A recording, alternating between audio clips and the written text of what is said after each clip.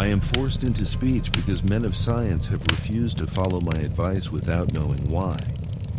It is altogether against my will that I tell my reasons for opposing this contemplated invasion of the Antarctic, with its vast fossil hunt and its wholesale boring and melting of the ancient ice cap. And I am the more reluctant because my warning may be in vain. Doubt of the real facts, as I must reveal them, is inevitable. Yet if I suppressed what will seem extravagantness, it is an unfortunate fact that relatively obscure men like myself and my associates, connected only with a small university, have little chance of making an impression where matters of a wildly bizarre or highly controversial nature are concerned. It is further against us that we are not, in the strictest sense, specialists in the fields which came primarily to be concerned. As a geologist, my object in leading the Miskatonic University expedition was wholly that of securing deep-level specimens of rock and soil from various parts of the Antarctic continent, aided by the remarkable drill devised by Professor Frank H. They will be doubted because of the great lengths to which clever fakery can be carried. The ink drawings, of course, will be jeered at as obvious impostures, notwithstanding a strangeness of technique which art experts ought to remark and puzzle over. In the end, I must rely on the judgment and standing of the few scientific leaders who have, on the one hand, sufficient independence of thought to weigh my data on its own hideously convincing merits, or in the light of certain primordial and highly baffling myth cycles, and on the other hand, sufficient influence to deter the exploring world in general from any rash and overambitious program in the region of those mountains of madness. It is an unfortunate fact that relatively obscure men like myself and my associates, connected only with a small university, have little chance of making an impression where matters of a wildly bizarre or highly controversial nature are concerned. It is further against us that we are not, in the strictest sense, specialists in the fields which came primarily to be concerned. As a geologist, my object in leading the Miskatonic University expedition was wholly that of securing deep-level specimens of rock and soil from various parts of the Antarctic continent, aided by the remarkable drill devised by Professor Frank H. Pabadi of our engineering department. I had no wish to be a pioneer in any other field than this, but I did hope that the use of this new mechanical appliance at different points along previously explored paths would bring to light materials of a sort hitherto unreached by the ordinary methods of collection. Pabadi's drilling apparatus, as the public already knows from our reports, was unique and radical in its lightness, portability, and capacity to combine the ordinary artesian drill principle with the principle of the small circular rock drill in such a way as to cope quickly with strata of varying hardness, steel head, jointed rods, gasoline motor, collapsible wooden derrick, dynamiting paraphernalia, cording, rubbish removal auger, and sectional piping for bores 5 inches wide and up to 1,000 feet deep, all formed with needed accessories, no greater load than 3 7-dog sledges could carry, this being made possible by the clever aluminum alloy of which most of the metal objects were fashioned. 4 large Dornier aeroplanes, designed especially for the tremendous altitude flying necessary on the Antarctic plateau, and with added fuel warming and quick-starting devices worked out by Pabadi, could transport our entire expedition from a base at the edge of the Great Ice Barrier to various suitable inland points, and from these points, a sufficient quota of dogs would serve us. We planned to cover as great an area as one Antarctic season, or longer if absolutely necessary would permit, operating mostly in the mountain ranges and on the plateau south of Ross Sea, regions explored in varying degree by Shackleton, Amundsen, Scott, and Byrd. With frequent changes of camp made by aeroplane and involving distances great enough to be of geological significance, we expected to unearth a quite unprecedented amount of material, especially in the Precambrian strata, of which so narrow a range of Antarctic specimens had previously been secured. We wished also to obtain as great as possible a variety of the upper fossiliferous rocks, since the primal life history of this bleak realm of ice and death is of the highest importance to our knowledge of the Earth's past. That the Antarctic continent was once temperate and even tropical, with a teeming vegetable and animal life of which the lichens, marine fauna, arachnida, and penguins of the northern edge are the only survivals, is a matter of common information, and we hope to expand that information in variety, accuracy, and detail. When a simple boring revealed fossiliferous signs, we would enlarge the aperture by blasting in order to get specimens of suitable size and condition. Our borings, of varying depth according to the promise held out by the upper soil or rock, were to be confined to exposed or nearly exposed land surfaces, these inevitably being slopes and ridges because of the 1 or 2 mile thickness of solid ice overlying the lower levels. We could not afford to waste drilling depth on any considerable amount of mere glaciation, though Peabody had worked out a plan for sinking copper electrodes in thick clusters of borings and melting off limited areas of ice with current from a gasoline-driven dynamo. It is this plan which we could not put into effect except experimentally on an expedition such as ours that the coming Starkweather Moor expedition proposes to follow despite the warnings I have issued since our return from the Antarctic. The public knows of the Miskatonic expedition through our frequent wireless reports to the Arkham Advertiser and Associated Press, and through the later articles of Peabody and myself. We consisted of 4 men from the University Peabody, Lake of the Biology Department, Atwood of the Physics Department, also a meteorologist, and I representing geology and having nominal command besides 16 assistants, 7 graduate students from Miskatonic, and 9 skilled mechanics. Of these 16, 12 were qualified aeroplane pilots, all but 2 of whom were competent wireless operators. 8 of them understood navigation with compass and sextant, as did Peabody, Atwood, and I. In addition, of course, our 2 ships' wooden X-whalers, reinforced for ice conditions and having auxiliary steam, were fully manned. The Nathaniel Darby Pickman Foundation, aided by a few special contributions, financed the expedition. Hence, our preparations were extremely thorough despite the absence of great publicity. The dogs, sledges, machines, camp materials, and unassembled parts of our 5 planes were delivered in Boston, and there our ships were loaded. We were marvelously well equipped for our specific purposes, and in all matters pertaining to supplies, regiment, transportation, and camp construction, we profited by the excellent example of our many recent and exceptionally brilliant predecessors. It was the unusual number and fame of these predecessors which made our own expedition ample, though it was so little noticed by the world at large. As the newspapers told, we sailed from Boston Harbor on September 2nd, 1930, taking a leisurely course down the coast and through the Panama Canal, and stopping at Samoa and Hobart, Tasmania, at which latter place we took on final supplies. None of our exploring party had ever been in the polar regions before.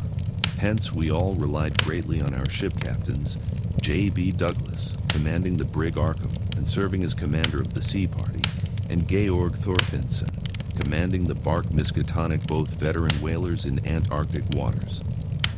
As we left the inhabited world behind, the sun sank lower and lower in the north, and stayed longer and longer above the horizon each day. At about 62 degrees south latitude, we sighted our first iceberg's table-like objects with vertical sides, and just before reaching the Antarctic Circle, which we crossed on October 20th with appropriately quaint ceremonies, we were considerably troubled with field ice. The falling temperature bothered me considerably after our long voyage through the tropics, but I tried to brace up for the worse rigors to come. On many occasions, the curious atmospheric effects enchanted me vastly. These including a strikingly vivid mirage, the first I had ever seen, in which distant bergs became the battlements of unimaginable cosmic castles, pushing through the thrill of excitement at beholding a vast, lofty, and snow-clad mountain chain which opened out and covered the whole vista ahead. At last, we had encountered an outpost of the great unknown continent and its cryptic world of frozen death. These peaks were obviously the Admiralty Range discovered by Ross, and it would now be our task to round Cape Adair and sail down the east coast of Victoria Land to our contemplated base on the shore of McMurdo Sound at the foot of the volcano Erebus in south latitude 70°7'. The last lap of the voyage which was fortunately neither extensive nor thickly packed. We regained open water at south latitude 67 degree, east longitude 175 degrees. On the morning of October 26th, a strong land blink appeared on the south, and before noon we all felt a thrill of excitement at beholding a vast, lofty, and snow-clad mountain chain which opened out and covered the whole vista ahead. At last, we had encountered an outpost of the great unknown continent and its cryptic world of frozen death. These peaks were obviously the Admiralty Range discovered by Ross, and it would now be our task to round Cape Adair and sail down the east coast of Victoria Land to our contemplated base on the shore of McMurdo Sound at the foot of the volcano Erebus in south latitude 70°9. The last lap of the voyage was vivid and fancy-stirring.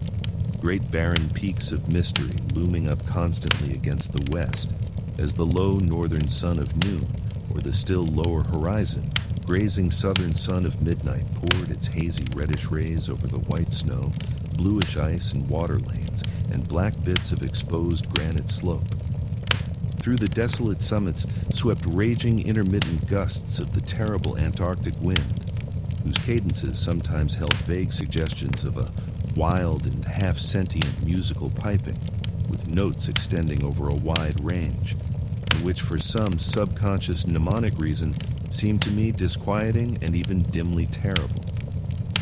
Something about the scene reminded me of the strange and disturbing Asian paintings of Nicholas Roerich, and of the still stranger and more disturbing descriptions of the evilly fabled plateau of Len, which occur in the dreaded Necronomicon of the mad Arab Abdul al-Hazred.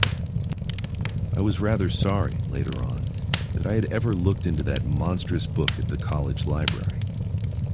On the 7th of November, sight of the westward range having been temporarily lost, we passed Franklin Island, and the next day descried the cones of Mounts Erebus and Terror on Ross Island ahead, with the long line of the Parry Mountains beyond.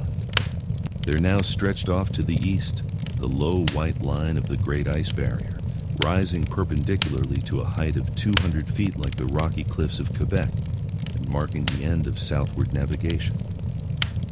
In the afternoon, we entered McMurdo Sound and stood off the coast in the lee of smoking Mount Erebus. The Scoriac Peak towered up some 12,700 feet against the eastern sky, like a Japanese print of the sacred Fujiyama, while beyond it rose the white ghost-like height of Mount Terror, 10,900 feet in altitude, and now extinct as a volcano.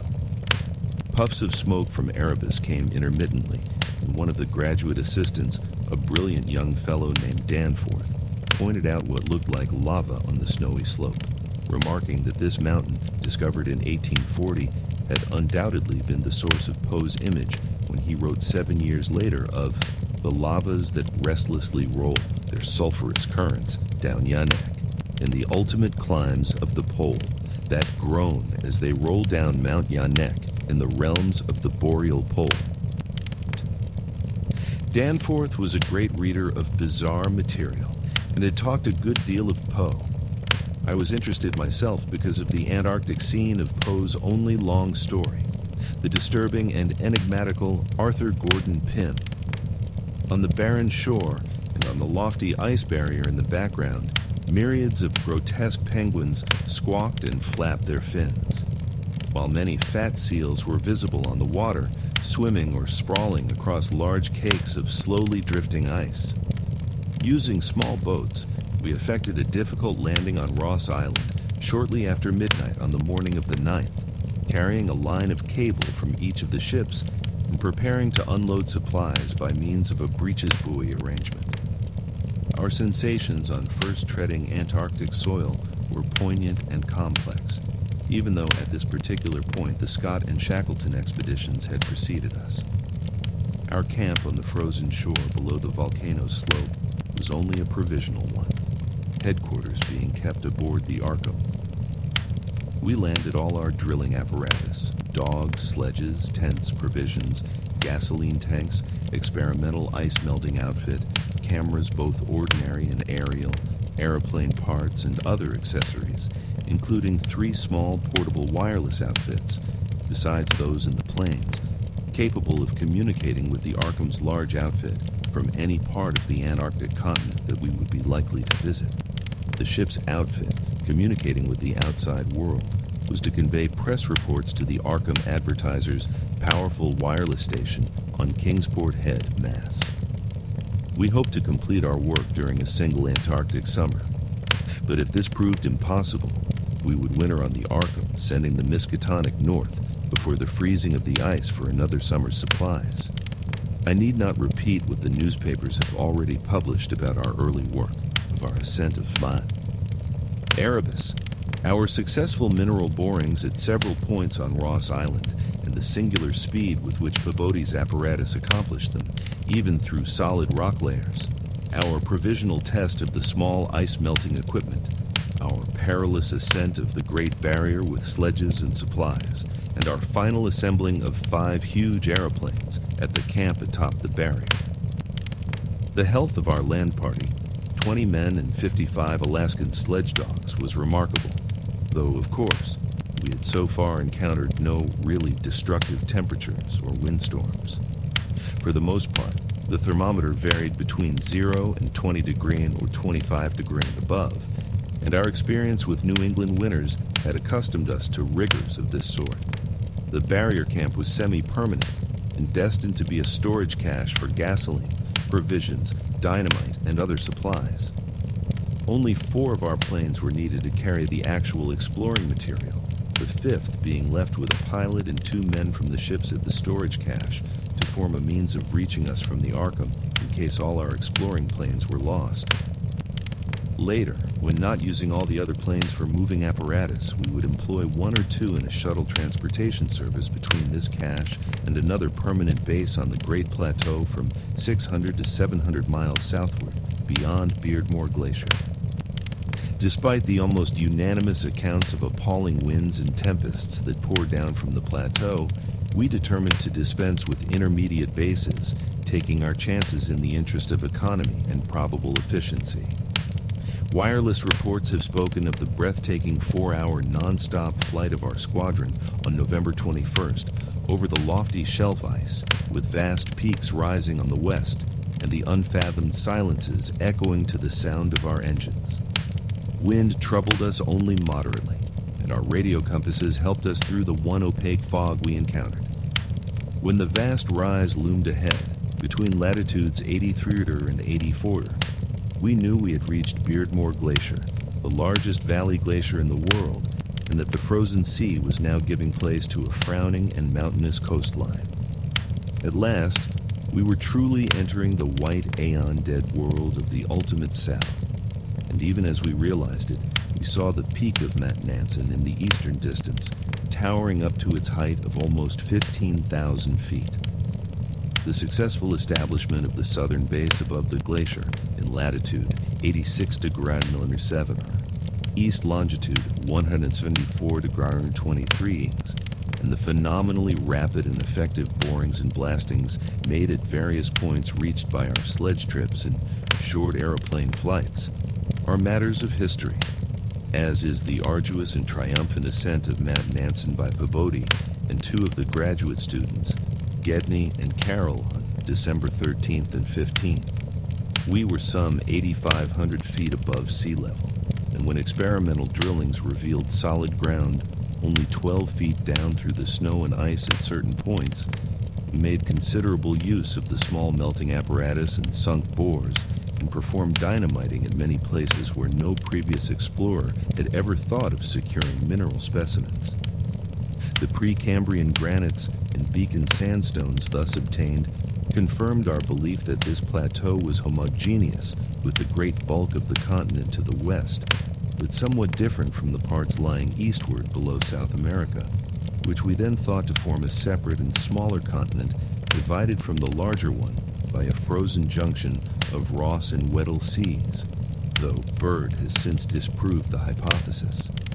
In certain of the sandstones, dynamited and chiseled after boring revealed their nature, we found some highly interesting fossil markings and fragments, notably ferns, seaweeds, trilobites, crinoids, and such mollusks as lingulae and gasteropods, all of which seemed of real significance in connection with the region's primordial history. There was also a queer triangular striated marking about a foot in greatest diameter, which Lake pieced together from 3 fragments of slate brought up from a deep blasted aperture. These fragments came from a point to the westward near the Queen Alexandra Range, and Lake, as a biologist, seemed to find their curious marking unusually puzzling and provocative, though to my geological eye, it looked not unlike some of the ripple effects reasonably common in the sedimentary rocks. Since slate is no more than a metamorphic formation into which a sedimentary stratum is pressed, and since the pressure itself produces odd distorting effects on any markings which may exist, I saw no reason for extreme wonder over the striated depression. On January 6, 1931, Lake Pabody Danforth, all 6 of the students, 4 mechanics and I, flew directly over the South Pole in 2 of the Great Plains, being forced down once by a sudden high wind, which fortunately did not develop into a typical storm. This was, as the papers have stated, one of several observation flights, during others of which we tried to discern new topographical features in areas unreached by previous explorers. Our early flights were disappointing in this latter respect, though they afforded us some magnificent examples of the richly fantastic and deceptive mirages of the polar regions, of which our sea voyage had given us some brief foretastes. Distant mountains floated in the sky as enchanted cities, and often the whole white world would dissolve into a gold, silver, and scarlet land of Dunsanian dreams and adventurous expectancy under the magic of the low midnight sun. On cloudy days, we had considerable trouble in flying, owing to the tendency of snowy earth and sky to merge into one mystical opalescent void with no visible horizon to mark the junction of the two. At length, we resolved to carry out our original plan of flying 500 miles eastward with all 4 exploring planes and establishing a fresh subbase at a point which would probably be on the smaller continental division, as we mistakenly conceived it. Geological specimens obtained there would be desirable for purposes of comparison. Our health so far had remained excellent, lime juice well offsetting the steady diet of tinned and salted food, and temperatures generally above 0 enabling us to do without our thickest furs. It was now midsummer, and with haste and care, we might be able to conclude work by March and avoid a tedious wintering through the long Antarctic night. Several savage windstorms had burst upon us from the west, but we had escaped damage through the skill of Atwood in devising rudimentary aeroplane shelters and windbreaks of heavy snow blocks and reinforcing the principal camp buildings with snow. Our good luck and efficiency had indeed been almost uncanny.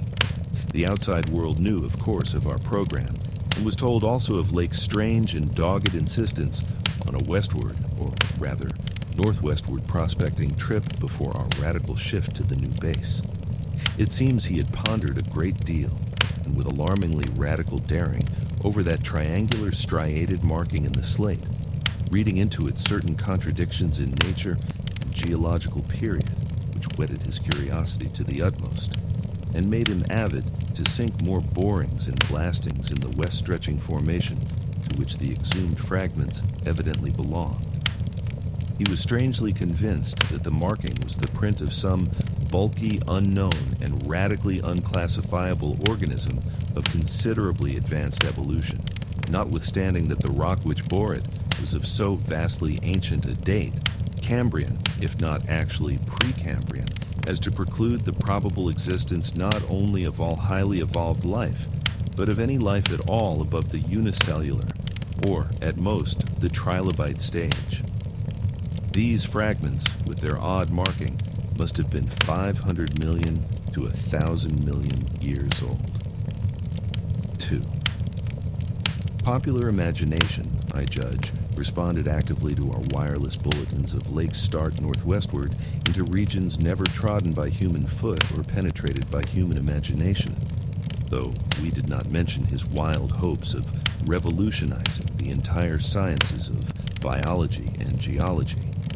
His preliminary sledging and boring journey of January 11th, 18 with Peabody and 5 others, marred by the loss of 2 dogs in an upset when crossing one of the great pressure ridges in the ice that brought up more and more of the Archean slate, and even I was interested by the singular profusion of evident fossil markings in that unbelievably ancient stratum. These markings, however, were of very primitive life forms, involving no great paradox except that any life form should occur in rock as definitely Precambrian as this seemed to be.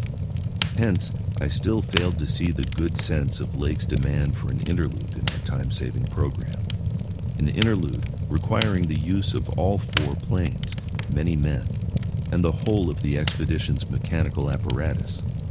I did not, in the end, veto the plan, though I decided not to accompany the northwestward party despite Lake's plea for my geological advice. While they were gone, I would remain at the base with Peabody and 5 men and work out final plans for the eastward shift. In preparation for this transfer, one of the planes had begun to move up a good gasoline supply from McMurdo Sound, but this could wait temporarily. I kept with me 1 sledge and 9 dogs, since it is unwise to be at any time without possible transportation in an utterly tenantless world of aeon-long death. Lake's sub-expedition into the unknown, as everyone will recall, sent out its own reports from the shortwave transmitters on the plains, these being simultaneously picked up by our apparatus at the southern base and by the Arkham at McMurdo Sound, whence they were relayed to the outside world on wavelengths up to 50 meters.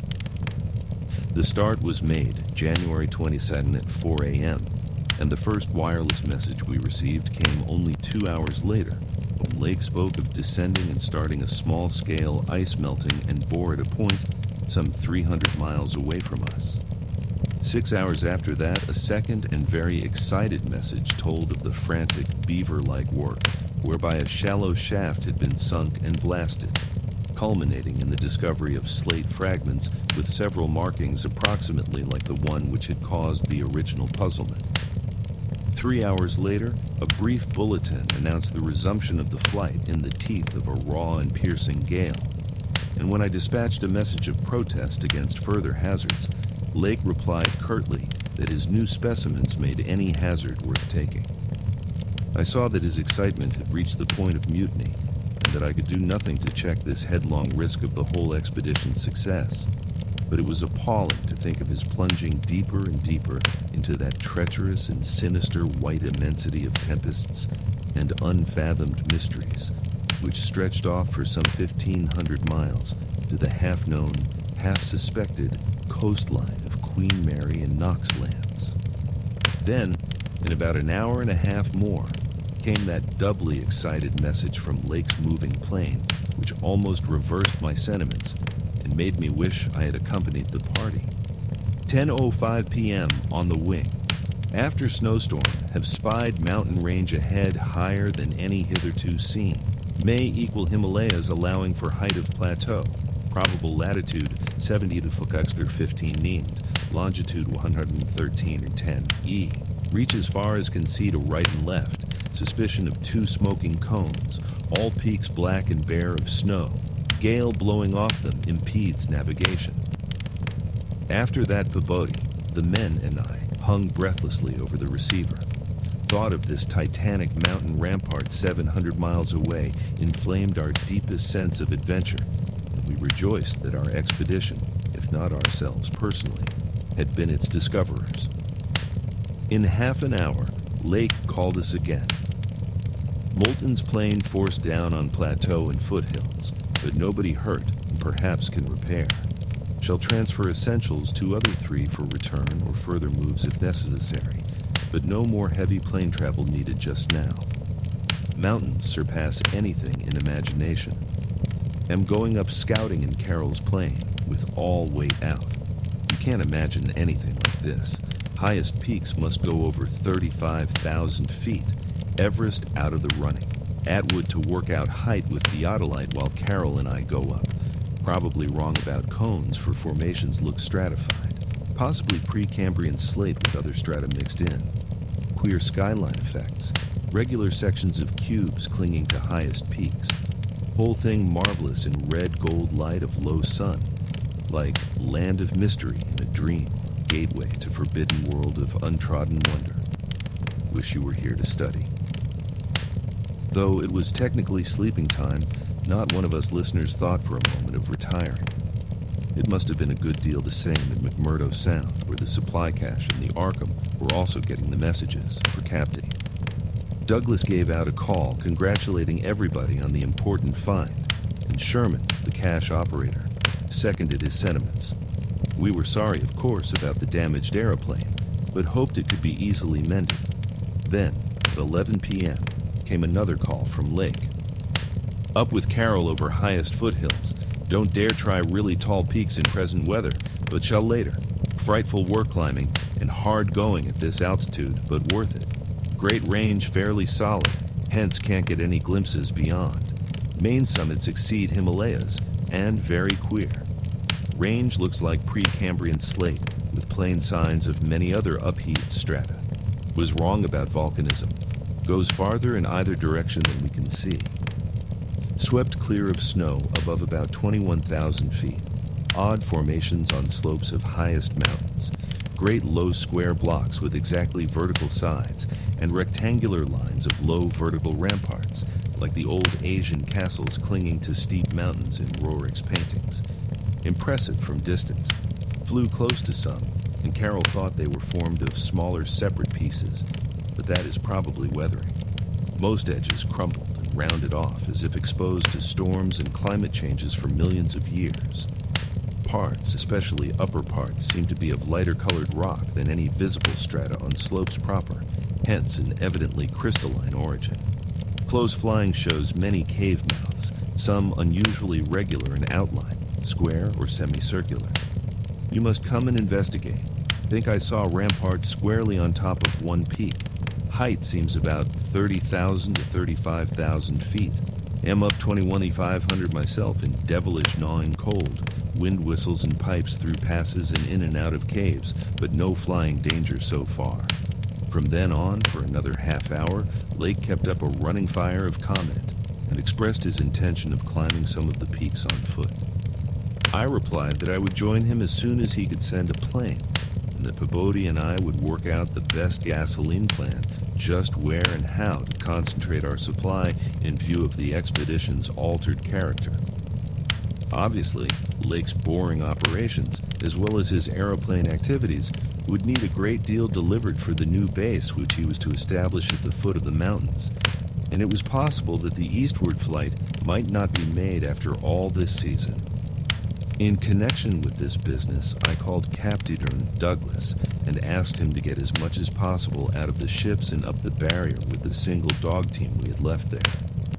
A direct route across the unknown region between Lake and McMurdo Sound was what we really ought to establish. Lake called me later to say that he had decided to let the camp stay where Moulton's plane had been forced down and where repairs had already progressed somewhat. The ice sheet was very thin, with dark ground here and there visible, and he would sing some borings and blasts at that very point before making any sledge trips or climbing expeditions. He spoke of the ineffable majesty of the whole scene, and the queer state of his sensations at being in the lee of vast silent pinnacles, whose ranks shot up like a wall reaching the sky at the world's rim. Atwood's theodolite observations had placed the height of the 5 tallest peaks at from 30,000 to 34,000 feet. The windswept nature of the terrain clearly disturbed Lake, for it argued the occasional existence of prodigious gales, violent beyond anything we had so far encountered. His camp lay a little more than 5 miles from where the higher foothills abruptly rose. I could almost trace a note of subconscious alarm in his words, flashed across a glacial void of 700 miles, as he urged that we all hasten with the matter and get the strange new region disposed of as soon as possible.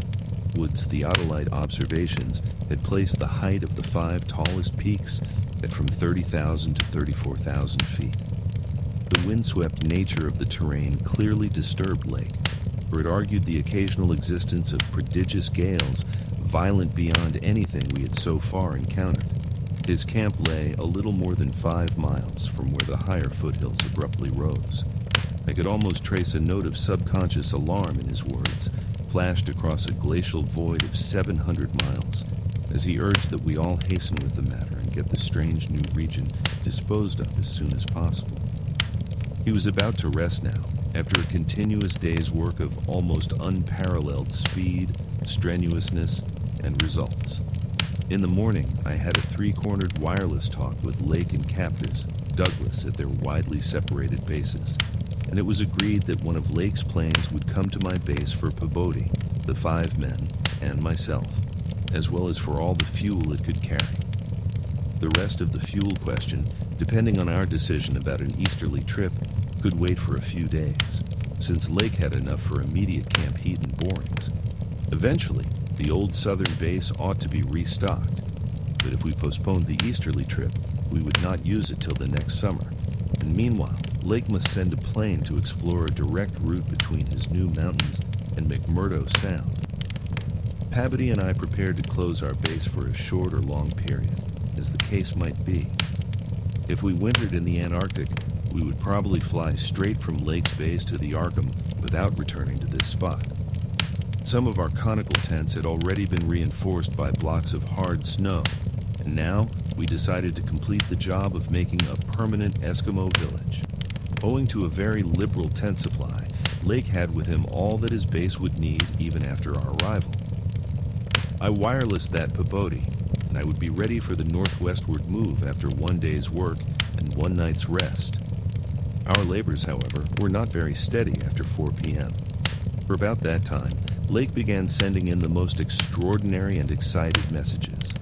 His working day had started unpropitiously, since an aeroplane survey of the nearly exposed rock surfaces showed an entire absence of those Archean and primordial strata for which he was looking, and which formed so great a part of the colossal peaks that loomed up at a tantalizing distance from the camp. Most of the rocks glimpsed were apparently Jurassic and Comanchean sandstones and Permian and Triassic schists, with now and then a glossy black outcropping suggesting a hard and slaty coal.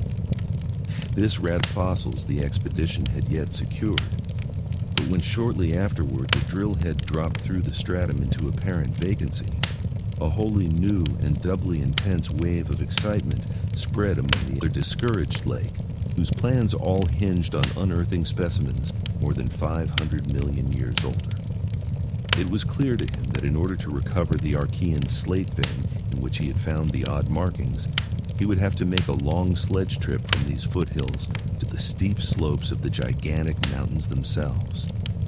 He had resolved, nevertheless, to do some local boring as part of the expedition's general program, hence set up the drill and put 5 men to work with it, while the rest finished settling the camp and repairing the damaged aeroplane.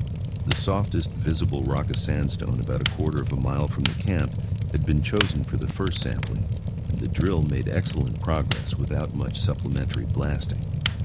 It was about 3 hours afterward, following the first really heavy blast of the operation, that the shouting of the drill crew was heard, and that young Gedney, the acting foreman, rushed into the camp with the startling news. They had struck a cave. Early in the boring, the sandstone had given place to a vein of Comanchean limestone full of minute fossil cephalopods, corals, echini, and spirifera, and with occasional suggestions of siliceous sponges and marine vertebrate bones, the latter probably of teleosts, sharks, and ganoids. This in itself was important enough, as affording the first vertebrate fossils the expedition had yet secured.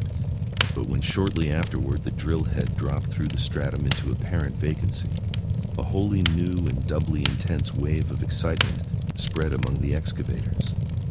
A good-sized blast had laid open the subterranean secret, and now, through a jagged aperture perhaps 5 feet across and 3 feet thick, there yawned before the avid searchers a section of shallow limestone hollowing worn more than 50 million years ago by the trickling ground waters of a bygone tropic world. The hollowed layer was not more than 7 or 8 feet deep, but extended off indefinitely in all directions, and had a fresh, slightly moving air which suggested its membership in an extensive subterranean system. Its roof and floor were abundantly equipped with large stalactites and stalagmites, some of which met in columnar form. But important above all else was the vast deposit of shells and bones which in places nearly choked the passage. Washed down from unknown jungles of Mesozoic tree ferns and fungi, and forests of tertiary cycads, fan palms, and primitive angiosperms, this osseous medley contained representatives of more Cretaceous, Eocene, and other animal species than the greatest paleontologist could have counted or classified in a year. Mollusks, crustacean armor, fishes, amphibians, reptiles, birds, and early mammals, great and small, known and unknown. No wonder Getney ran back to the camp shouting, and no wonder everyone else dropped work and rushed headlong through the biting cold to where the tall derrick marked a newfound gateway to secrets of inner earth and vanished aeons. When Lake had satisfied the first keen edge of his curiosity, he scribbled a message in his notebook and had young Moulton run back to the camp to dispatch it by wireless. This was my first word of the discovery, and it told of the identification of early shells, bones of gonoids and placoderms, remnants of labyrinthodonts and thecodonts, great mosasaur skull fragments, dinosaur vertebrae and armor plates, pterodactyl teeth and wing bones, Archaeopteryx debris, Miocene shark's teeth, primitive bird skulls and skulls, vertebrae, and other bones of archaic mammals such as Paleotheres, Xiphodons, Dinocereses, Eohippi, Oreodons, and Titanotheres. There was nothing as recent as a mastodon, elephant, true camel, deer, or bovine animal. Hence, Lake concluded that the last deposits had occurred during the Oligocene age, and that the hollowed stratum had lain in its present, dried, dead, and inaccessible state for at least 30 million years. On the other hand, the prevalence of very early life forms was singular in the highest degree, though the limestone formation was, on the evidence of such typical embedded fossils as ventriculites, positively and unmistakably Comanchean, and not a particle earlier. The free fragments in the hollow space included a surprising proportion from organisms hitherto considered as peculiar to far older periods, even rudimentary fishes, mollusks, and corals as remote as the Silurian or Ordovician. The inevitable inference was that in this part of the world there had been a remarkable and unique degree of continuity between the life of over 300 million years ago and that of only 30 million years ago. How far this continuity had extended beyond the Oligocene age when the cavern was closed was, of course, past all speculation. In any event, the coming of the frightful ice in the Pleistocene some 500,000 years ago, a mere yesterday as compared with the age of this cavity, must have put an end to any of the primal forms which had locally managed to outlive their common terms. Lake was not content to let his first message stand, but had another bulletin written and dispatched across the snow to the camp before Moulton could get back. After that, Moulton stayed at the wireless in one of the planes, transmitting to me and to the Arkham for relaying to the outside world the frequent postscripts which Lake sent him by a succession of messengers. Those who followed the newspapers will remember the excitement created among men of science by that afternoon's reports, which have finally led, after all these years, to the organization of that very Starkweather Moor expedition, which I am so anxious to dissuade from its purposes. I had better give the messages literally as Lake sent them, and as our base operator McTee translated them from his pencil shorthand. Fowler makes discovery of highest importance in sandstone and limestone fragments from blasts. several distinct triangular striated prints like those in Archean slate, proving that source survived from over 600 million years ago to Comanchean times without more than moderate morphological changes and decrease in average size. Comanchean prints apparently more primitive or decadent, if anything, than older ones. Emphasize importance of discovery and press. Will mean to biology what Einstein has meant to mathematics and physics. Joins up with my previous work and amplifies conclusions. Appears to indicate, as I suspected, that Earth has seen whole cycle or cycles of organic life before known one that begins with Archaeozoic cells. Was evolved and specialized not later than 1,000 million years ago, when planet was young and recently uninhabitable for any life forms or normal protoplasmic structure. Question arises when, where, and how development took place. Later. Examining certain skeletal fragments of large land and marine saurians and primitive mammals, find singular local wounds or injuries to bony structure not attributable to any known predatory or carnivorous animal of any period. Of two sorts, straight penetrant bores and apparently hacking incisions, one or two cases of cleanly severed bone, not many specimens affected. Am sending to camp for electric torches. Will extend search area underground by hacking away stalactites. Still later, have found peculiar soapstone fragment about 6 inches across and 1.5 inches thick, wholly unlike any visible local formation. Greenish, but no evidences to place its period. Has curious smoothness and regularity. Shaped like 5-pointed star with tips broken off and signs of other cleavage at inward angles and in center of surface.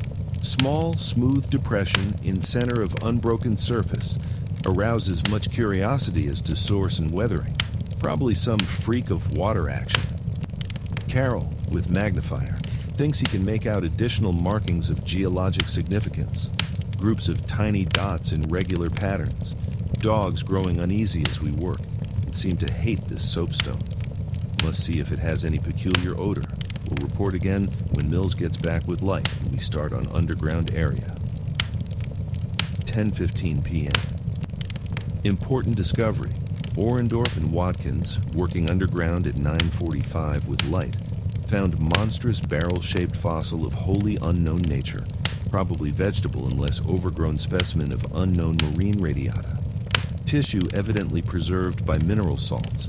Tough as leather, but astonishing flexibility retained in places.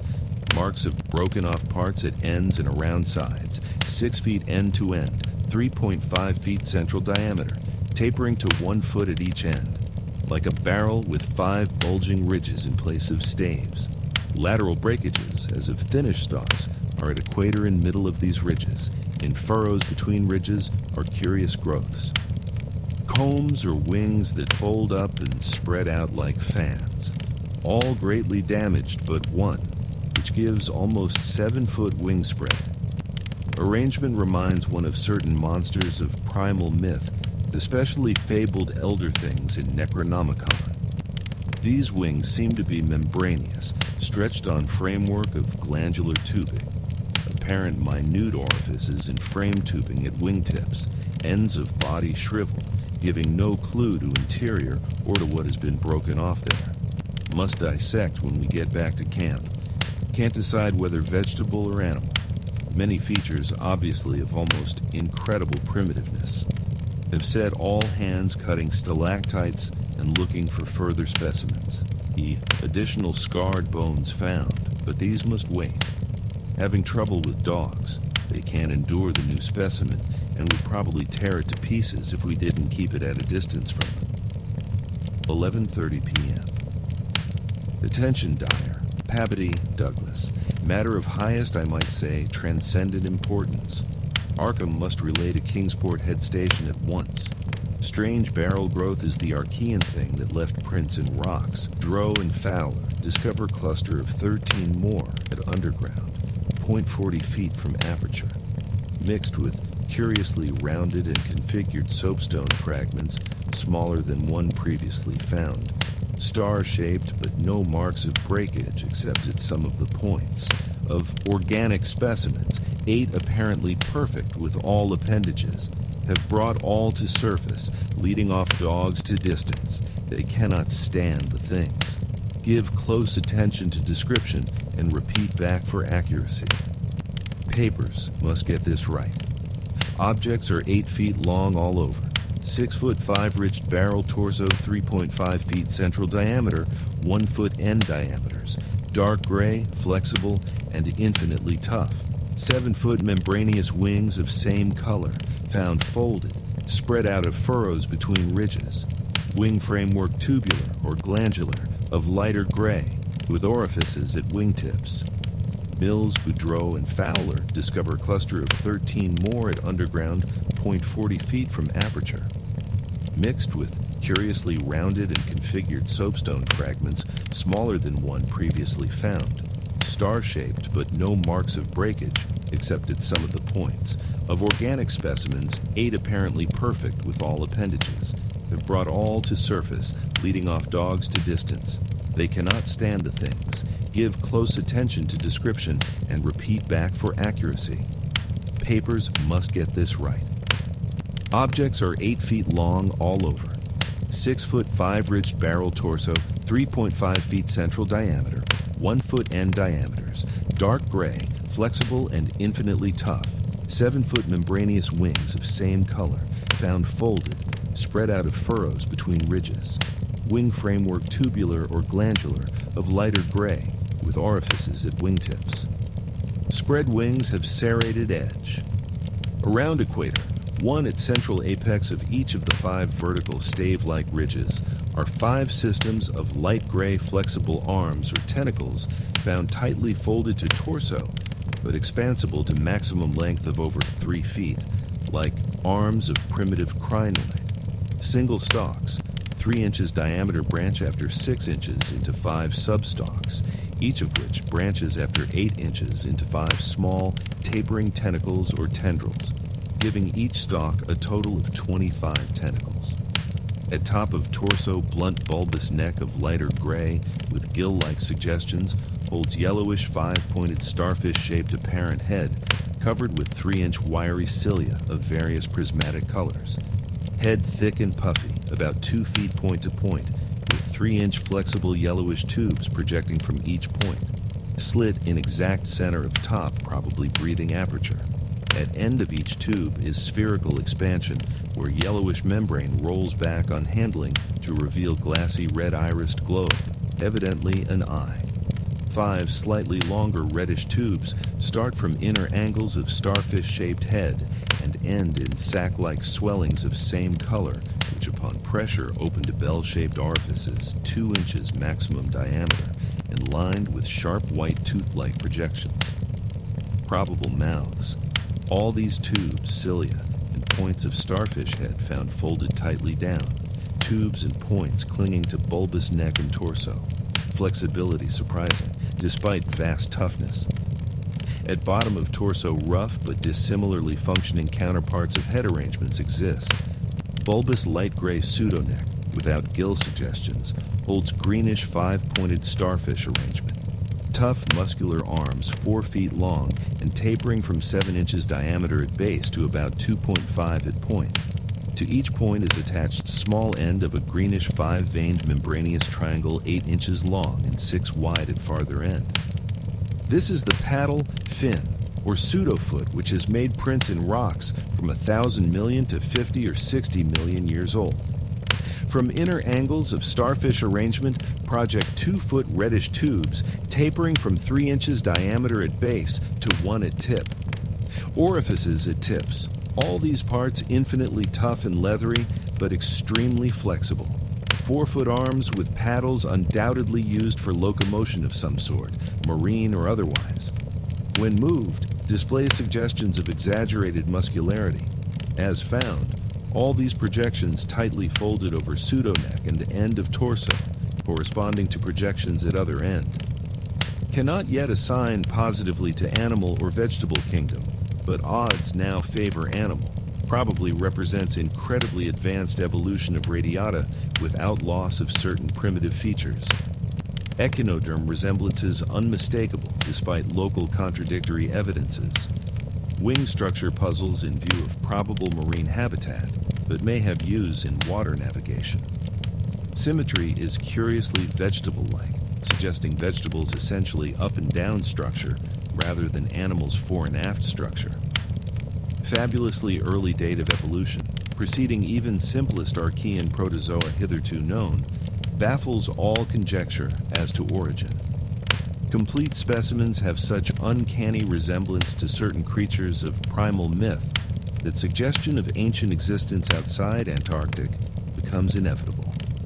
Dyer and Peabody have read Necronomicon and seen Clark Ashton Smith's nightmare paintings based on text, and will understand when I speak of elder things supposed to have created all Earth life as jest or mistake. Students have always thought conception formed from morbid imaginative treatment of very ancient tropical radiata. Also like prehistoric folklore things Wilmarth has spoken of, Cthulhu cult appendages, etc. Vast field of study opened. Deposits probably of late Cretaceous or early Eocene period, judging from associated specimens. Massive stalagmites deposited above them. Hard work hewing out, but toughness prevented damage. State of preservation miraculous, evidently owing to limestone action. No more found so far, but will resume search later. Job now to get 14 huge specimens to camp without dogs, which bark furiously and can't be trusted near them. With 9 men, 3 left to guard the dogs, we ought to manage the 3 sledges fairly well, the wind is bad. Must establish plane communication with McMurdo Sound and begin shipping material. But I've got to dissect one of these things before we take any rest. Wish I had a real laboratory here. Dyer better kick himself for having tried to stop my westward trip. First, the world's greatest mountains, and then this. If this last isn't the high spot of the expedition, I don't know what is. We're made scientifically. Congrats, Peabody, on the drill that opened up the cave. Now, will Arkham please repeat description? The sensations of Peabody and myself at receipt of this report were almost beyond description, nor were our companions much behind us in enthusiasm. McTeague, who had hastily translated a few high spots as they came from the droning receiving set, wrote out the entire message from his shorthand version as soon as Lake's operator signed off. All appreciated the epic-making significance of the discovery, and I sent Lake congratulations as soon as the Arkham's operator had repeated back the descriptive parts as requested, and my example was followed by Sherman from his station at the McMurdo Sound supply cache, as well as by Captain Ern Douglas of the Arkham. Later, as head of the expedition, I added some remarks to be relayed through the Arkham to the outside world. Of course, rest was an absurd thought amidst this excitement, and my only wish was to get to Lake's camp as quickly as I could. It disappointed me when he sent word that a rising mountain gale made early aerial travel impossible. But within an hour and a half interest again rose to banish disappointment. Lake was sending more messages and told of the completely successful transportation of the 14 great specimens to the camp.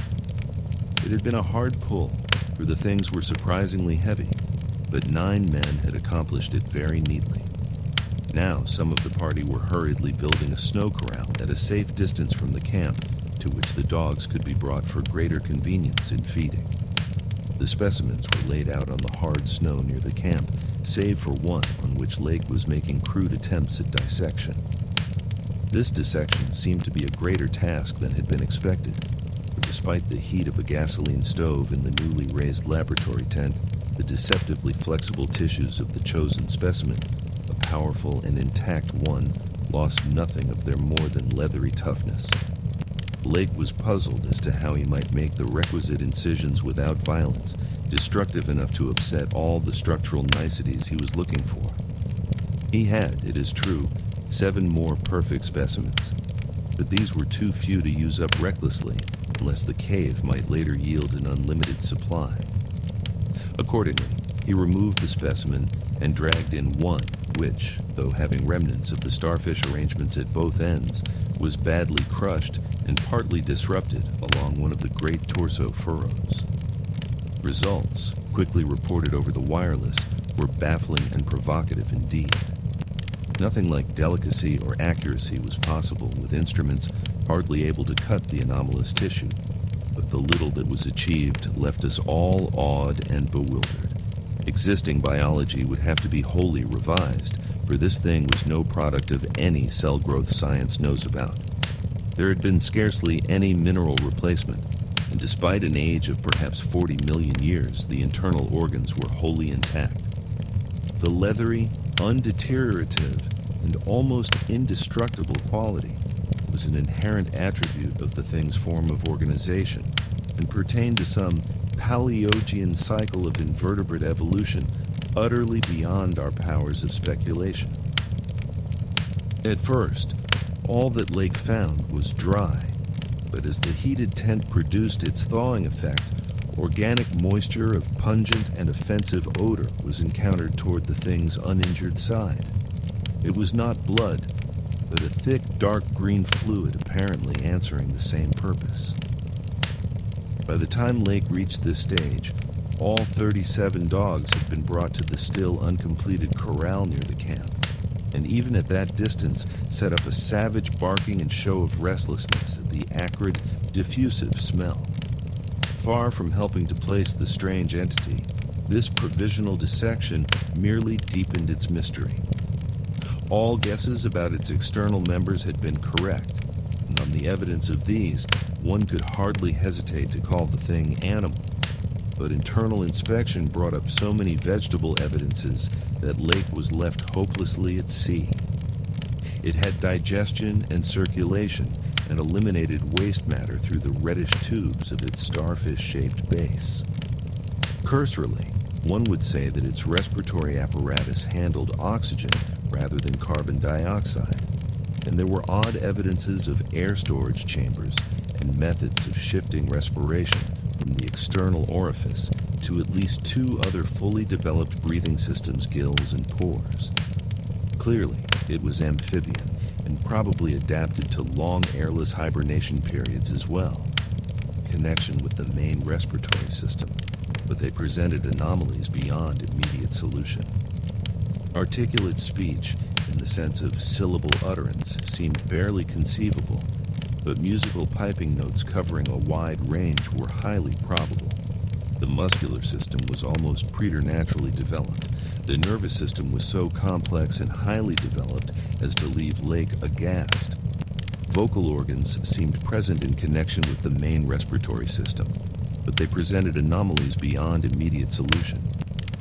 Articulate speech, in the sense of syllable utterance, seemed barely conceivable, but musical piping notes covering a wide range were highly probable.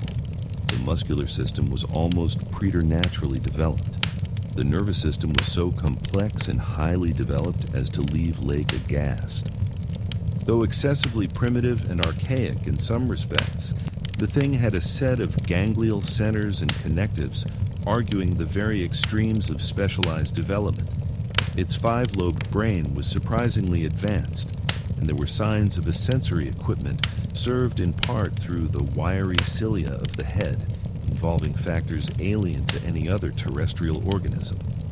Probably it had more than 5 senses, so that its habits could not be predicted from any existing analogy. It must, Lake thought, have been a creature of keen sensitiveness and delicately differentiated functions in its primal world, much like the ants and bees of today.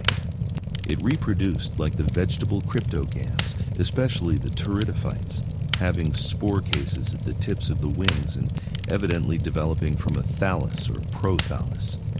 But to give it a name at this stage was mere folly. It looked like a radiate, but was clearly something more.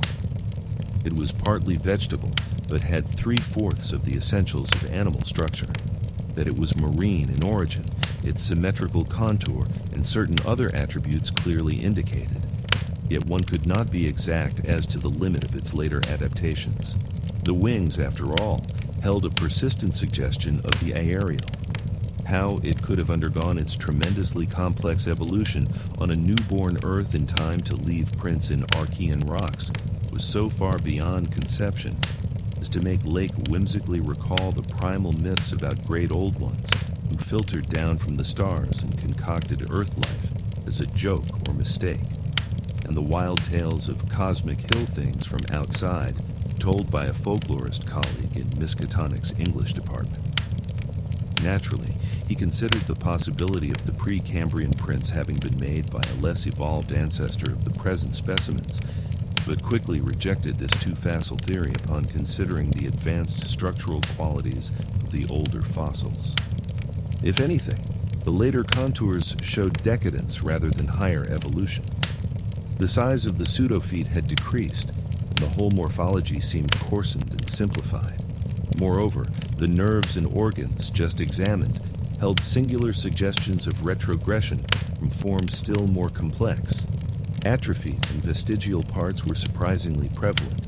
Altogether, little could be said to have been solved, and Lake fell back on mythology for a provisional name, jocosely dubbing his finds the Elder Ones. At about 2:30 a.m., having decided to postpone further work and get a little rest, he covered the dissected organism with a tarpaulin, emerged from the laboratory tent, and studied the intact specimens with renewed interest.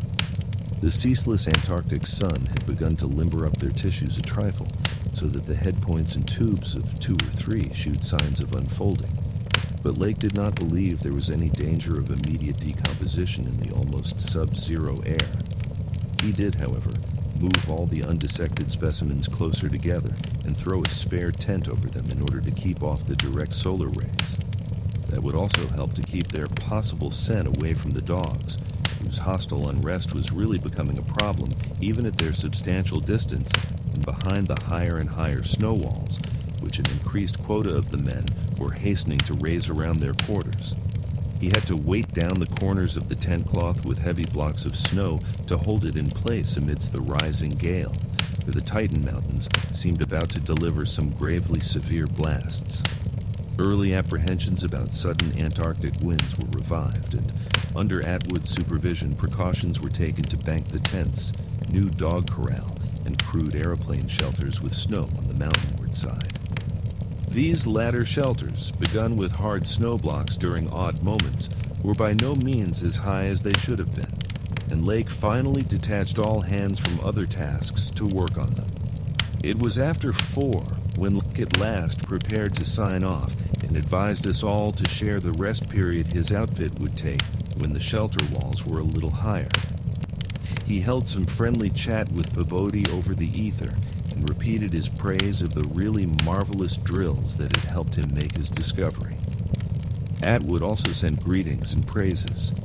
I gave Lake a warm word of congratulation, owning up that he was right about the western trip, and we all agreed to get in touch by wireless at 10 in the morning. If the gale was then over, Lake would send a plane for the party at my base. Just before retiring, I dispatched a final message to the Arkham with instructions about toning down the day's news for the outside world, since the full details seemed radical enough to rouse a wave of incredulity, until further substantiated. 3. None of us, I imagine, slept very heavily or continuously that morning, for both the excitement of Lake's discovery and the mounting fury of the wind were against such a thing. So savage was the blast, even where we were, that we could not help wondering how much worse it was at Lake's camp, directly under the vast unknown peaks that bred and delivered it. McTeague was awake at 10 o'clock and tried to get Lake on the wireless as agreed, but some electrical condition in the disturbed air to the westward seemed to prevent communication. We did, however, get the Arkham, and Douglas told me that he had likewise been vainly trying to reach Lake. He had not known about the wind, for very little was blowing at McMurdo Sound, despite its persistent rage where we were. Throughout the day, we all listened anxiously and tried to get Lake at intervals, but invariably without results. Persistent rage where we were. Throughout the day, we all listened anxiously and tried to get Lake at intervals, but invariably without results. About noon, a positive frenzy of wind stampeded out of the west, causing us to fear for the safety of our camp, but it eventually died down, with only a moderate relapse at 2 p.m. After 3 o'clock, it was very quiet, and we redoubled our efforts to get Lake, reflecting that he had 4 planes, each provided with an excellent shortwave outfit. We could not imagine any ordinary accident capable of crippling all his wireless equipment at once. Nevertheless, the stony silence continued, and when we thought of the delirious force the wind must have had in his locality, we could not help making the most direful conjectures.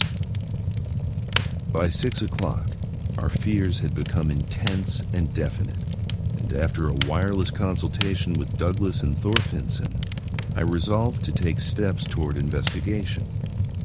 The 5th aeroplane, which we had left at the McMurdo Sound supply cache with Sherman and 2 sailors, was in good shape and ready for instant use, and it seemed that the very emergency for which it had been saved was now upon us. I got Sherman by wireless and ordered him to join me with the plane and the 2 sailors at the southern base as quickly as possible, the air conditions being apparently highly favorable. We then talked over the personnel of the coming investigation party and decided that we would include all hands, together with the sledge and dogs which I had kept with me. Even so great a load would not be too much for one of the huge planes built to our special orders for heavy machinery transportation. Ed and Bill tried to reach Lake with the wire, all to no purpose. Sherman, with the sailors Gunnarsson and Larson, took off at 7:30 and reported a quiet flight from several points on the wing. They arrived at our base at midnight, and all hands at once discussed the next move. It was risky business sailing over the Antarctic in a single aeroplane, without any line of bases, but no one drew back from what seemed like the plainest necessity. Sherman, with the sailors Gunnarsson and Larson, took off at 7:30 and reported a quiet flight from several points on the wing. They arrived at our base at midnight, and all hands at once discussed the next move. It was risky business sailing over the Antarctic in a single aeroplane without any line of bases, but no one drew back from what seemed like the plainest necessity.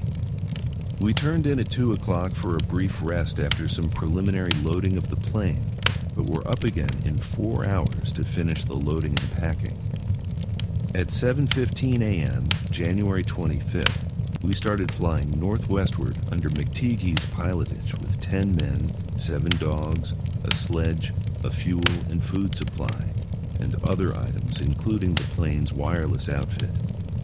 The atmosphere was clear, fairly quiet, and relatively mild in temperature, and we anticipated very little trouble in reaching the latitude and longitude designated by Lake as the site of his camp.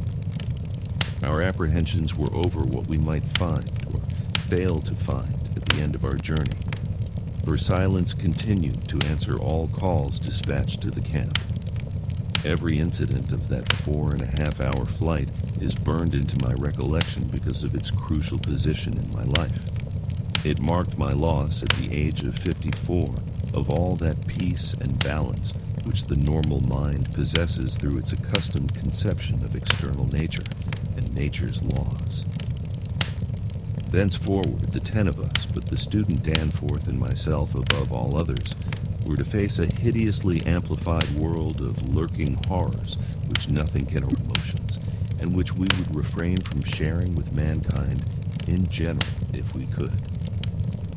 The newspapers have printed the bulletins we sent from the moving plane, telling of our non-stop course, our 2 battles with treacherous upper air gales, our glimpse of the broken surface where Lake had sunk his mid-journey shaft 3 days before, and our sight of a group of those strange, fluffy snow cylinders noted by Amundsen and Bird as rolling in the wind across the endless leagues of frozen plateau. There came a point, though, when our sensations could not be conveyed in any words the press would understand, and a later point when we had to adopt an actual rule of strict censorship, kind in general, if we could. The newspapers have printed the bulletins we sent from the moving plane, telling of our non-stop course, our 2 battles with treacherous upper air gales, our glimpse of the broken surface where Lake had sunk his mid-journey shaft 3 days before, and our sight of a group of those strange, fluffy snow cylinders noted by Amundsen and Bird as rolling in the wind across the endless leagues of frozen plateau. There came a point, though, when our sensations could not be conveyed in any words the press would understand, and a later point when we had to adopt an actual rule of strict censorship. The sailor Larson was first to spy the jagged line of witch-like cones and pinnacles ahead, and his shout sent everyone to the windows of the great cabined plane. Despite our speed, they were very slow in gaining prominence. Hence, we knew that they must be infinitely far off, and visible only because of their abnormal height. Little by little, however, they rose grimly into the western sky, allowing us to distinguish various bare, bleak, blackish summits, and to catch the curious sense of fantasy which they inspired, as seen in the reddish Antarctic light against the provocative background of iridescent ice dust clouds. In the whole spectacle, there was a persistent, pervasive hint of stupendous secrecy and potential revelation, as if these stark nightmare spires marked the pylons of a frightful gateway into forbidden spheres of dream and complex gulfs of remote time, space, and ultra-dimensionality. I could not help feeling that they were evil things, mountains of madness whose farther slopes looked out over some accursed ultimate abyss. That seething, half-luminous cloud background held ineffable suggestions of a vague, ethereal beyondness far more than terrestrially spatial, and gave appalling reminders of the utter remoteness, separateness, desolation, and aeon-long death of this untrodden and unfathomed austral world.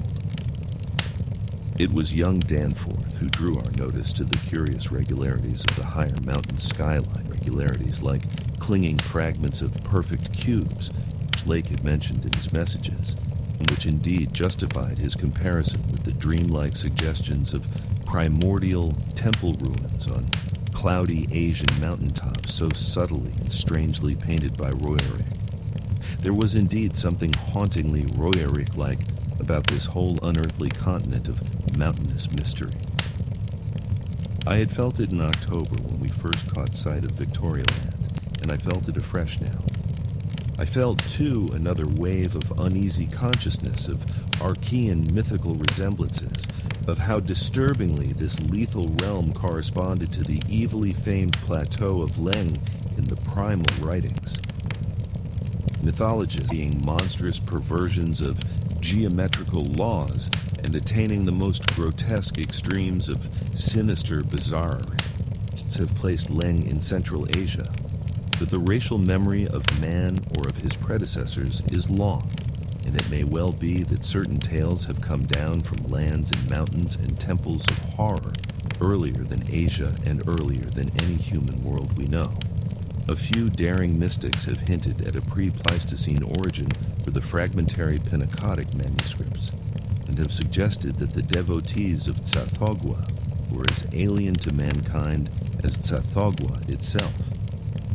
Leng, wherever in space or time it might brood, was not a region I would care to be in or near, nor did I relish the proximity of a world that had ever bred such ambiguous and Archean monstrosities as those Lake had just mentioned. At the moment, I felt sorry that I had ever read the abhorred Necronomicon, or talked so much with that unpleasantly erudite folklorist Wilmarth at the university. This mood undoubtedly served to aggravate my reaction to the bizarre mirage which burst upon us from the increasingly opalescent zenith as we drew near the mountains and began to make out the cumulative undulations of the foothills.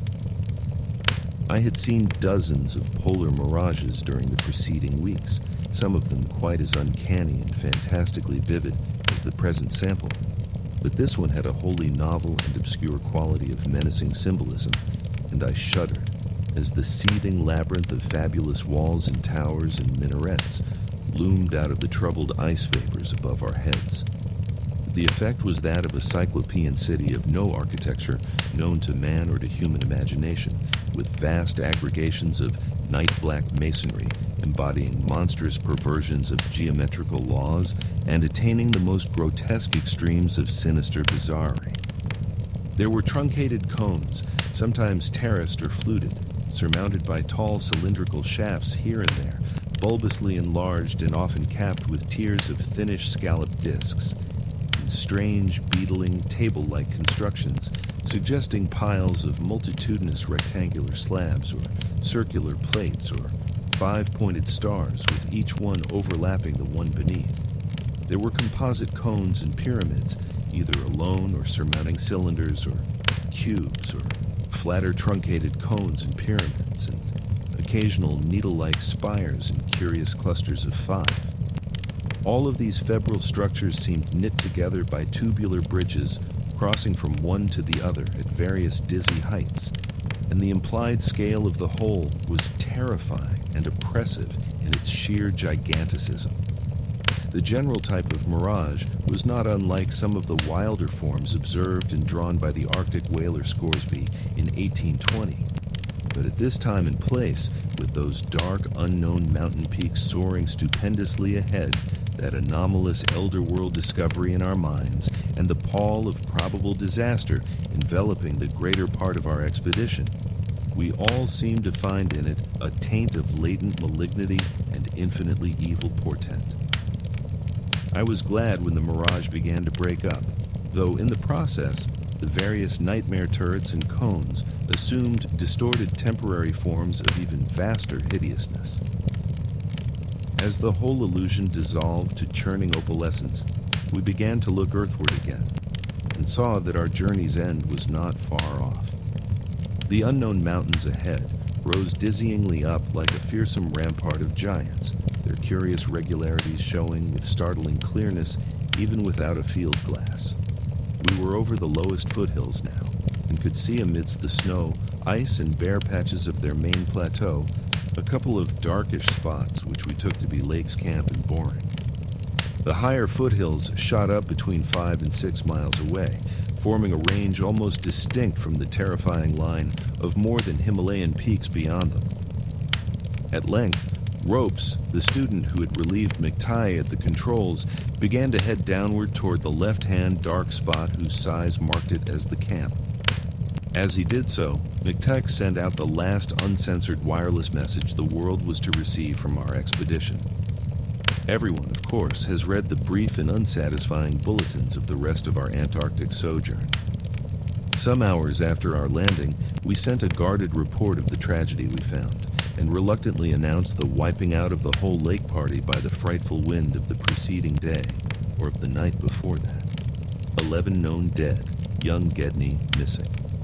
People pardoned our hazy lack of details through realization of the shock the sad event must have caused us, and believed us when we explained that the mangling action of the wind had rendered all 11 bodies unsuitable for transportation outside.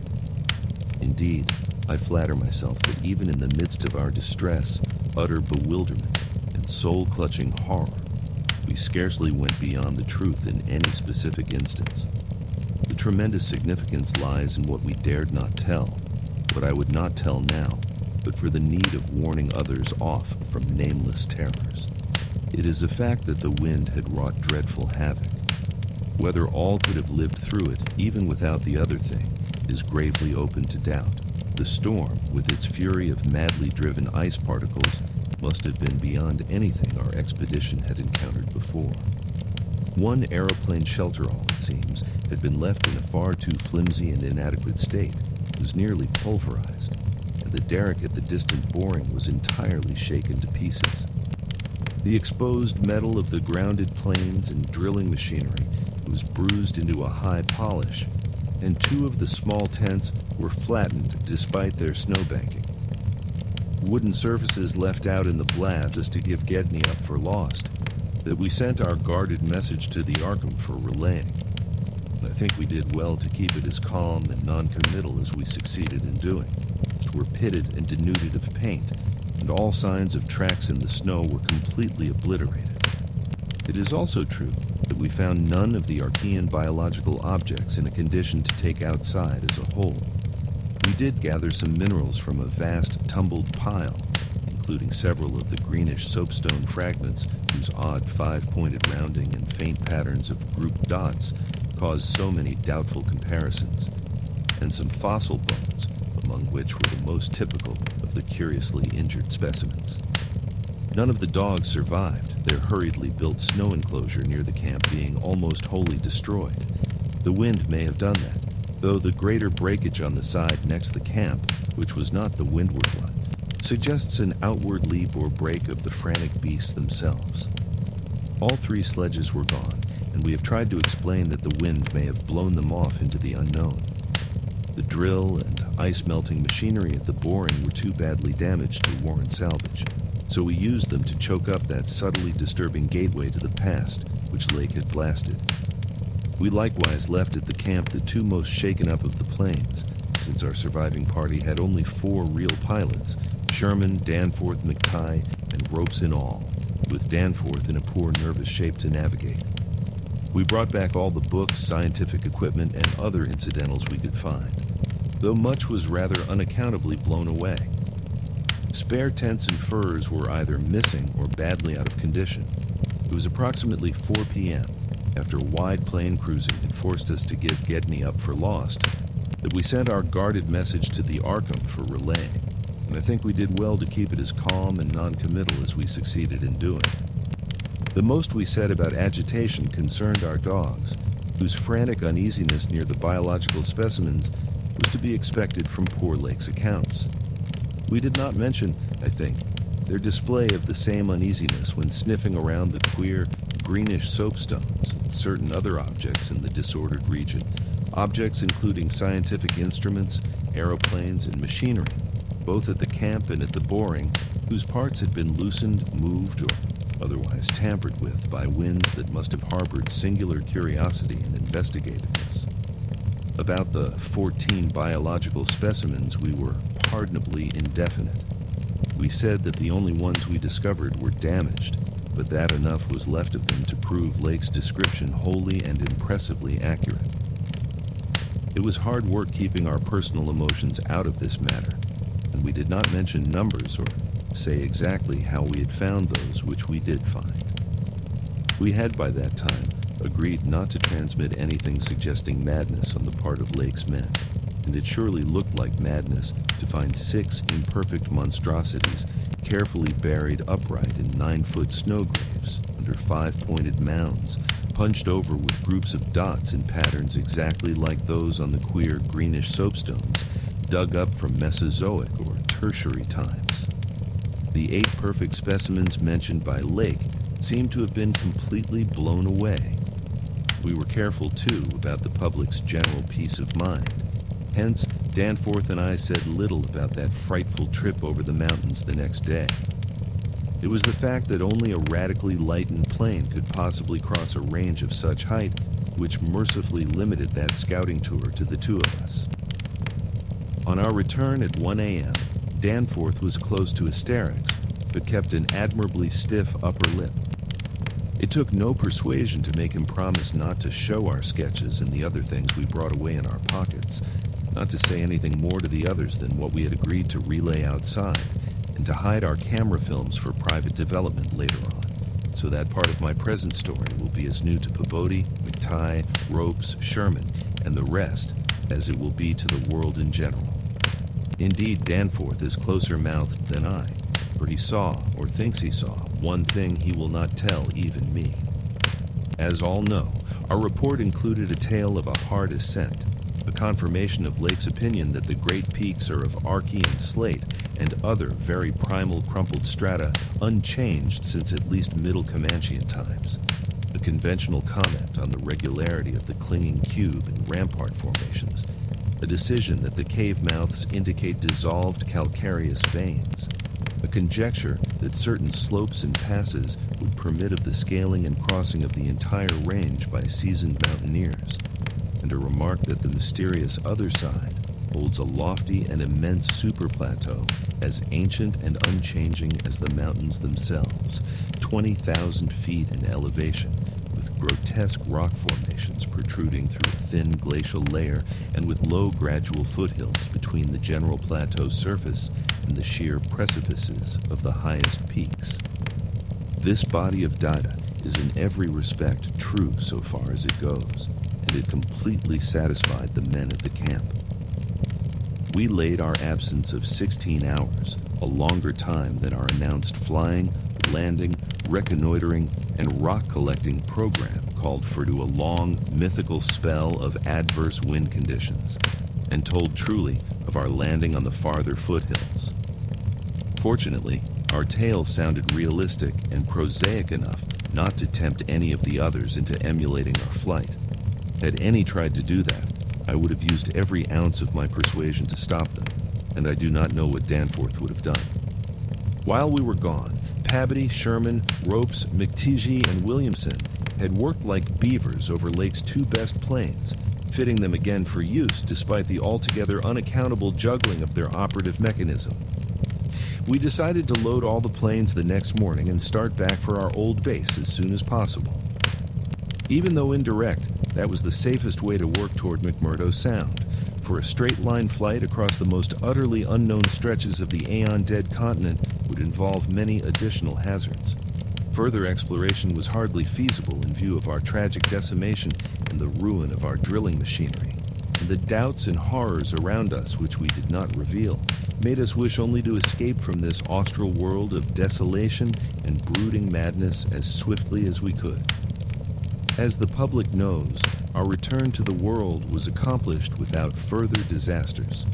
All planes reached the old base on the evening of the next day, January 27th, after a swift non-stop flight, and on the 28th we made McMurdo Sound in 2 laps, the one pause being very brief, and occasioned by a faulty rudder in the furious wind over the ice shelf after we had cleared the Great Plateau.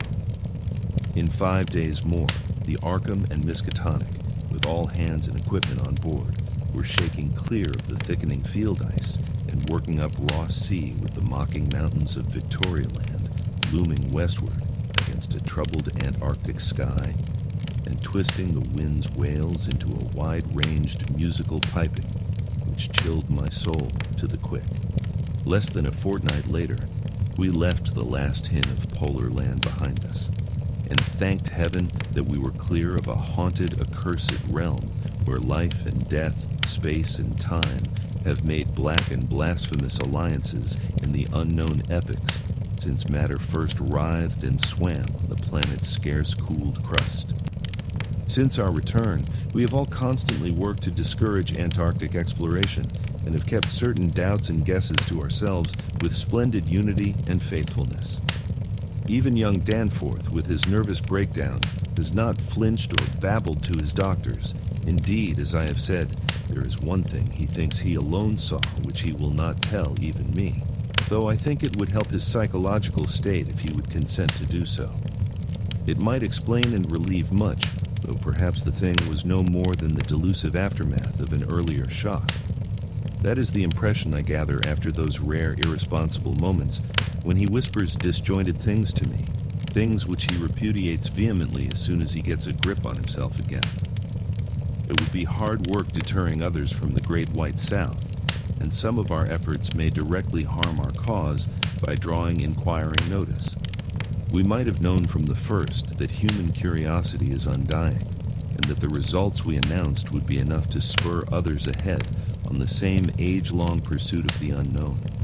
Lake's reports of those biological monstrosities had aroused naturalists and paleontologists to the highest pitch, though we were sensible enough not to show the detached parts we had taken from the actual buried specimens or our photographs of those specimens as they were found. We also refrained from showing the more puzzling of the scarred bones and greenish soapstones, while Danforth and I have closely guarded the pictures we took or drew on the super plateau across the range, and the crumpled things we smoothed, studied in terror, and brought away in our pockets. But now that Starkweather Moor Party is organizing, and with a thoroughness far beyond anything our outfit attempted. If not dissuaded, they will get to the innermost nucleus of the Antarctic and melt and bore till they bring up that which may end the world we know. So I must break through all reticences at last, even about that ultimate nameless thing beyond the mountains of madness. Fourth, it is only with vast hesitancy and repugnance that I let my mind go back to Lake's camp and what we really found there, and to that other thing beyond the frightful mountain wall. I am constantly tempted to shirk the details and to let hints stand for actual facts and ineluctable deductions. I hope I have said enough already to let me glide briefly over the rest, that is, of the horror at the camp. I have told of the wind-ravaged terrain, the damaged shelters, the disarranged machinery, the varied uneasinesses of our dogs, the missing sledges and other items, the deaths of men and dogs, the absence of Gedney, and the 6 insanely buried biological specimens, strangely sound in texture for all their structural injuries, from a world 40 million years dead. I do not recall whether I mentioned that upon checking up the canine bodies we found one dog missing. We did not think much about that till later. Indeed, only Danforth and I have thought of it at all. The principal things I have been keeping back relate to the bodies, and to certain subtle points which may or may not lend a hideous and incredible kind of rationale to the apparent chaos. At the time, I tried to keep the men's minds off those points, for it was so much simpler, so much more normal, to lay everything to an outbreak of madness on the part of some of Lake's party. From the look of things, that demon mountain wind must have been enough to drive any man mad in the midst of this center of all earthly mystery and desolation. The crowning abnormality, of course, was the condition of the body's men and dogs alike. They had all been in some terrible kind of conflict and were torn and mangled in fiendish and altogether inexplicable ways. Death, so far as we could judge, had in each case come from strangulation or laceration. The dogs had evidently started the trouble, for the state of their ill-built corral bore witness to its forcible breakage from within. It had been set some distance from the camp because of the hatred of the animals for those hellish Archean organisms, but the precaution seemed to have been taken in vain. When left alone in that monstrous wind behind flimsy walls of insufficient height, they must have stampeded, whether from the wind itself or from some subtle increasing odor emitted by the nightmare specimens, one could not say. Those specimens, of course, had been covered with a tent cloth, yet the low Antarctic sun had beat steadily upon that cloth, and Lake had mentioned that solar heat tended to make the strangely sound and tough tissues of the things relax and expand. Perhaps the wind had whipped the cloth from over them and jostled them about in such a way that their more pungent olfactory qualities became manifest despite their unbelievable antiquity. But whatever had happened, it was hideous and revolting enough. Perhaps I had better put squeamishness aside and tell the worst at last, though with a categorical statement of opinion, based on the first-hand observations and most rigid deductions of both Danforth and myself, that the then-missing Gedney was in no way responsible for the loathsome horrors we found. I have said that the bodies were frightfully mangled. Now I must add that some were incised and subtracted from in the most curious, cold-blooded, and inhuman fashion. It was the same with dogs and men. All the healthier, fatter bodies, quadrupedal or bipedal, had had their most solid masses of tissue cut out and removed, as by a careful butcher, and around them was a strange sprinkling of salt taken from the ravaged provision chests on the plains, which conjured up the most horrible associations. The thing had occurred in one of the crude aeroplane shelters from which the plane had been dragged out. Subsequent winds had effaced all tracks which could have supplied any plausible theory. Scattered bits of clothing, roughly slashed from the human incision subjects, hinted no clues.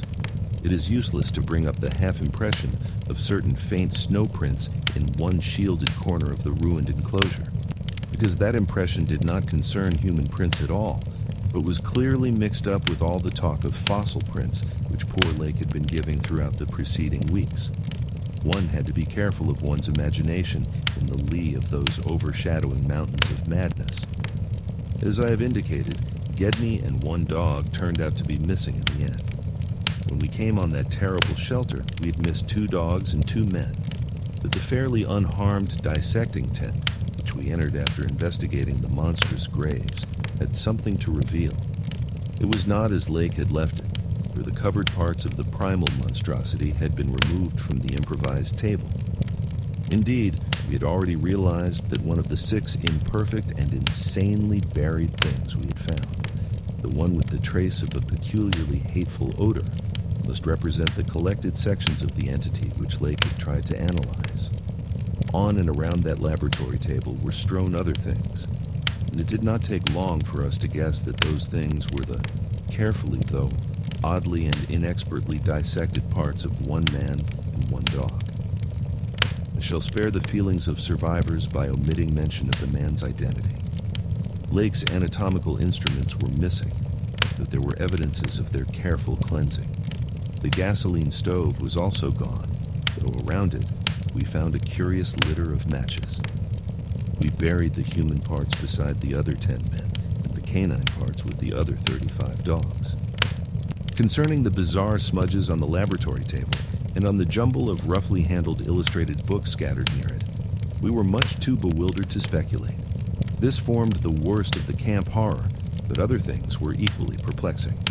The disappearance of Gedney, the one dog, the 8 uninjured biological specimens, the 3 sledges and certain instruments, illustrated technical and scientific books, writing materials, electric torches and batteries, food and fuel, heating apparatus, spare tents, fursuits, and the like, was utterly beyond sane conjecture, as were likewise the spatter-fringed ink blots on certain pieces of paper and the evidences of curious alien fumbling and experimentation around the planes and all other mechanical devices, both at the camp and at the boring. The dogs seemed to abhor this oddly disordered machinery. Then, too, there was the upsetting of the larder, the disappearance of certain staples, and the jarringly comical heap of tin cans pried open in the most unlikely ways and at the most unlikely places. The profusion of scattered matches, intact, broken, or spent, formed another minor enigma, as did the 2 or 3 tent cloths and fur suits which we found lying about with peculiar and unorthodox slashings, conceivably due to clumsy efforts at unimaginable adaptations. The maltreatment of the human and canine bodies, and the crazy burial of the damaged Archean specimens were all of a piece with this apparent disintegrative madness.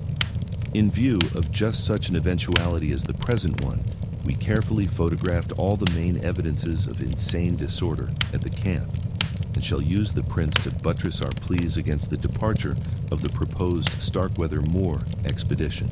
Our first act after finding the bodies in the shelter was to photograph and open the row of insane graves with the 5-pointed snow mounds.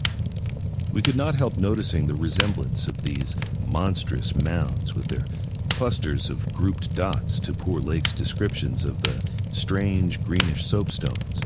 And when we came on some of the soapstones themselves in the great mineral pile, we found the likeness very close indeed.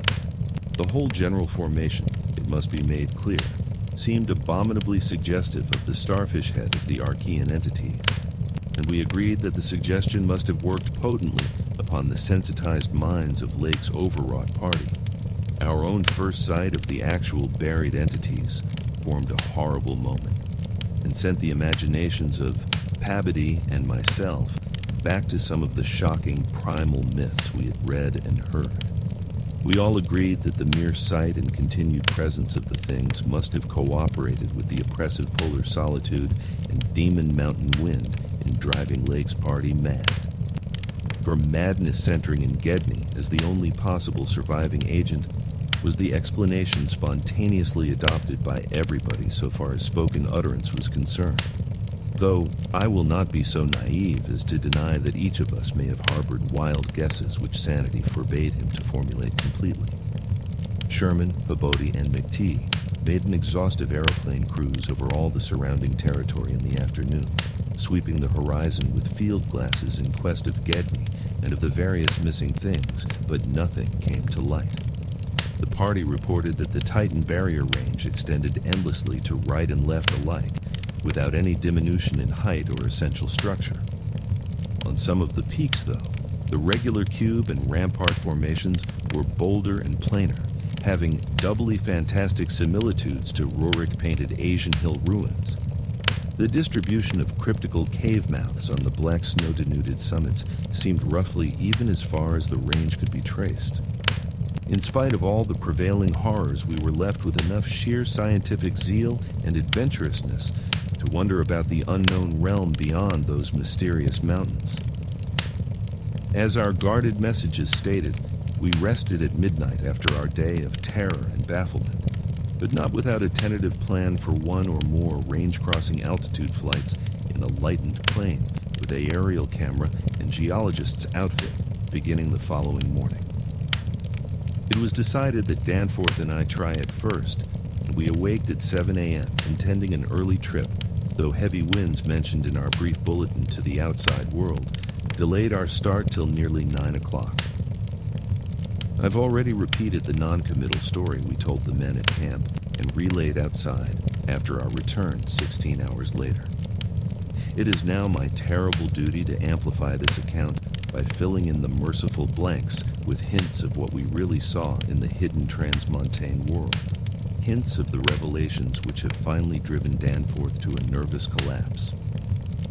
I wish he would add a really frank word about the thing which he thinks he alone saw, even though it was probably a nervous delusion, and which was perhaps the last straw that put him where he is, but he is firm against that. All I can do is to repeat his later disjointed whispers about what set him shrieking as the plane soared back through the wind-tortured mountain pass after that real and tangible shock which I shared. This will form my last word.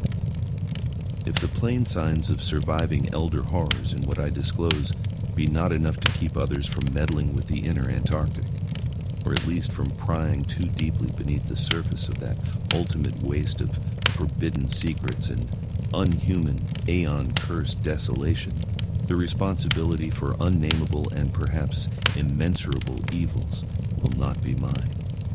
Danforth and I, studying the notes made by Pabodie in his afternoon flight and checking up with a sextant, had calculated that the lowest available pass in the range lay somewhat to the right of us, within sight of camp, and about 23,000 or 24,000 feet above sea level. For this point, then, we first headed in the lightened plane as we embarked on our flight of discovery. The camp itself, on foothills which sprang from a high continental plateau, was some 12,000 feet in altitude. Hence, the actual height increase necessary was not so vast as it might seem. Nevertheless, we were acutely conscious of the rarefied air and intense cold as we rose, for on account of visibility conditions, we had to leave the cabin windows open. We were dressed, of course, in our heaviest furs. As we drew near the forbidding peaks, dark and sinister above the line of crevasse-riven snow and interstitial glaciers, we noticed more and more the curiously regular formations clinging to the slopes, and thought again of the strange Asian paintings of Nicholas Roerich. The ancient and wind-weathered rock strata fully verified all of Lake's bulletins, and proved that these hoary pinnacles had been towering up in exactly the same way since a surprisingly early time in Earth's history, perhaps over 50 million years. How much higher they had once been, it was futile to guess, but everything about this strange region pointed to obscure atmospheric influences unfavorable to change and calculated to retard the usual climatic processes of rock disintegration.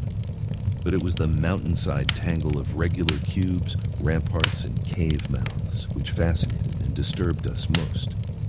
I studied them with a field glass and took aerial photographs while Danforth drove, and at times relieved him at the controls, though my aviation knowledge was purely an amateur's in order to let him use the binoculars. We could easily see that much of the material of the things was a lightish Archean quartzite, unlike any formation visible over broad areas of the general surface, and that their regularity was extreme and uncanny to an extent which poor Lake had scarcely hinted. As he had said, their edges were crumbled and rounded from untold eons of savage weathering, but their preternatural solidity and tough material had saved them from obliteration. Many parts, especially those closest to the slopes, seemed identical in substance with the surrounding rock surface. The whole arrangement looked like the ruins of Machu Picchu in the Andes, or the primal foundation walls of Kish, as dug up by the Oxford Field Museum expedition in 1929. and both Danforth and I obtained that occasional impression of separate cyclopean blocks which Lake had attributed to his flight companion Carol. How to account for such things in this place was frankly beyond me, and I felt queerly humbled as a geologist. Igneous formations often have strange regularities, like the famous Giant's Causeway in Ireland. But this stupendous range, despite Lake's original suspicion of smoking cones, was above all else non-volcanic in evident structure. The curious cave mouths, near which the odd formations seemed most abundant, presented another, albeit a lesser puzzle because of their regularity of outline.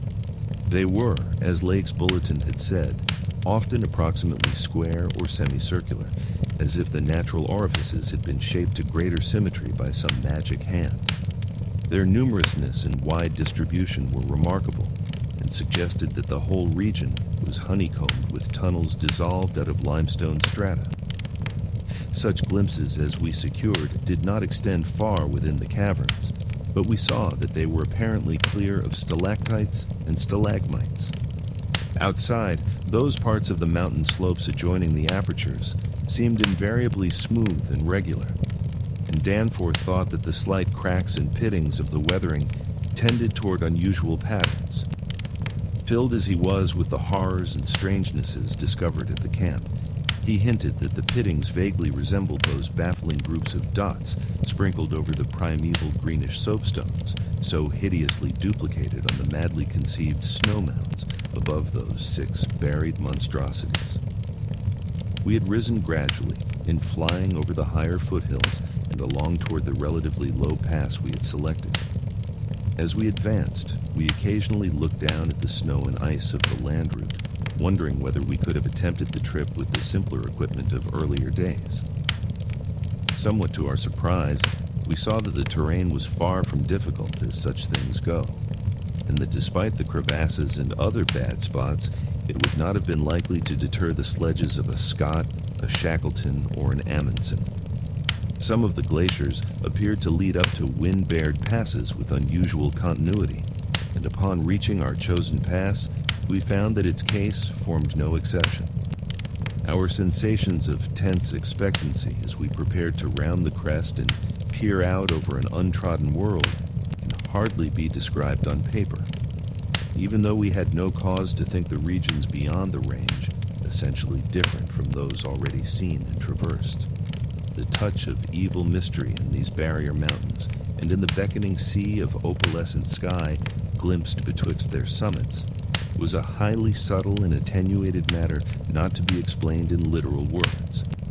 Rather, was it an affair of vague psychological symbolism and aesthetic association, a thing mixed up with exotic poetry and paintings and with archaic myths lurking in shunned and forbidden volumes.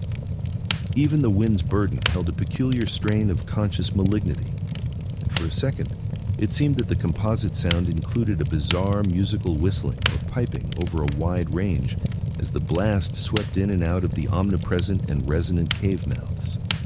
There was a cloudy note of reminiscent repulsion in this sound, as complex and unplaceable as any of the other dark impressions.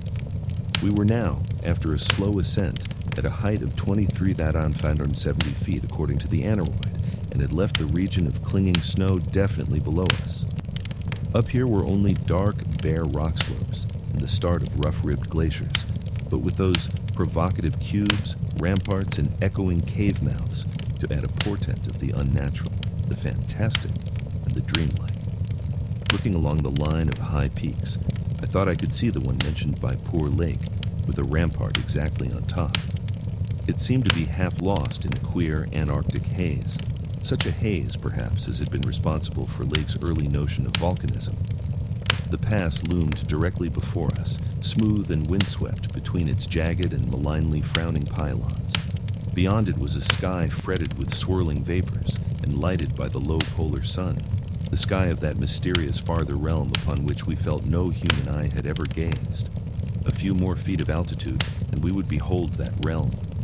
Danforth and I, unable to speak except in shouts amidst the howling, piping wind that raced through the pass and added to the noise of the unmuffled engines, exchanged eloquent glances. And then, having gained those last few feet, we did indeed stare across the momentous divide and over the unsampled secrets of an elder and utterly alien Earth. V. I think that both of us simultaneously cried out in mixed awe, wonder, terror, and disbelief. Probably we thought of such things as the grotesquely weathered stones of the Garden of the Gods in Colorado, or the fantastically symmetrical wind-carved rocks of the Arizona desert. Perhaps we even half thought the sight a mirage like that we had seen the morning before on first approaching those mountains of madness. We must have had some such normal notions to fall back upon as our eyes swept that limitless, tempest-scarred plateau and grasped the almost endless labyrinth of colossal, regular, and geometrically eurythmic stone masses which reared their crumbled and pitted crests above a glacial sheet not more than 40 or 50 feet deep at its thickest, and in places obviously thinner. The effect of the monstrous sight was indescribable, for some fiendish violation of known natural law seemed certain at the outset. Here, on a hellishly ancient tableland fully 20,000 feet high, and in a climate deadly to habitation since a pre-human age not less than 500,000 years ago, there stretched nearly to the vision's limit a tangle of orderly stone which only the desperation of mental self-defense could possibly attribute to any but a conscious and artificial cause. We had previously dismissed, so far as serious thought was concerned, any theory that the cubes and ramparts of the mountainsides were other than natural in origin. How could they be otherwise? Man himself could scarcely have been differentiated from the great apes at the time when this region succumbed to the present unbroken reign of glacial death.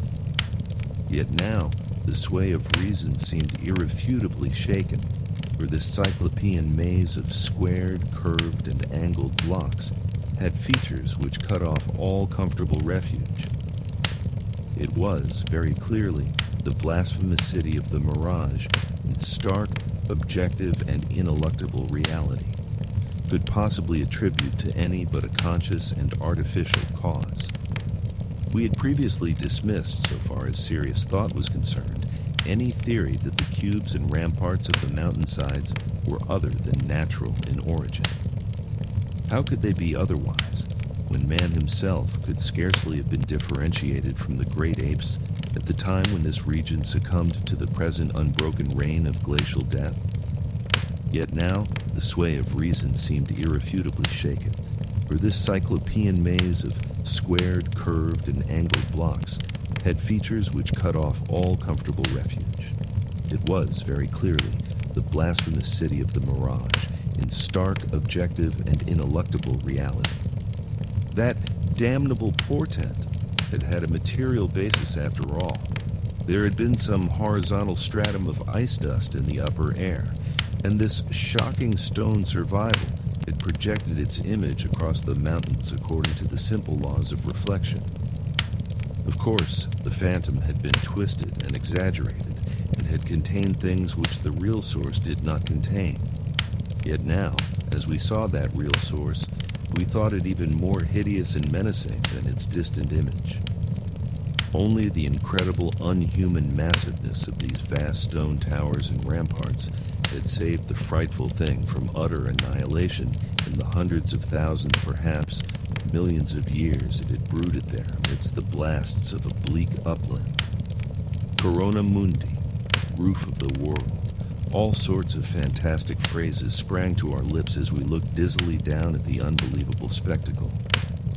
I thought again of the eldritch primal myths that had so persistently haunted me since my first sight of this dead Antarctic world, of the demoniac plateau of Leng, of the Migo, or abominable snowmen of the Himalayas, of the Narcotic manuscripts with their pre-human implications, of the Cthulhu cult, of the Necronomicon, and of the Hyperborean legends of formless Tsathoggua and the worse than formless star spawn associated with that semi-entity.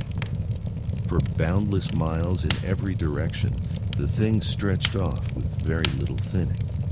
Indeed, as our eyes followed it to the right and left along the base of the low, gradual foothills which separated it from the actual mountain rim, separated it from the actual mountain rim.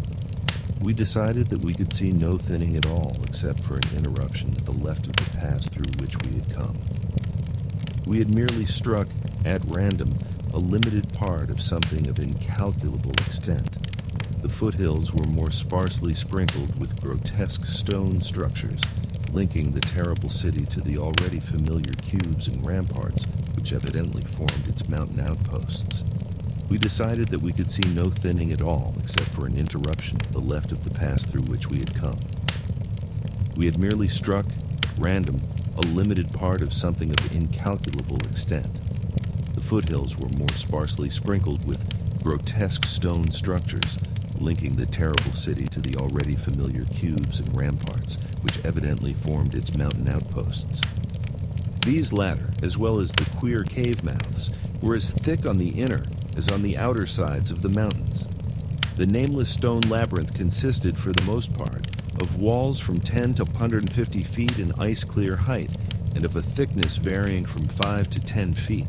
It was composed mostly of prodigious blocks of dark primordial slate, schist, and sandstone blocks, in many cases as large as 4x, 6x, 8 feet, though in several places it seemed to be carved out of a solid, uneven bedrock of Precambrian slate.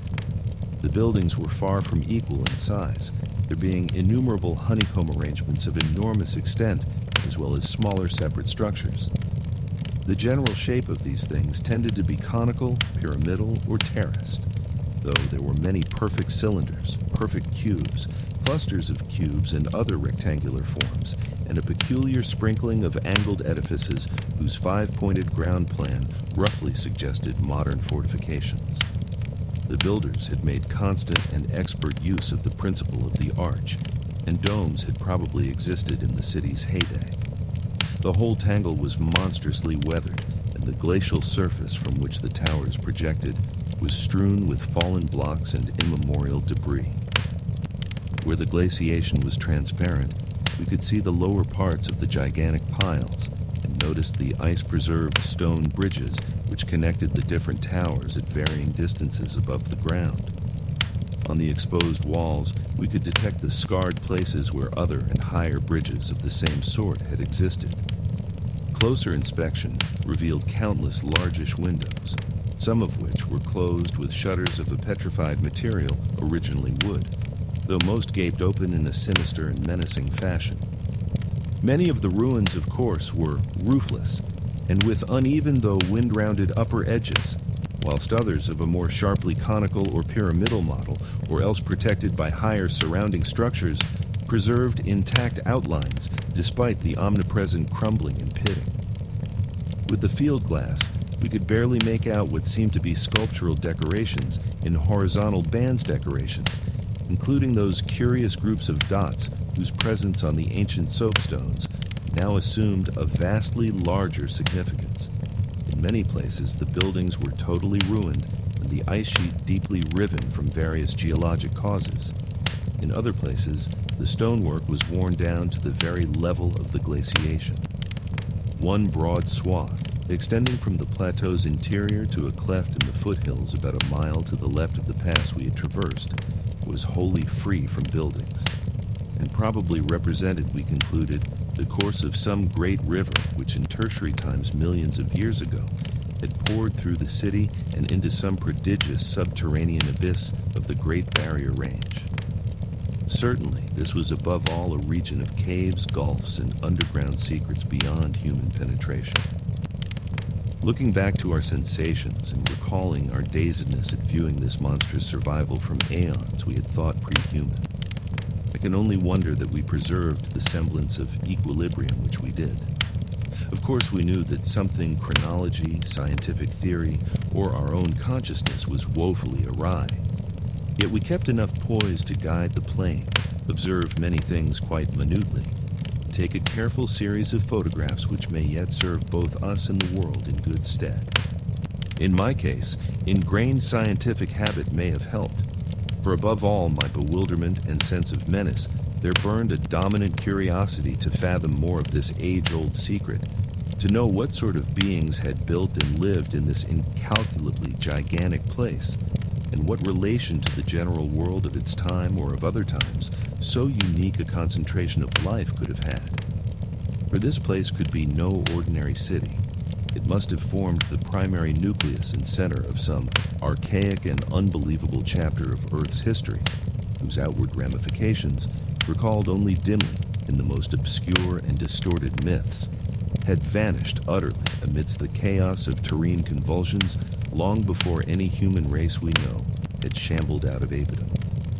Here sprawled a Paleogen megalopolis, compared with which the fabled Atlantis and Lemuria, Comorium and Uzuldarum, and Olethoa in the land of Lomar are recent things of today, not even of yesterday.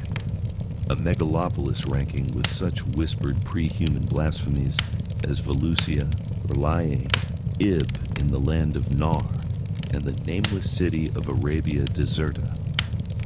As we flew above that tangle of stark Titan towers, my imagination sometimes escaped all bounds and roved aimlessly in realms of fantastic associations, even weaving links betwixt this lost world and some of my own wildest dreams concerning the mad horror at the camp. The plane's fuel tank, in the interest of greater lightness, had been only partly filled, hence we now had to exert caution in our explorations. Even so, however, we covered an enormous extent of ground, or rather, air after swooping down to a level where the wind became virtually negligible. There seemed to be no limit to the mountain range, or to the length of the frightful stone city which bordered its inner foothills. 50 miles of flight in each direction showed no major change in the labyrinth of rock and masonry that clawed up corpse-like through the eternal ice. There were, though, some highly absorbing diversifications, such as the carvings on the canyon where that broad river had once pierced the foothills and approached its sinking place in the Great Range. The headlands at the stream's entrance had been boldly carved into cyclopean pylons, and something about the ridgy, barrel-shaped designs stirred up oddly vague, hateful, and confusing semi-remembrances in both Danforth and me. We also came upon several star-shaped open spaces, evidently public squares, and noted various undulations in the terrain. Where a sharp hill rose, it was generally hollowed out into some sort of rambling stone edifice, but there were at least two exceptions. Of these latter, one was too badly weathered to disclose what had been on the jutting eminence, while the other still bore a fantastic conical monument carved out of the solid rock and roughly resembling such things as the well-known snake tomb in the ancient valley of Petra. Flying inland from the mountains, we discovered that the city was not of infinite width, even though its length along the foothills seemed endless. After about 30 miles, the grotesque stone buildings began to thin out, and in 10 more miles, we came to an unbroken waste, virtually without signs of sentient artifice.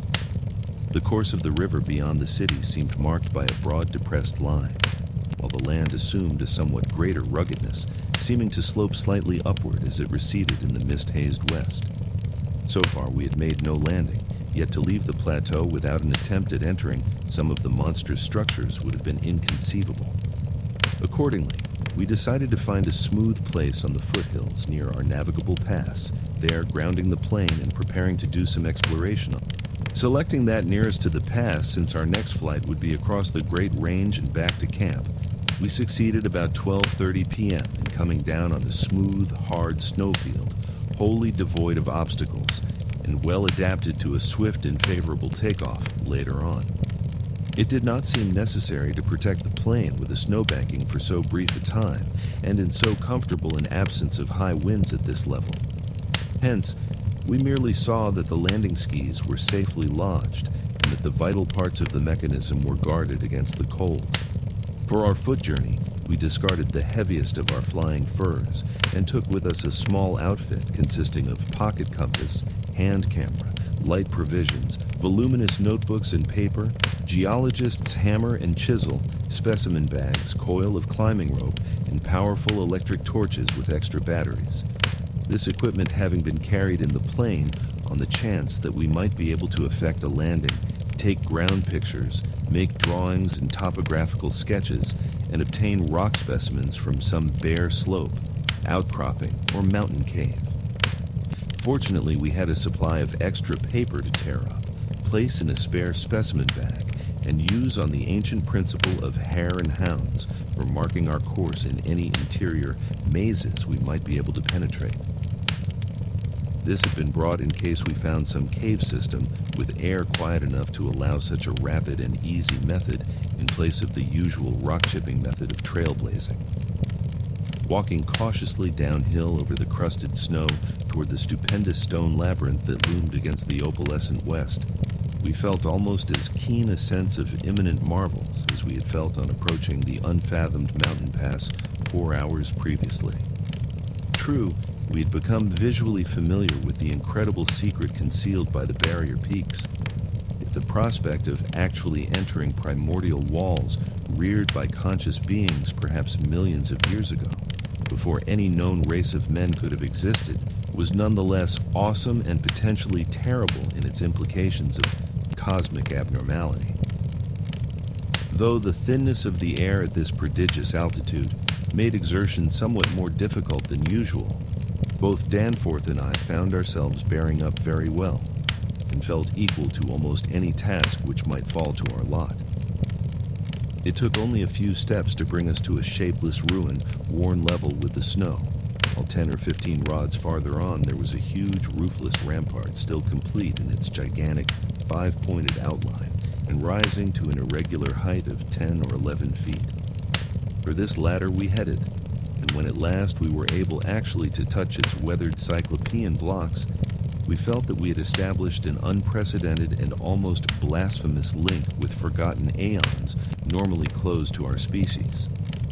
This rampart, shaped like a star and perhaps 300 feet from point to point, was built of Jurassic sandstone blocks of irregular size, averaging 6x 8 feet in surface.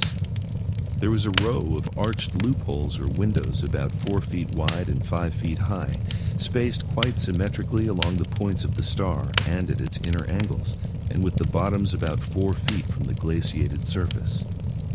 Looking through these, we could see that the masonry was fully 5 feet thick, that there were no partitions remaining within, and that there were traces of banded carvings or bas reliefs on the interior walls, facts we had indeed guessed before when flying low over this rampart and others like it. Though lower parts must have originally existed, all traces of such things were now wholly obscured by the deep layer of ice and snow at this point. We crawled through one of the windows and vainly tried to decipher the nearly effaced mural designs, but did not attempt to disturb the glaciated floor. Our orientation flights had indicated that many buildings in the city proper were less ice-choked, and that we might perhaps find wholly clear interiors leading down to the true ground level if we entered those structures still roofed at the top. Before we left the rampart, we photographed it carefully and studied its mortarless cyclopean masonry with complete bewilderment. We wished that Pavity were present, for his engineering knowledge might have helped us guess how such titanic blocks could have been handled in that unbelievably remote age when the city and its outskirts were built up. The half-mile walk downhill to the actual city, with the upper wind shrieking vainly and savagely through the skyward peaks, there were geometrical forms for which in Euclid could scarcely find a name cones of all degrees of irregularity and truncation, terraces of every sort of provocative disproportion, shafts with odd bulbous enlargements, broken columns in curious groups, and 5-pointed or 5-ridged arrangements of mad grotesqueness. As we drew nearer, we could see beneath certain transparent parts of the ice sheet and detect some of the tubular stone bridges that connected the crazily sprinkled structures at various heights. Of orderly streets there seemed to be none, the only broad open swath being a mile to the left, where the ancient river had doubtless flowed through the town into the mountains. Our field glasses showed the external horizontal bands of nearly effaced sculptures and dot groups to be very prevalent, and we could half imagine what the city must once have looked like. When at last we plunged into the labyrinthine town itself, clambering over fallen masonry and shrinking from the oppressive nearness and dwarfing height of omnipresent crumbling and pitted walls, our sensations again became such that I marvel at the amount of self-control we retained. Danforth was frankly jumpy and began making some offensively irrelevant speculations about the horror at the camp, which I resented all the more because I could not help sharing certain conclusions forced upon us by many features of this morbid survival from nightmare antiquity.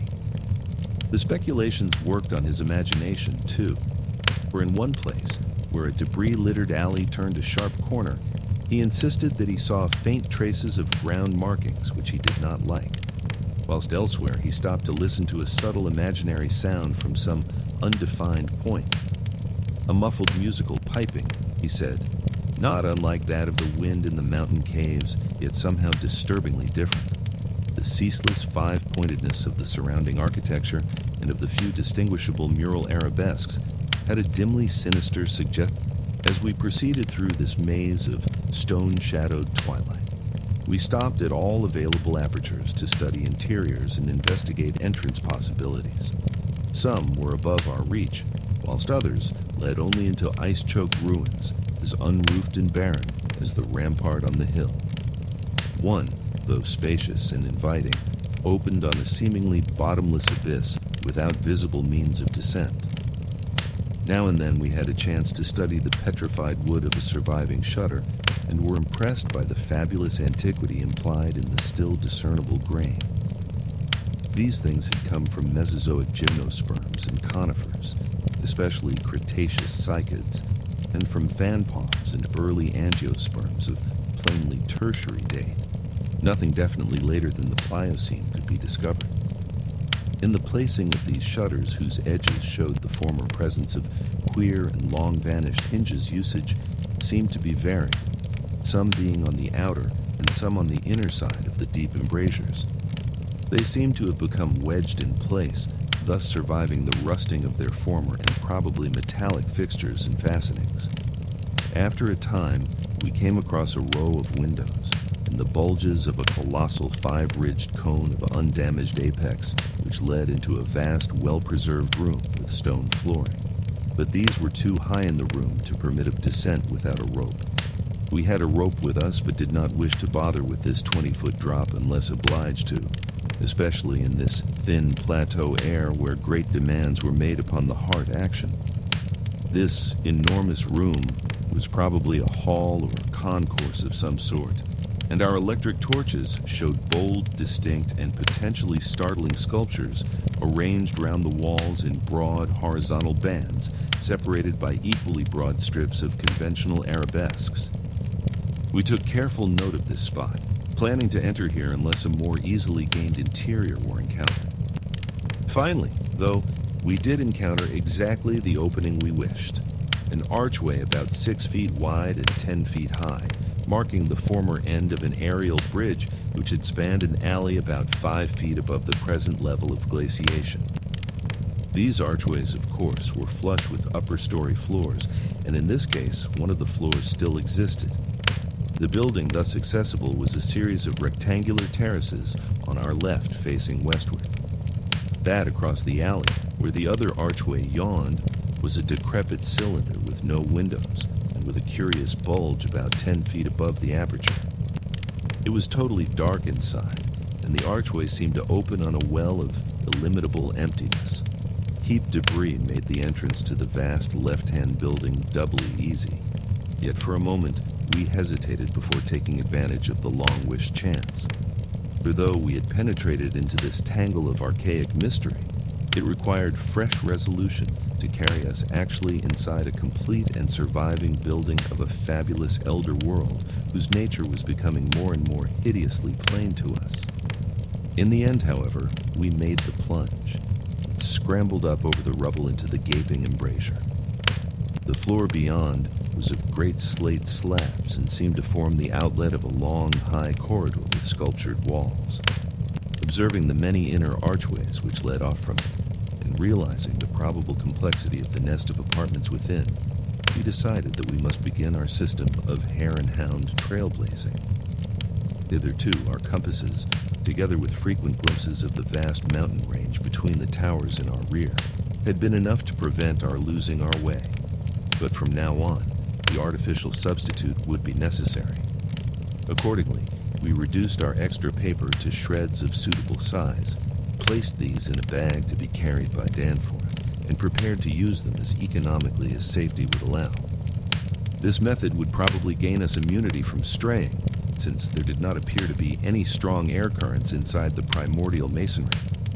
If such should develop, or if our paper supply should give out, we could of course fall back on the more secure, though more tedious and retarding method of rock chipping. Just how extensive a territory we had opened up, it was impossible to guess without a trial. The close and frequent connection of the different buildings made it likely that we might cross from one to another on bridges underneath the ice, except where impeded by local collapses and geologic rifts, for very little glaciation seemed to have entered the massive constructions. Almost all the areas of transparent ice had revealed the submerged windows as tightly shuttered, as if the town had been left in that uniform state until the glacial sheet came to crystallize the lower part for all succeeding time. Indeed, one gained a curious impression. This is especially true because so much of the horrible drama and revelation came from a mere study of the omnipresent mural carvings. Our flashlight photographs of those carvings will do much toward proving the truth of what we are now disclosing, and it is lamentable that we had not a larger film supply with us. As it was, we made crude notebook sketches of certain salient features after all our films were used up. The building which we had entered was one of great size and elaborateness, and gave us an impressive notion of the architecture of that nameless geologic past. The inner partitions were less massive than the outer walls, but on the lower levels were excellently preserved. Labyrinthine complexity, involving curiously irregular differences in floor levels, characterized the entire arrangement, and we should certainly have been lost at the very outset, but for the trail of torn paper left behind us.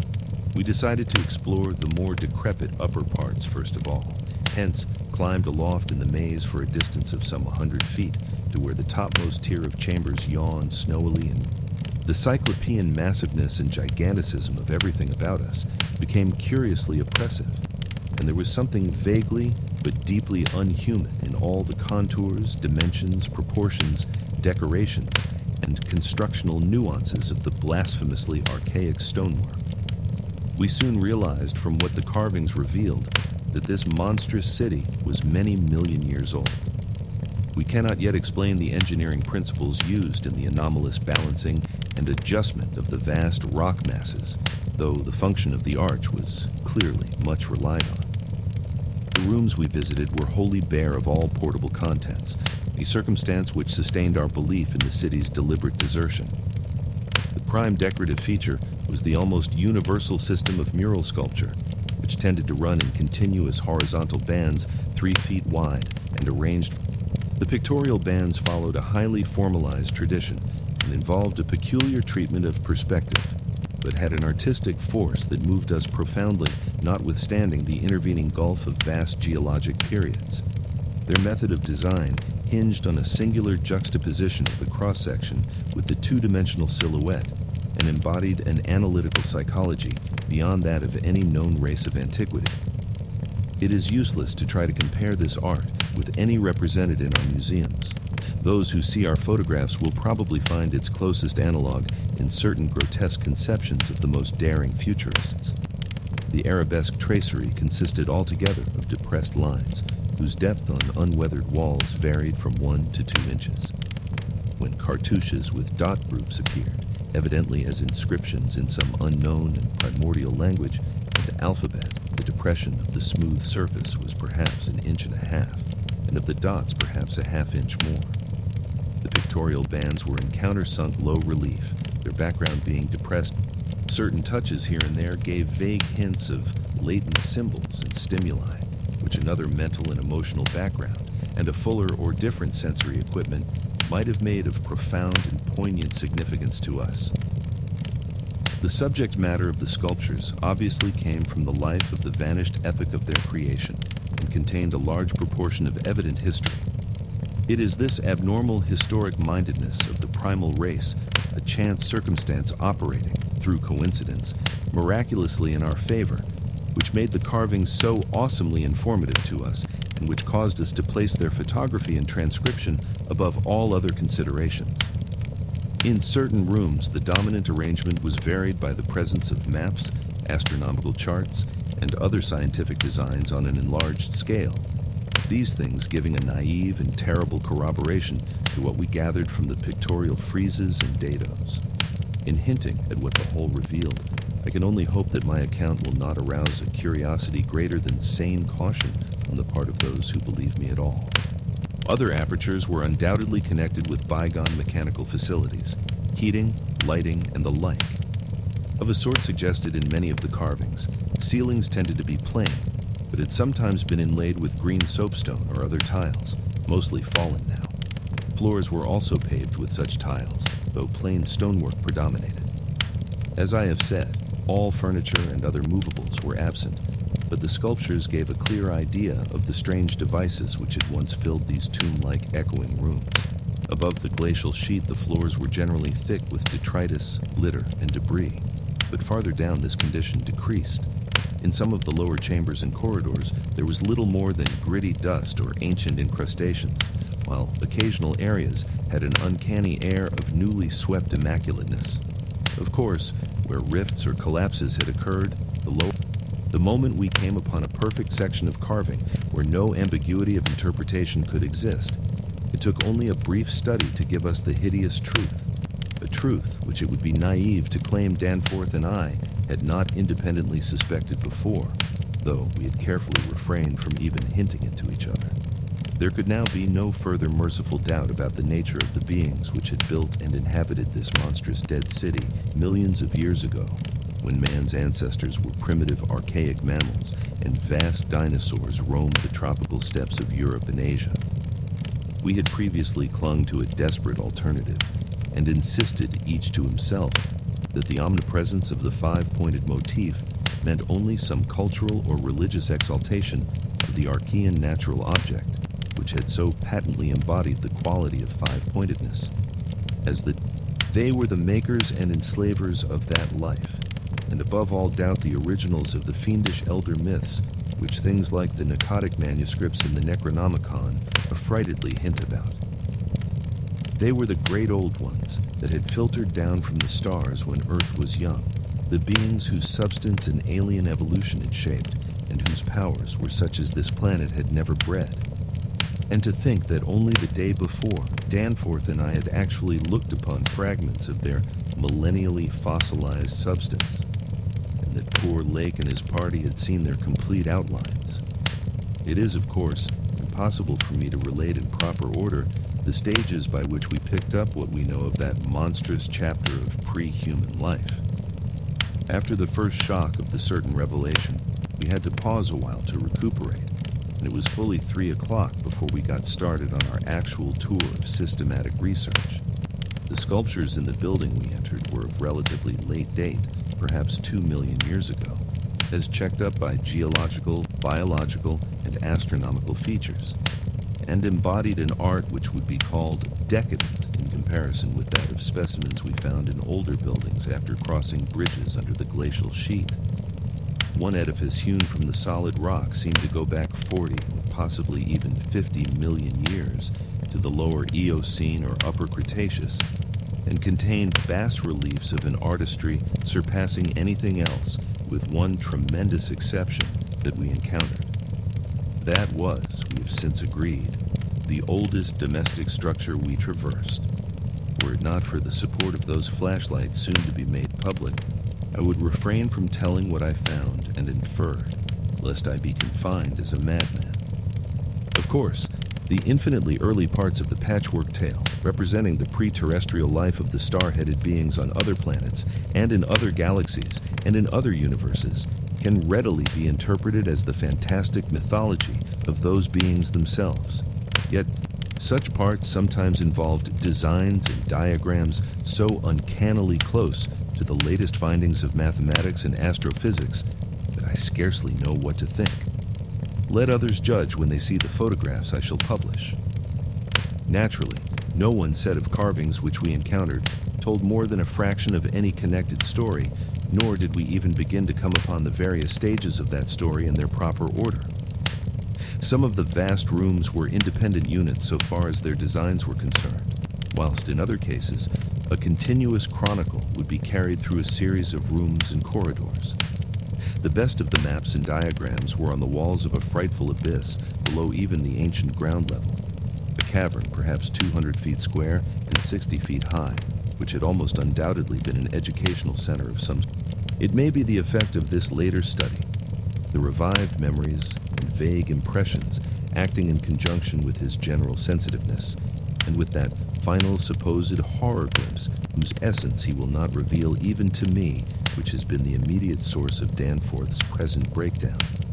But it had to be, for we could not issue our warning intelligently without the fullest possible information, and the issuance of their preternatural toughness of organization and simplicity of natural wants made them peculiarly able to live on a high plane without the more specialized fruits of artificial manufacture, and even without garments, except for occasional protection against the elements. It was under the sea, at first for food and later for other purposes, that they first created Earth life using available substances according to long-known methods. The more elaborate experiments came after the annihilation of various cosmic enemies.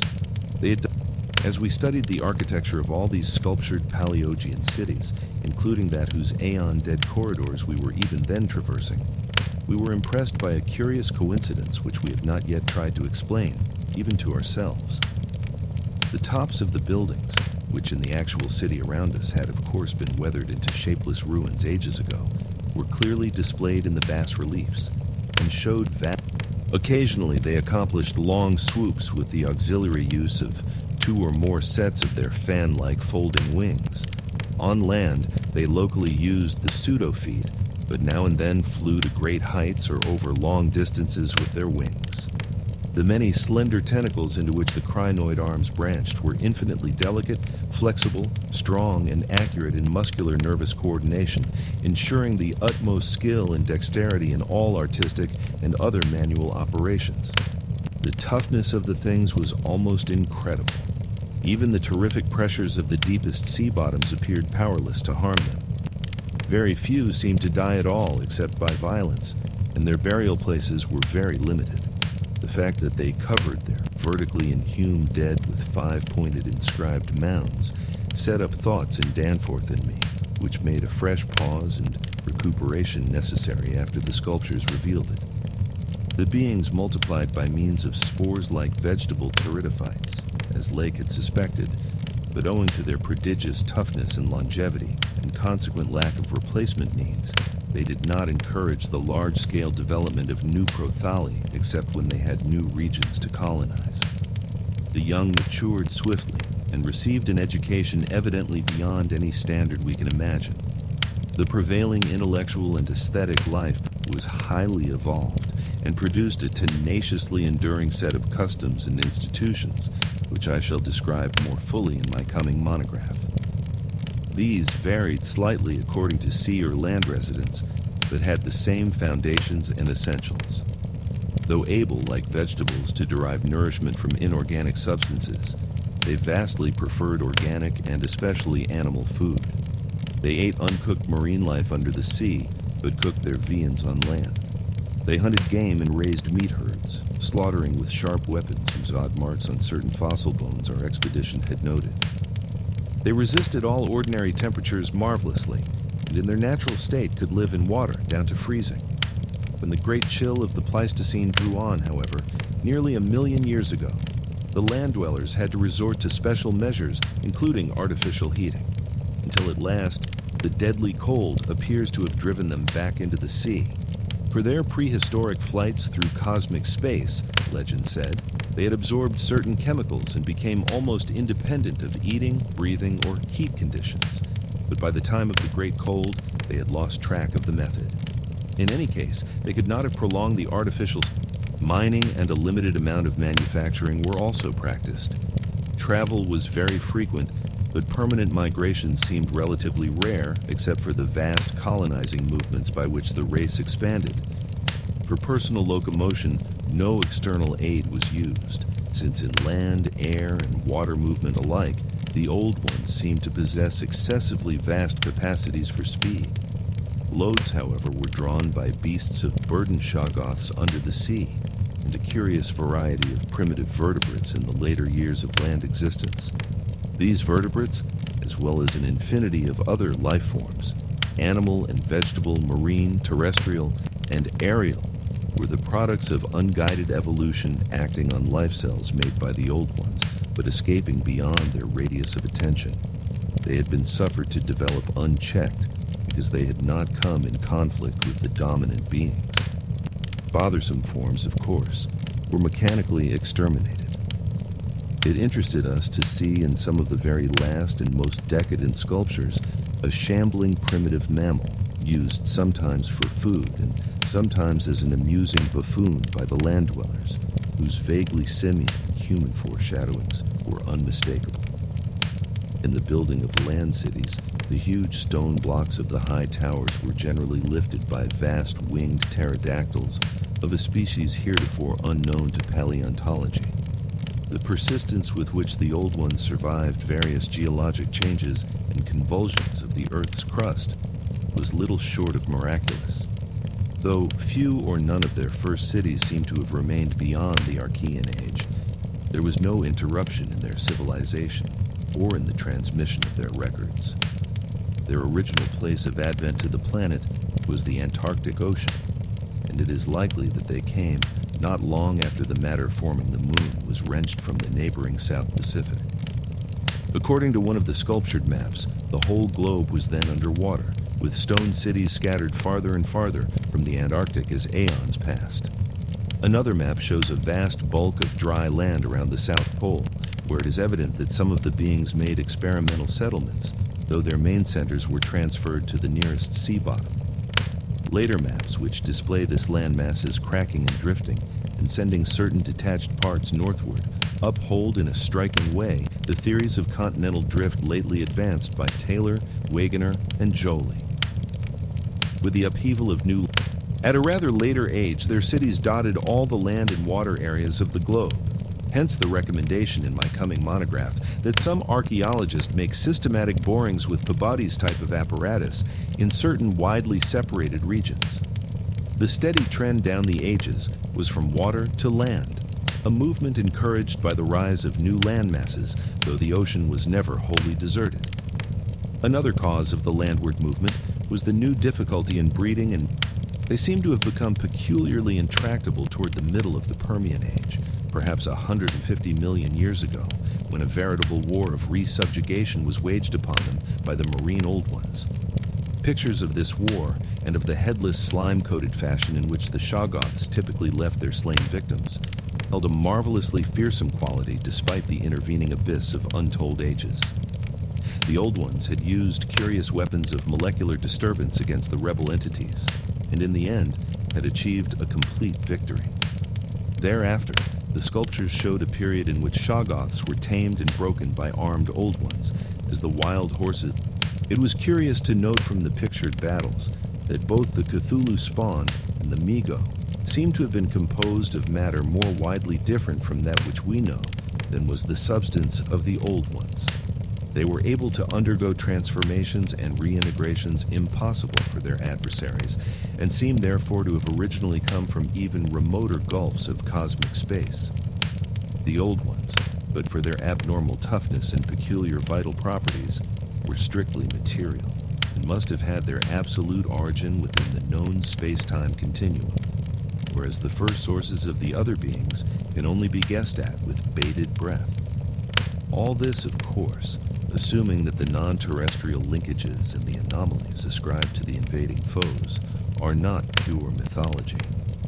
Conceivably, the old ones might have invented a cosmic framework to account for their occasional defeats, since historical interest and pride obviously formed their chief psychological element. It is significant that their annals failed to mention many advanced and potent races of beings whose mighty cultures and towering cities figure persistently in certain obscure legends. The changing state of the world through long geologic ages appeared with startling vividness in many of the sculptured maps and scenes.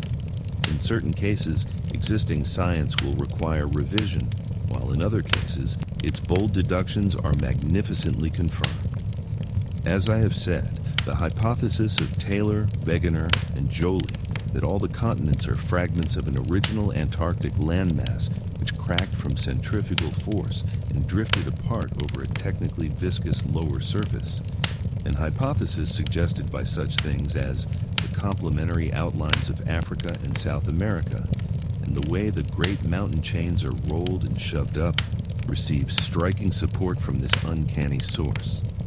Maps evidently showing the Carboniferous world of 100 million or more years ago displayed significant rifts and chasms destined later to separate Africa from the once continuous realms of Europe, then the Volusia of hellish primal legend, Asia, the Americas, and the Antarctic continent. Other charts, and most significantly one in connection with the founding 50 million years ago of the vast dead city around us, showed all the present continents well differentiated, and in the latest discoverable specimen dating perhaps from the Pliocene age, the approximate world of today appeared quite clearly, despite the linkage of Alaska with Siberia, of North America with Europe through Greenland, and of South America with the Antarctic continent through Graham Land. In the Carboniferous map, the whole globe ocean floor and rifted landmass alike bore symbols of the old one's vast stone cities, but in the later charts, the gradual recession toward the Antarctic became very plain. The final Pliocene specimen showed no land cities except on the Antarctic continent and the tip of South America, nor any ocean cities north of the 50th parallel of south latitude.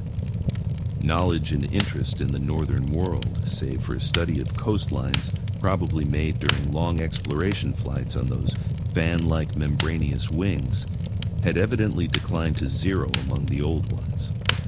Destruction of cities through the upthrust of mountains, the centrifugal rending of continents, the seismic convulsions of land or sea bottom, and other natural causes was a matter of common record, and it was curious to observe how fewer and fewer replacements were made as the ages wore on.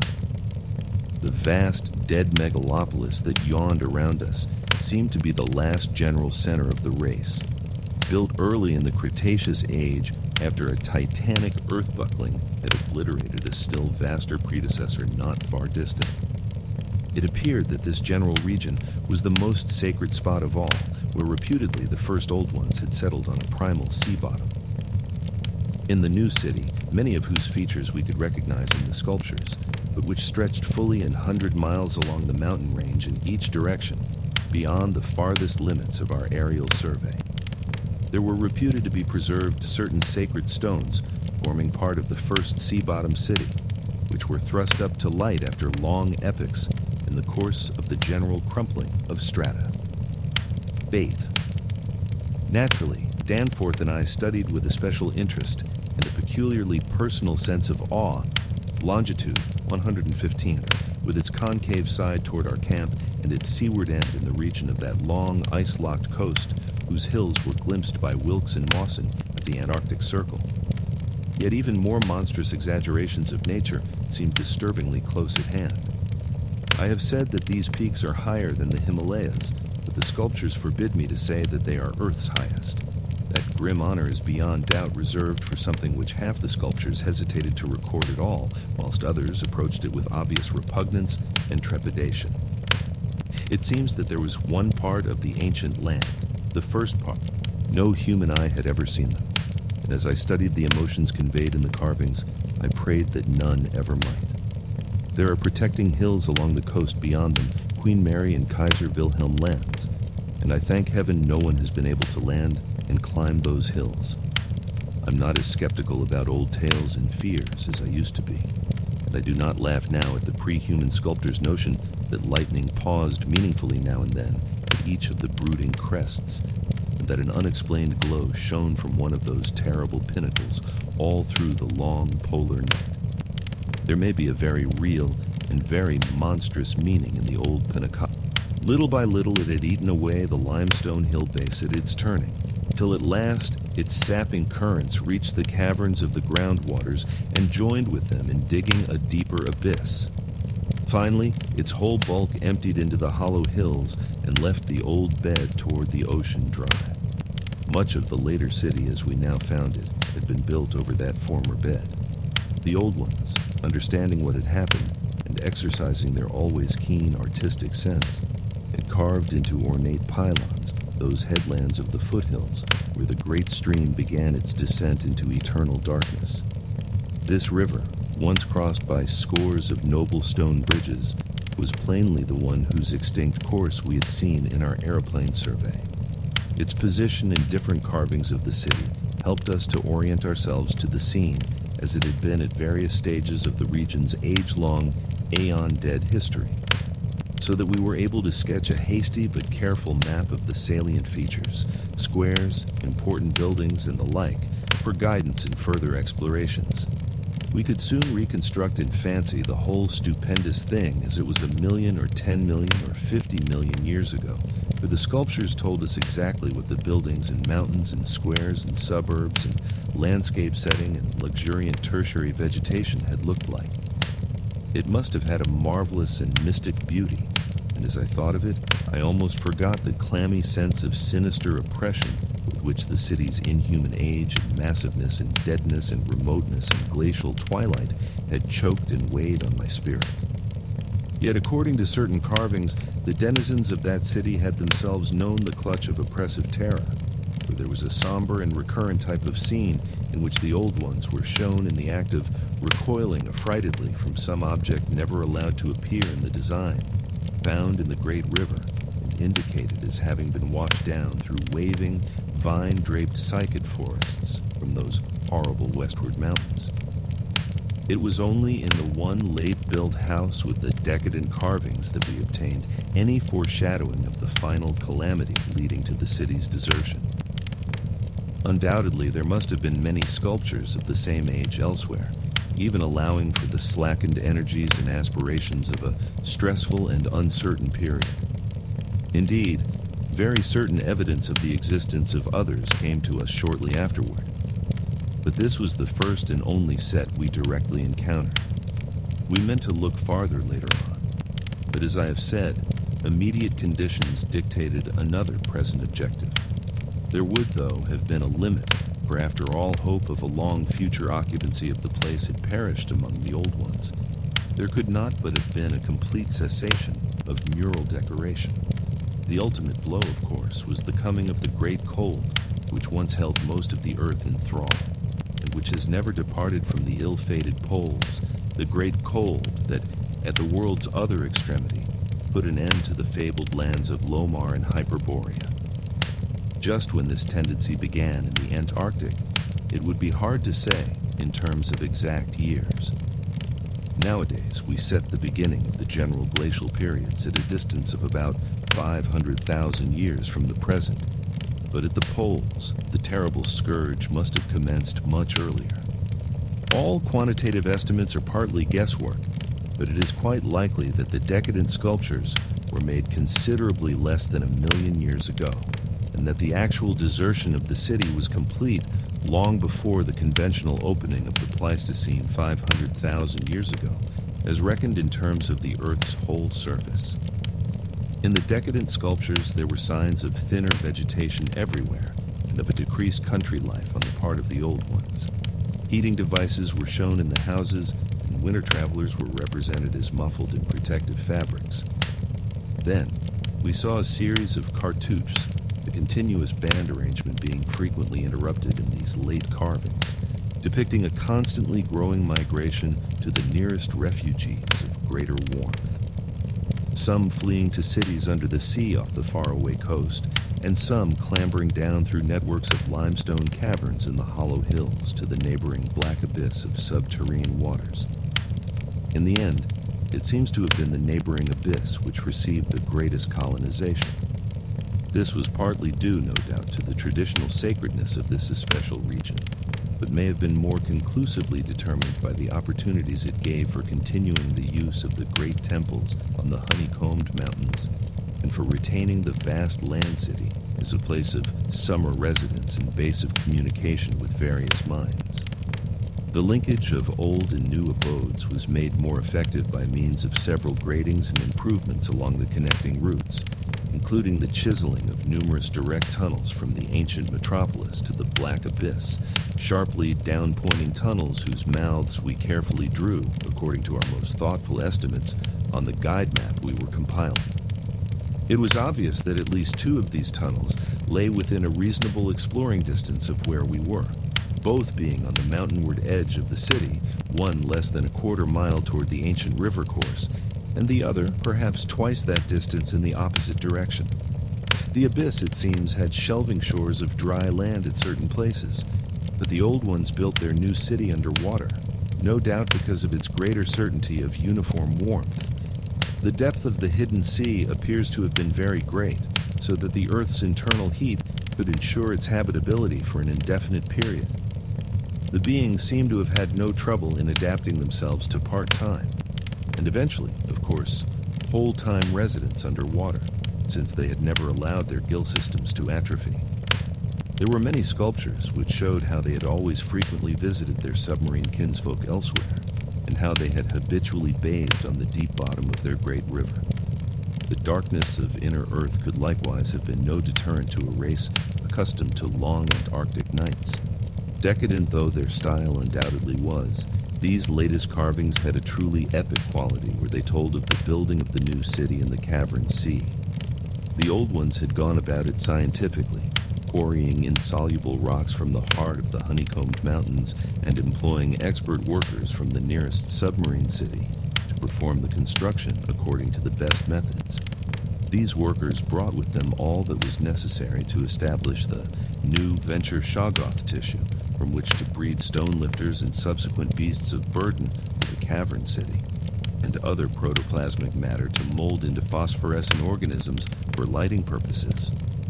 At last, a mighty metropolis rose on the bottom of that Stygian sea, its architecture much like that of the city above, and its workmanship displaying relatively little decadence because of the precise mathematical element inherent in building operations.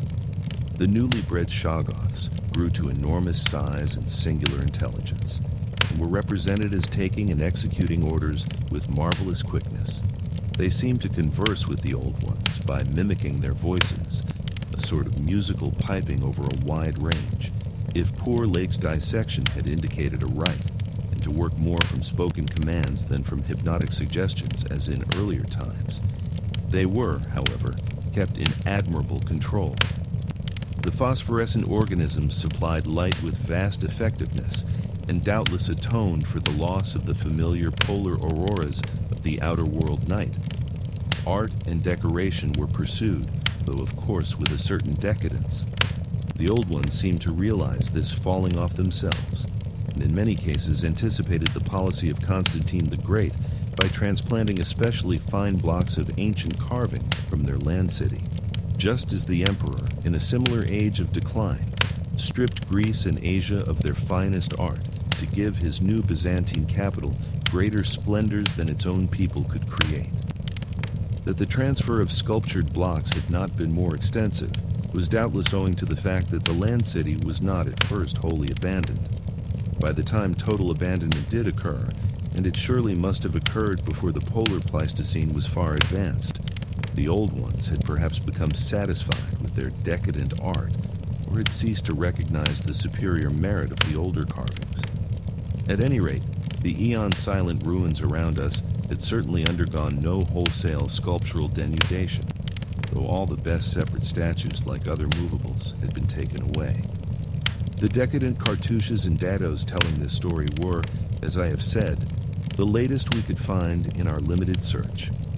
They left us with a picture of the old ones, shuttling back and forth betwixt the land city in summer and the sea cavern city in winter, and sometimes trading with the sea-bottom cities off the Antarctic coast.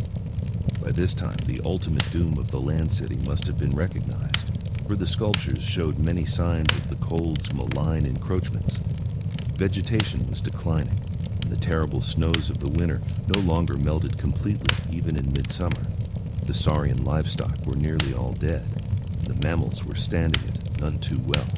To keep on with the work of the upper world, it had become necessary to adapt some of the amorphous and curiously cold-resistant Shoggoths to land life, a thing the old ones had formerly been reluctant to do. The great river was now lifeless. The upper sea had lost most of its denizens except the seals and whales. All the birds had flown away, save only the great grotesque penguins. What had happened afterward, we could only guess. How long had the new sea cavern city survived? Was it still down there, a stony corpse in eternal blackness? Had the subterranean waters frozen at last? To what fate had the ocean-bottom cities of the outer world been delivered? Had any of the old ones shifted north ahead of the creeping ice cap? Existing geology shows no trace of their presence. Had the frightful Migo been still a menace in the outer land world of the north? Could one be sure of what might or might not linger even to this day in the lightless and unplumbed abysses of Earth's deepest waters? Those things had seemingly been able to withstand any amount of pressure, and men of the sea have fished up curious objects at times. And has the killer whale theory really explained the savage and mysterious scars on Antarctic seals noticed a generation ago by Borchgrevink? The specimens found by Poor Lake did not enter into these guesses, for their geologic setting proved them to have lived at what must have been a very early date in the land city's history. They were, according to their location, certainly not less than 30 million years old, and we reflected that in their day, the sea cavern city, and indeed the cavern itself, had no existence. They would have remembered an older scene, with lush tertiary vegetation everywhere, a younger land city of flourishing arts around them, and a great river sweeping northward along the base of the mighty mountains toward a faraway tropic ocean. And yet we could not help thinking about these specimens, especially about the 8 perfect ones that were missing from Lake's hideously ravaged camp. There was something abnormal about that whole business. The strange things we had tried so hard to lay to somebody's madness, those frightful graves, the amount and nature of the missing material, Gedney, the unearthly toughness of those archaic monstrosities, and the queer, vital freaks the sculptures now showed the race to have. Danforth and I had seen a good deal in the last few hours, and were prepared to believe and keep silent about many appalling and incredible secrets of primal nature. Donnie. I have said that our study of the decadent sculptures brought about a change in our immediate objective. This, of course, had to do with the chiseled avenues to the black inner world, of whose existence we had not known before, but which we were now eager to find and traverse.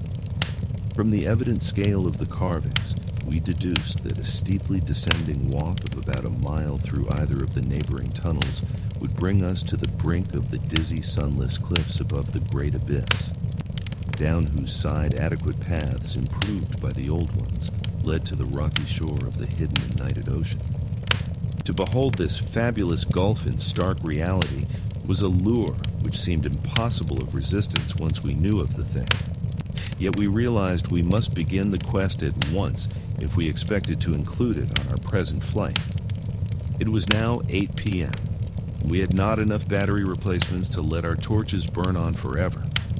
We had done so much of our studying and copying below the glacial level that our battery supply had had at least 5 hours of nearly continuous use.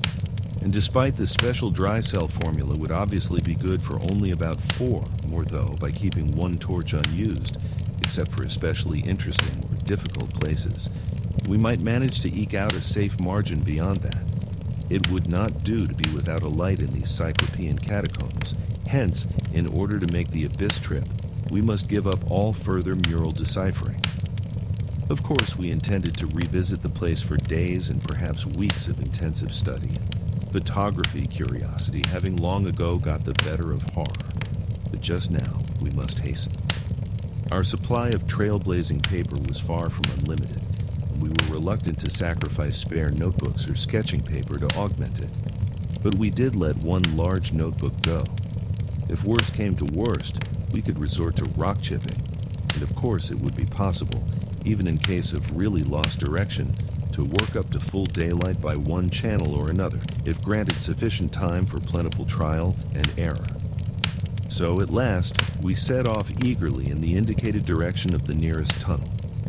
According to the carvings from which we had made our map, The desired tunnel mouth could not be much more than a quarter mile from where we stood, the intervening space showing solid-looking buildings quite likely to be penetrable, still at a subglacial level.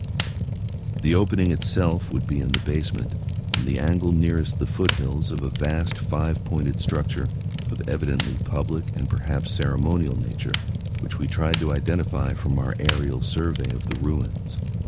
No such structure came to our minds as we recalled our flight, hence we concluded that its upper parts had been greatly damaged, or that it had been totally shattered in an ice rift we had noticed.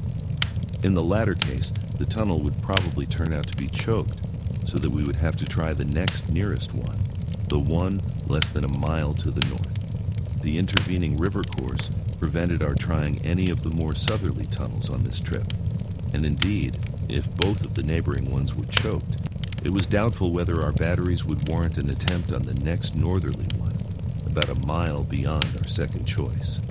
As we threaded our dim way through the labyrinth with the aid of map and compass, traversing rooms and corridors in every stage of ruin or preservation, clambering up ramps, crossing upper floors and bridges, and clambering down again, encountering choked doorways and piles of debris, hastening now and then along finely preserved and uncannily immaculate stretches, taking false leads and retracing our way, in such cases removing the blind paper trail we had left, and once in a while striking the bottom of an open shaft through which daylight poured or trickled down, we were repeatedly tantalized by the sculptured walls along our route. Many must have told tales of immense historical importance, and only the prospect of later visits reconciled us to the need of passing them by.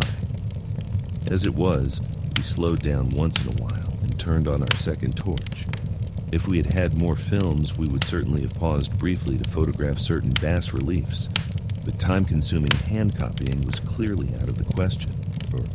I come now once more to a place where the temptation to hesitate, or to hint rather than state, is very strong.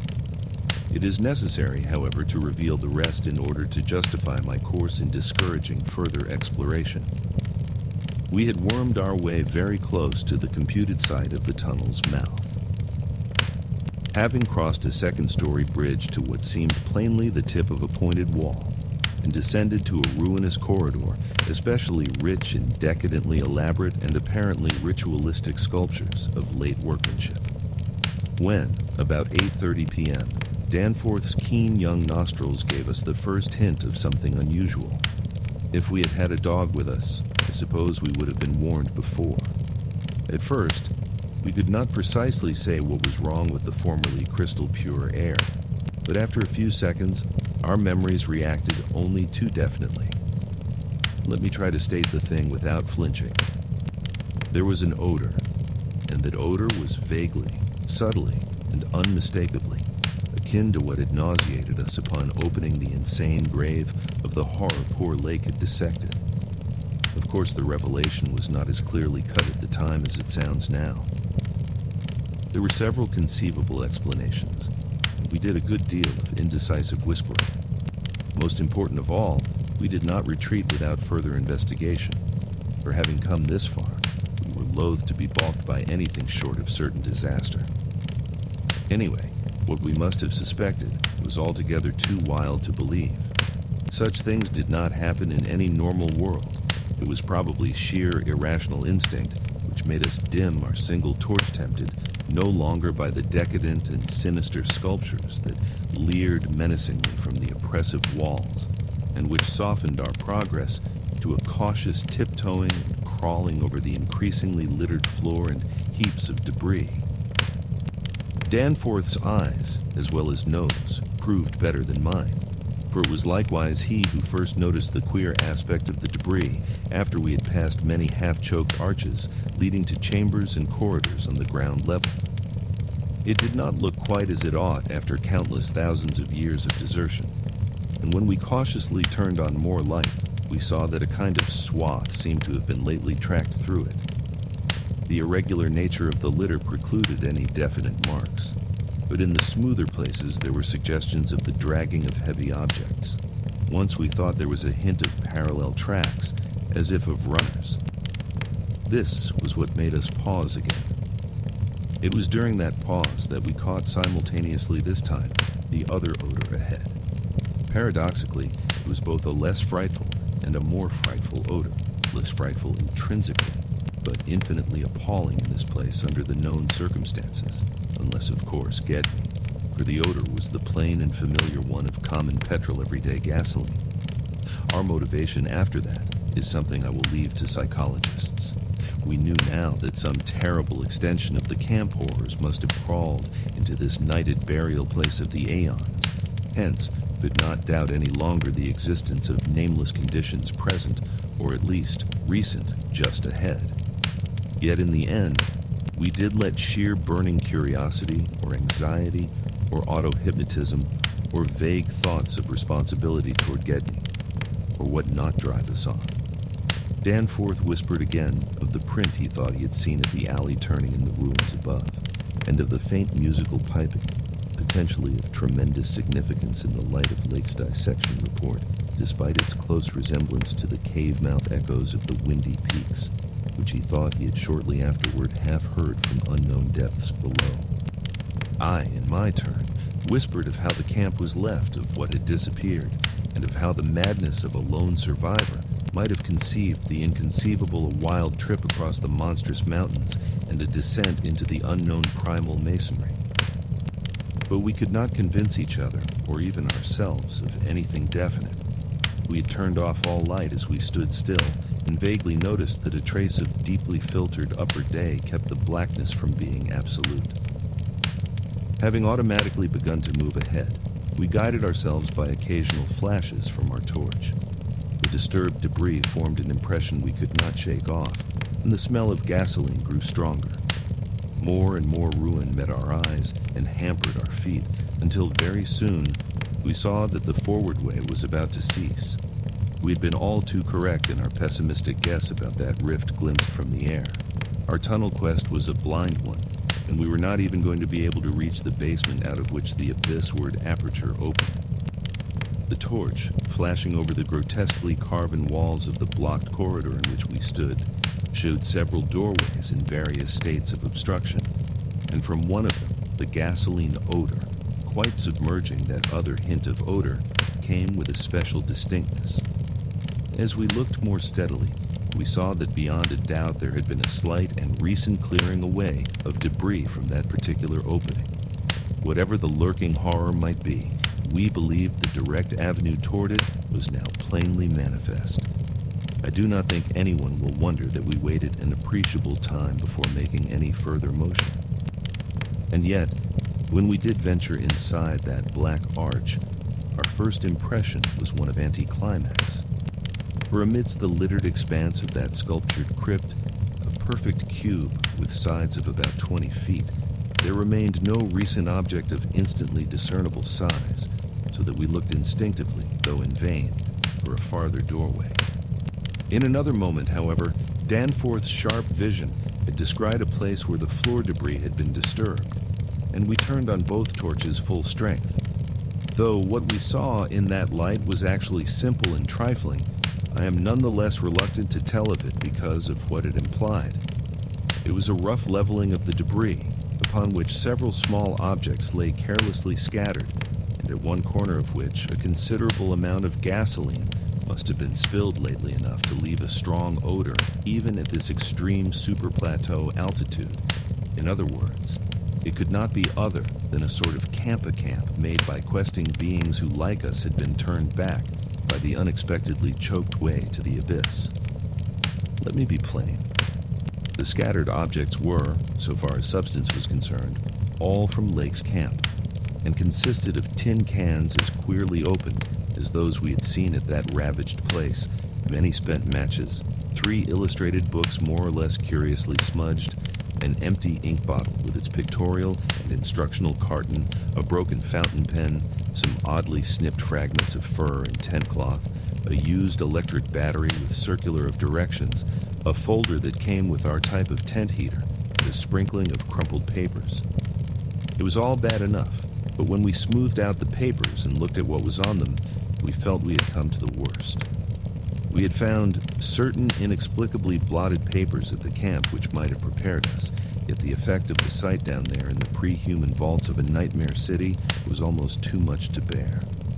A mad Gedney might have made the groups of dots in imitation of those found on the greenish soapstones, just as the dots on those insane five-pointed grave mounds might have been made, and he might conceivably have prepared rough, hasty sketches, varying in their accuracy or lack of it, which outlined the neighboring parts of the city and traced the way from a circularly represented place outside our previous route.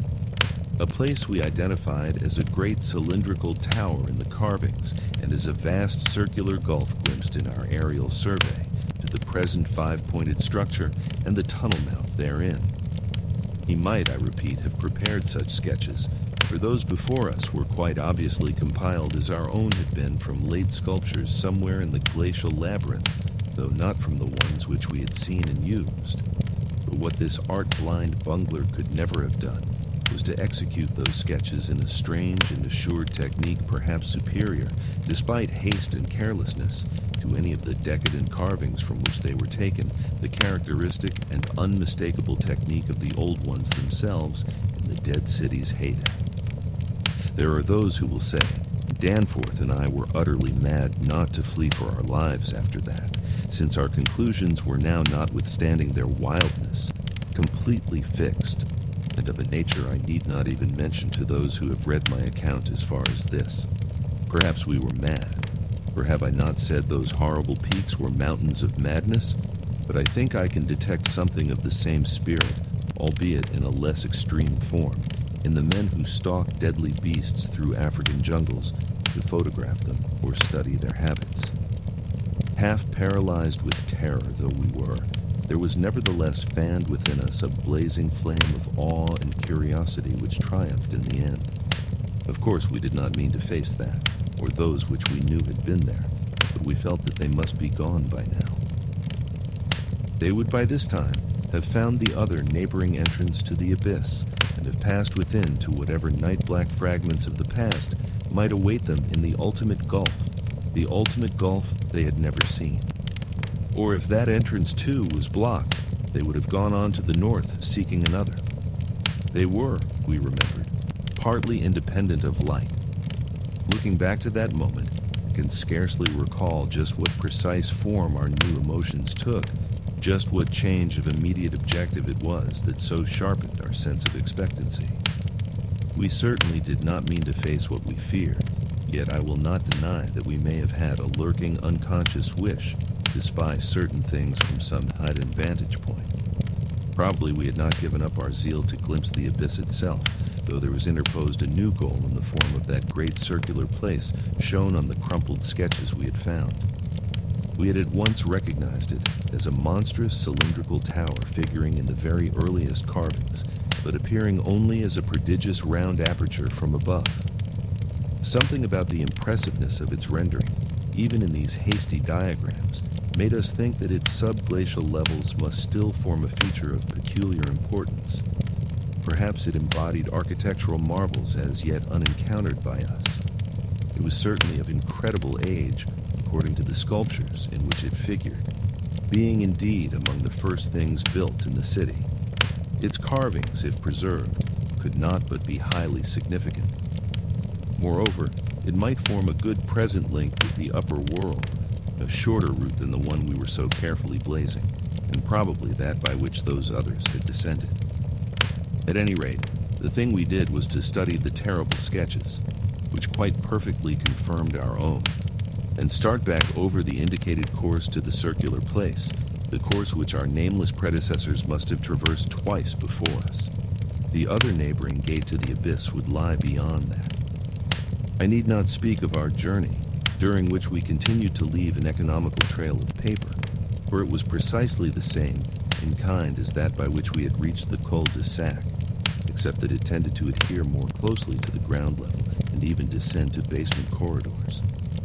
Every now and then we could trace certain disturbing marks in the debris or litter underfoot, and after we had passed outside the radius of the gasoline scent, we were again faintly conscious, spasmodically, of that more hideous and more persistent scent. After the way had branched from our former course, we sometimes gave the rays of our single torch a furtive sweep along the walls, noting in almost every case the well-nigh omnipresent sculptures, which indeed seem to have formed a main aesthetic outlet for the old ones. About 9:30 p.m., while traversing a vaulted corridor whose increasingly glaciated floor seemed somewhat below the ground level and whose roof grew lower as we advanced, we began to see strong daylight ahead and were able to turn off our torch. It appeared that we were coming to the vast circular place and that our distance from the upper air could not be very great. The corridor ended in an arch surprisingly low for these megalithic ruins, but we could see much through it even before we emerged. Beyond, there stretched a prodigious round space, fully 200 feet in diameter, strewn with debris and containing many choked archways corresponding to the one we were about to cross. The walls were in available spaces, boldly sculptured into a spiral band of heroic proportions, and displayed, despite the destructive weathering caused by the openness of the spot, an artistic splendor far beyond anything we had encountered before. The littered floor was quite heavily glaciated, and we fancied that the true bottom lay at a considerably lower depth. But the salient object of the place was the titanic stone ramp, which, eluding the archways by a sharp turn outward into the open floor, wound spirally up the stupendous cylindrical wall like an inside counterpart of those once climbing outside the monstrous towers or ziggurats of antique Babylon. Only the rapidity of our flight and the perspective which confounded the descent with the tower's inner wall had prevented our noticing this feature from the air, and thus caused us to seek another avenue to the subglacial level. Pavity might have been able to tell what sort of engineering held it in place, but Danforth and I could merely admire and marvel. We could see mighty stone corbels and pillars here and there, but what we saw seemed inadequate to the function performed. The thing was excellently preserved up to the present top of the tower, a highly remarkable circumstance in view of its exposure, and its shelter had done much to protect the bizarre and disturbing cosmic sculptures on the walls. As we stepped out into the awesome half-daylight of this monstrous cylinder, bottom 50 million years old, and without doubt the most primally ancient structure ever to meet our eyes, we saw that the ramp traversed sides stretched dizzily up to a height of fully 60 feet. This, we recalled from our aerial survey, meant an outside glaciation of some 40 feet, since the yawning gulf we had seen from the plane had been at the top of an approximately 20-foot mound of crumbled masonry, somewhat sheltered for 3/4 of its circumference by the massive curving walls of a line of higher ruins.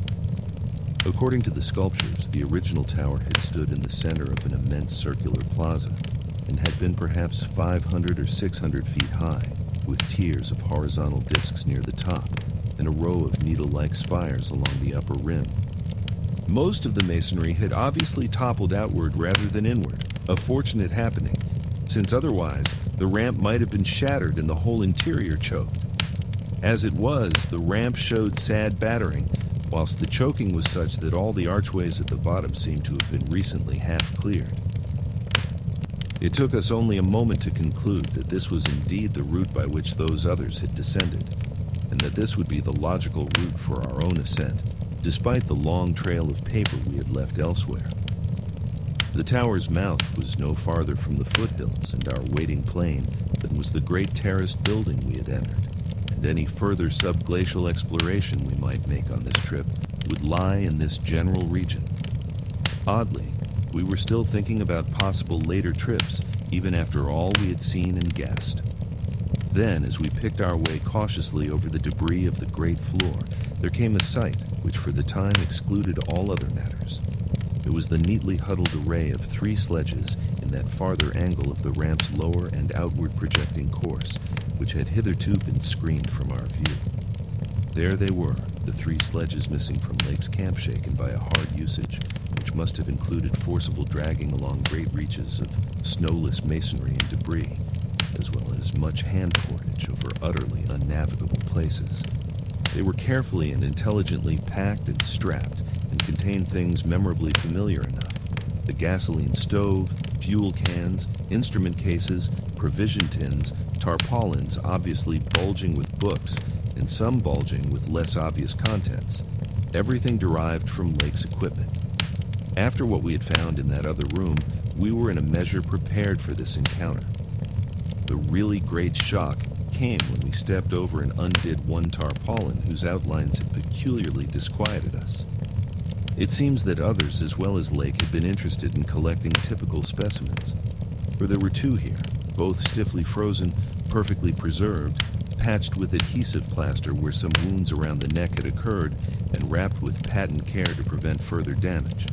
They were the bodies of young Gedney and the missing dog. X. Many people will probably judge us callous, as well as mad for thinking about the northward tunnel and the abyss so soon after our somber discovery.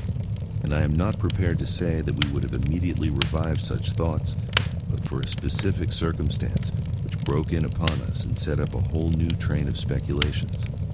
We had replaced the tarpaulin over poor Gedney, and were standing in a kind of mute bewilderment when the sounds finally reached our consciousness, the first sounds we had heard since descending out of the open, where the mountain wind whined faintly from its unearthly heights. Well known and mundane though they were, their presence in this remote world of death was more unexpected and unnerving than any grotesque or fabulous tones could possibly have been, since they gave a fresh upsetting to all our notions of cosmic harmony. Had it been some trace of that bizarre musical piping over a wide range which Lake's dissection report had led us to expect in those others, and which, indeed, our overwrought fancies had been reading into every wind howl we had heard since coming on the Camp Horror, it would have had a kind of hellish congruity with the aeon-dead region around us. A voice from other epochs belongs in a graveyard of other epochs. As it was, however, the noise shattered all our profoundly seated adjustments, all our tacit acceptance of the inner Antarctic, as a waste as utterly and irrevocably void of every vestige of normal life as the sterile disk of the moon. What we heard was not the fabulous note of any buried blasphemy of elder Earth from whose supernal toughness an age-denied polar sun had evoked a monstrous response. Instead, it was a thing so mockingly normal and so unerringly familiarized by our sea days off Victoria Land and our camp days at McMurdo Sound that we shuddered to think of it here, where such things ought not to be. To be brief, it was simply the raucous squawking of a penguin. The muffled sound floated from subglacial recesses nearly opposite to the corridor whence we had come, regions manifestly in the direction of that other tunnel to the vast abyss. The presence of a living water bird in such a direction, in a world whose surface was one of age-long and uniform lifelessness, could lead to only one conclusion. Hence, our first thought was to verify the objective reality of the sound. It was, indeed, repeated, and seemed at times to come from more than one throat. Seeking its source, we entered an archway from which much debris had been cleared, resuming our trailblazing, with an added paper supply taken with curious repugnance from one of the tarpaulin bundles on the sledges when we left daylight behind. As the glaciated floor gave place to a litter of detritus, we plainly discerned some curious dragging tracks, and once Danforth found a distinct print of a sort whose description would be only too superfluous. The course indicated by the penguin cries was precisely what our map and compass prescribed as an approach to the more northerly tunnel mouth, and we were glad to find that a bridgeless thoroughfare on the ground and basement levels seemed open. The tunnel, according to the chart, ought to start from the basement of a large pyramidal structure, which we seemed vaguely to recall from our aerial survey as remarkably well preserved. Along our path, the single torch showed a customary profusion of carvings, but we did not pause to examine any of these. Suddenly, a bulky white shape loomed up ahead of us, and we flashed on the second torch. It is odd how wholly this new quest had turned our minds from earlier fears of what might lurk near. Those other ones, having left their supplies in the great circular place, must have planned to return after their scouting trip toward or into the abyss. Yet we had now discarded all caution concerning them as completely as if they had never existed. This white, waddling thing was fully 6 feet high, yet we seemed to realize at once that it was not one of those others. They were larger and dark, and according to the sculptures, their motion over land surfaces was a swift, assured matter, despite the queerness of their seaborne tentacle equipment. But to say that the white thing did not profoundly frighten us would be vain. We were indeed clutched for an instant by a primitive dread, almost sharper than the worst of our reasoned fears regarding those others. Then came a flash of anticlimax as the white shape sidled into a lateral archway to our left to join 2 others of its kind, which had summoned it in raucous tones. For it was only a penguin, albeit of a huge, unknown species, larger than the greatest of the known king penguins, and monstrous in its combined albinism and virtual eyelessness. When we had followed the thing into the archway and turned both our torches on the indifferent and unheeding group of 3, we saw that they were all eyeless albinos of the same unknown and gigantic species. Their size reminded us of some of the archaic penguins depicted in the Old One's sculptures, and it did not take us long to conclude that they were descended from the same stock undoubtedly surviving through a retreat to some warmer inner region whose perpetual blackness had destroyed their pigmentation and atrophied their eyes to mere useless slits. That their present habitat was the vast abyss we sought was not for a moment to be doubted, and this evidence of the Gulf's continued warmth and habitability filled us with the most curious and subtly perturbing fancies. We wondered, too, what had caused these 3 birds to venture out of their usual domain. The state and silence of the great dead city made it clear that it had at no time been an habitual seasonal rookery, whilst the manifest indifference of the trio to our presence made it seem odd that any passing party of those others should have startled them. Was it possible that those others had taken some aggressive action or tried to increase their meat supply? We doubted whether that pungent odor which the dogs had hated could cause an equal antipathy in these penguins, since their ancestors had obviously lived on excellent terms with the Old Ones, an amicable relationship which must have survived in the abyss below as long as any of the Old Ones remained. Regretting in a flare-up of the old spirit of pure science that we could not photograph these anomalous creatures, we shortly left them to their squawking and pushed on toward the abyss, whose openness was now so positively proved to us, and whose exact direction occasional penguin tracks made clear. Not long afterward, a steep descent in a long, low, doorless, and peculiarly sculptureless corridor led us to believe that we were approaching the tunnel mouth at last. We had passed 2 more penguins and heard others immediately ahead. Then, the corridor ended in a prodigious open space which made us gasp involuntarily. A perfect inverted hemisphere, obviously deep underground, fully 100 feet in diameter and 50 feet high, with low archways opening around all parts of the circumference. But one, and that one yawning cavernously with a black arched aperture which broke the symmetry of the vault to a height of nearly 15 feet. It was the entrance to the great abyss. In this vast hemisphere, whose concave roof was impressively, though decadently carved to a likeness of the primordial celestial dome, a few albino penguins waddled aliens there, but indifferent and unseeing. The black tunnel yawned indefinitely off at a steep descending grade, its aperture adorned with grotesquely chiseled jambs and lintel. From that cryptical mouth we fancied a current of slightly warmer air, and perhaps even a suspicion of vapor proceeded. We wondered what living entities other than penguins, the limitless void below, and the contiguous honeycombings of the land in the Titan Mountains might conceal. We wondered, too, whether the trace of mountaintop smoke at first suspected by Poor Lake, as well as the odd haze we had ourselves perceived around the rampart-crowned peak, might not be caused by the tortuous channeled rising of some such vapor from the unfathomed regions of Earth's core. Entering the tunnel, we saw that its outline was at least at the start about 15 feet each way, sides, floor, and arched roof composed of the usual megalithic masonry. The sides were sparsely decorated with cartouches of conventional designs in a late decadent style, and all the construction and carving were marvelously well preserved. The floor was quite clear, except for a slight detritus bearing outgoing penguin tracks and the inward tracks of those others. The farther one advanced, the warmer it became, so that we were soon unbuttoning our heavy garments. We wondered whether there were any actually igneous manifestations below, and whether the waters of that sunless sea were hot. After a short distance, the masonry gave place to solid rock, though the tunnel kept the same proportions and presented the same aspect of carved regularity. Occasionally, its varying grade became so steep that grooves were cut in the floor. Several times, we noted the mouths of small lateral galleries not recorded in our diagrams, none of them such as to complicate the problem of our return, and all of them welcome as possible refuges in case we met unwelcome entities on their way back from the abyss.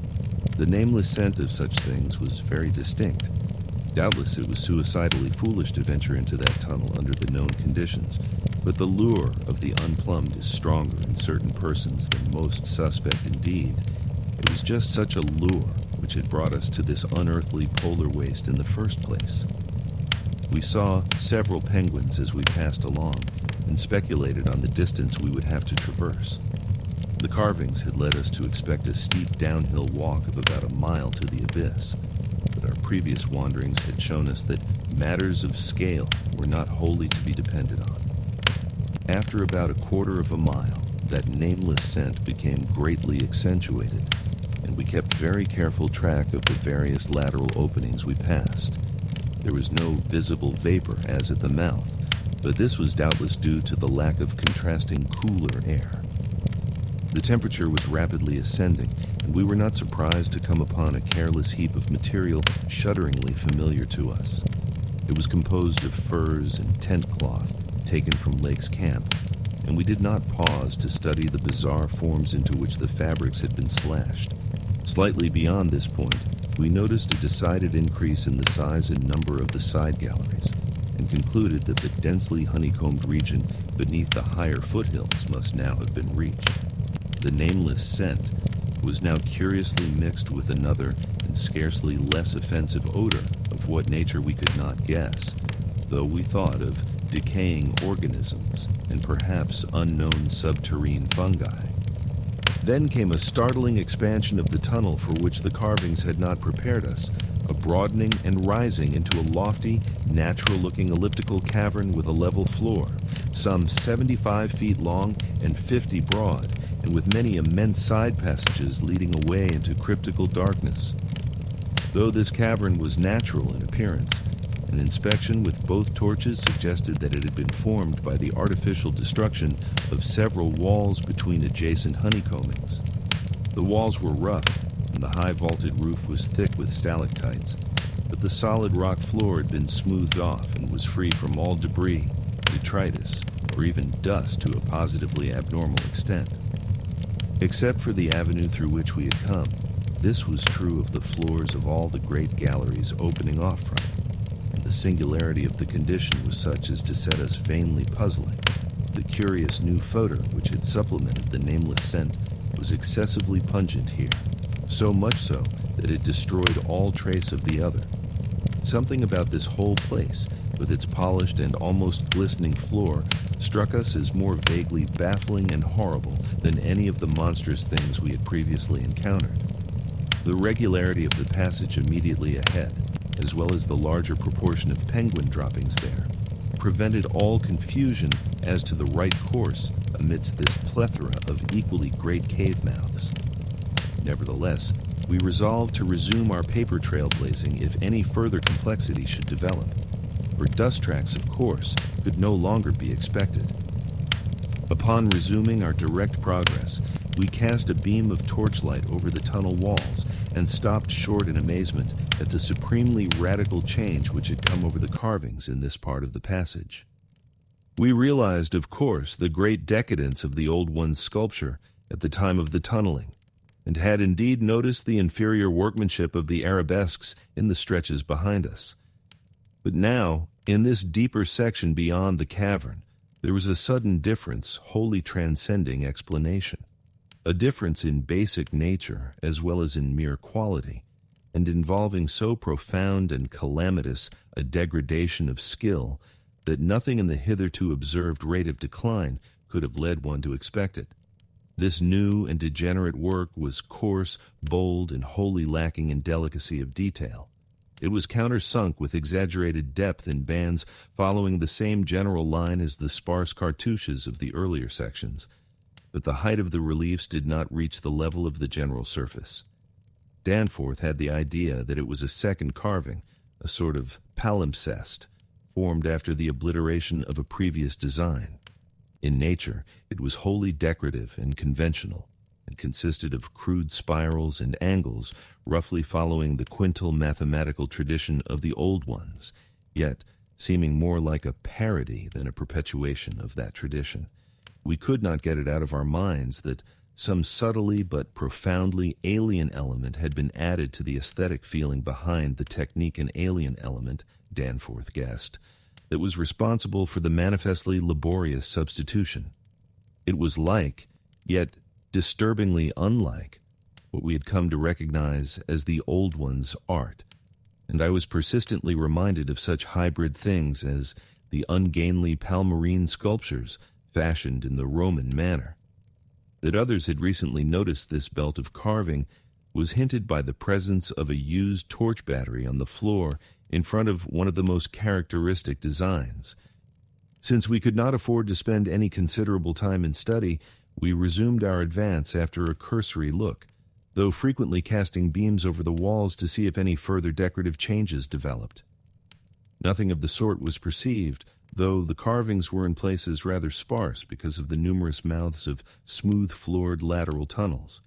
We saw and heard fewer penguins, but thought we caught a vague suspicion of an infinitely distant chorus of them somewhere deep within the earth. The new and inexplicable odor was abominably strong, and we could detect scarcely a sign of that other nameless scent. Puffs of visible vapor ahead bespoke increasing contrasts in temperature, and the relative nearness of the sunless sea cliffs of the great abyss. Then, quite unexpectedly, we saw certain obstructions on the polished floor ahead. Obstructions which were quite definitely not penguins, and turned on our second torch after making sure that the objects were quite stationary.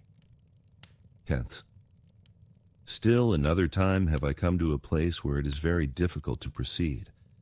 I ought to be hardened by this stage, but there are some experiences and intimations which scar too deeply to permit of healing, and leave only such an added sensitiveness that memory re-inspires all the original horror.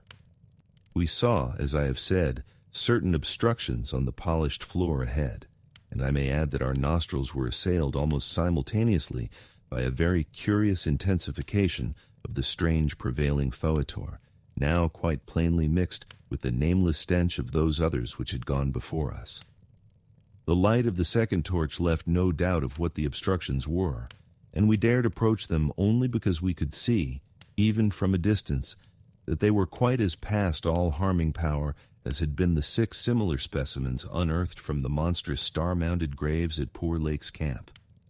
They were, indeed, as lacking in completeness as most of those we had unearthed, though it grew plain from the thick dark green pool gathering around them that their incompleteness was of infinitely greater recency. There seemed to be only 4 of them, whereas Lake's bulletins would have suggested no less than 8 as forming the group which had preceded us. To find them in this state was wholly unexpected, and we wondered what sort of monstrous struggle had occurred down here in the dark. Penguins, attacked in a body, retaliate savagely with their beaks, and our ears now made certain the existence of a rookery far beyond. Had those others disturbed such a place and aroused murderous pursuit? The obstructions did not suggest it, for penguin beaks against the tough tissues Lake had dissected could hardly account for the terrible damage our approaching glance was beginning to make out. Besides, the huge blind birds we had seen appeared to be singularly peaceful. Had there, then, been a struggle among those others, and were the absent 4 responsible? If so, where were they? Were they close at hand and likely to form an immediate menace to us? We glanced anxiously at some of the smooth-floored lateral passages as we continued our slow and frankly reluctant approach. Whatever the conflict was, it had clearly been that which had frightened the penguins into their unaccustomed wandering. It must, then, have arisen near that faintly heard rookery in the incalculable gulf beyond, since there were no signs that any birds had normally dwelt here. Perhaps, we reflected, there had been a hideous running fight, with the weaker party seeking to get back to the cached sledges when their pursuers finished them. One could picture the demoniac fray between namelessly monstrous entities as it surged out of the black abyss with great clouds of frantic penguins squawking and scurrying ahead. I say that we approached those sprawling and incomplete obstructions slowly and reluctantly.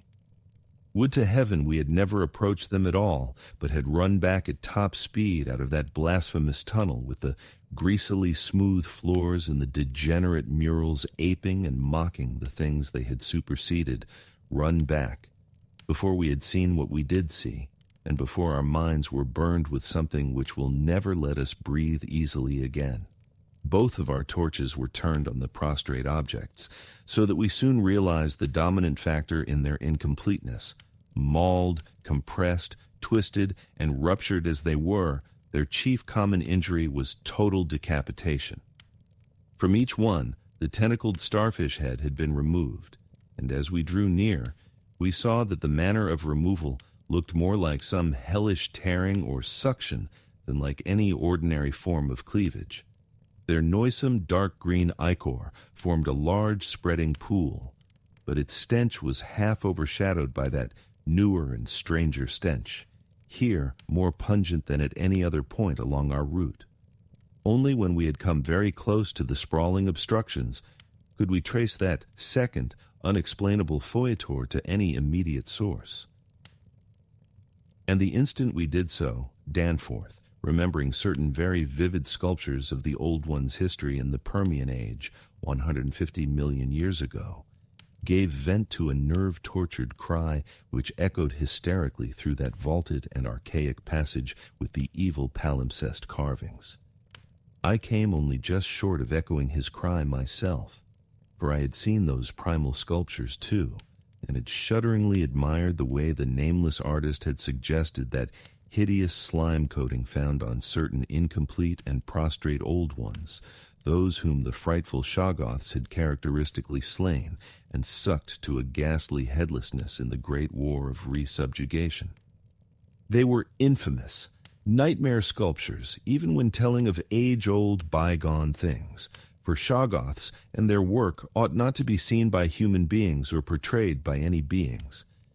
The mad author of the Necronomicon had nervously tried to swear that none had been bred on this planet, and that only drugged dreamers had ever conceived them.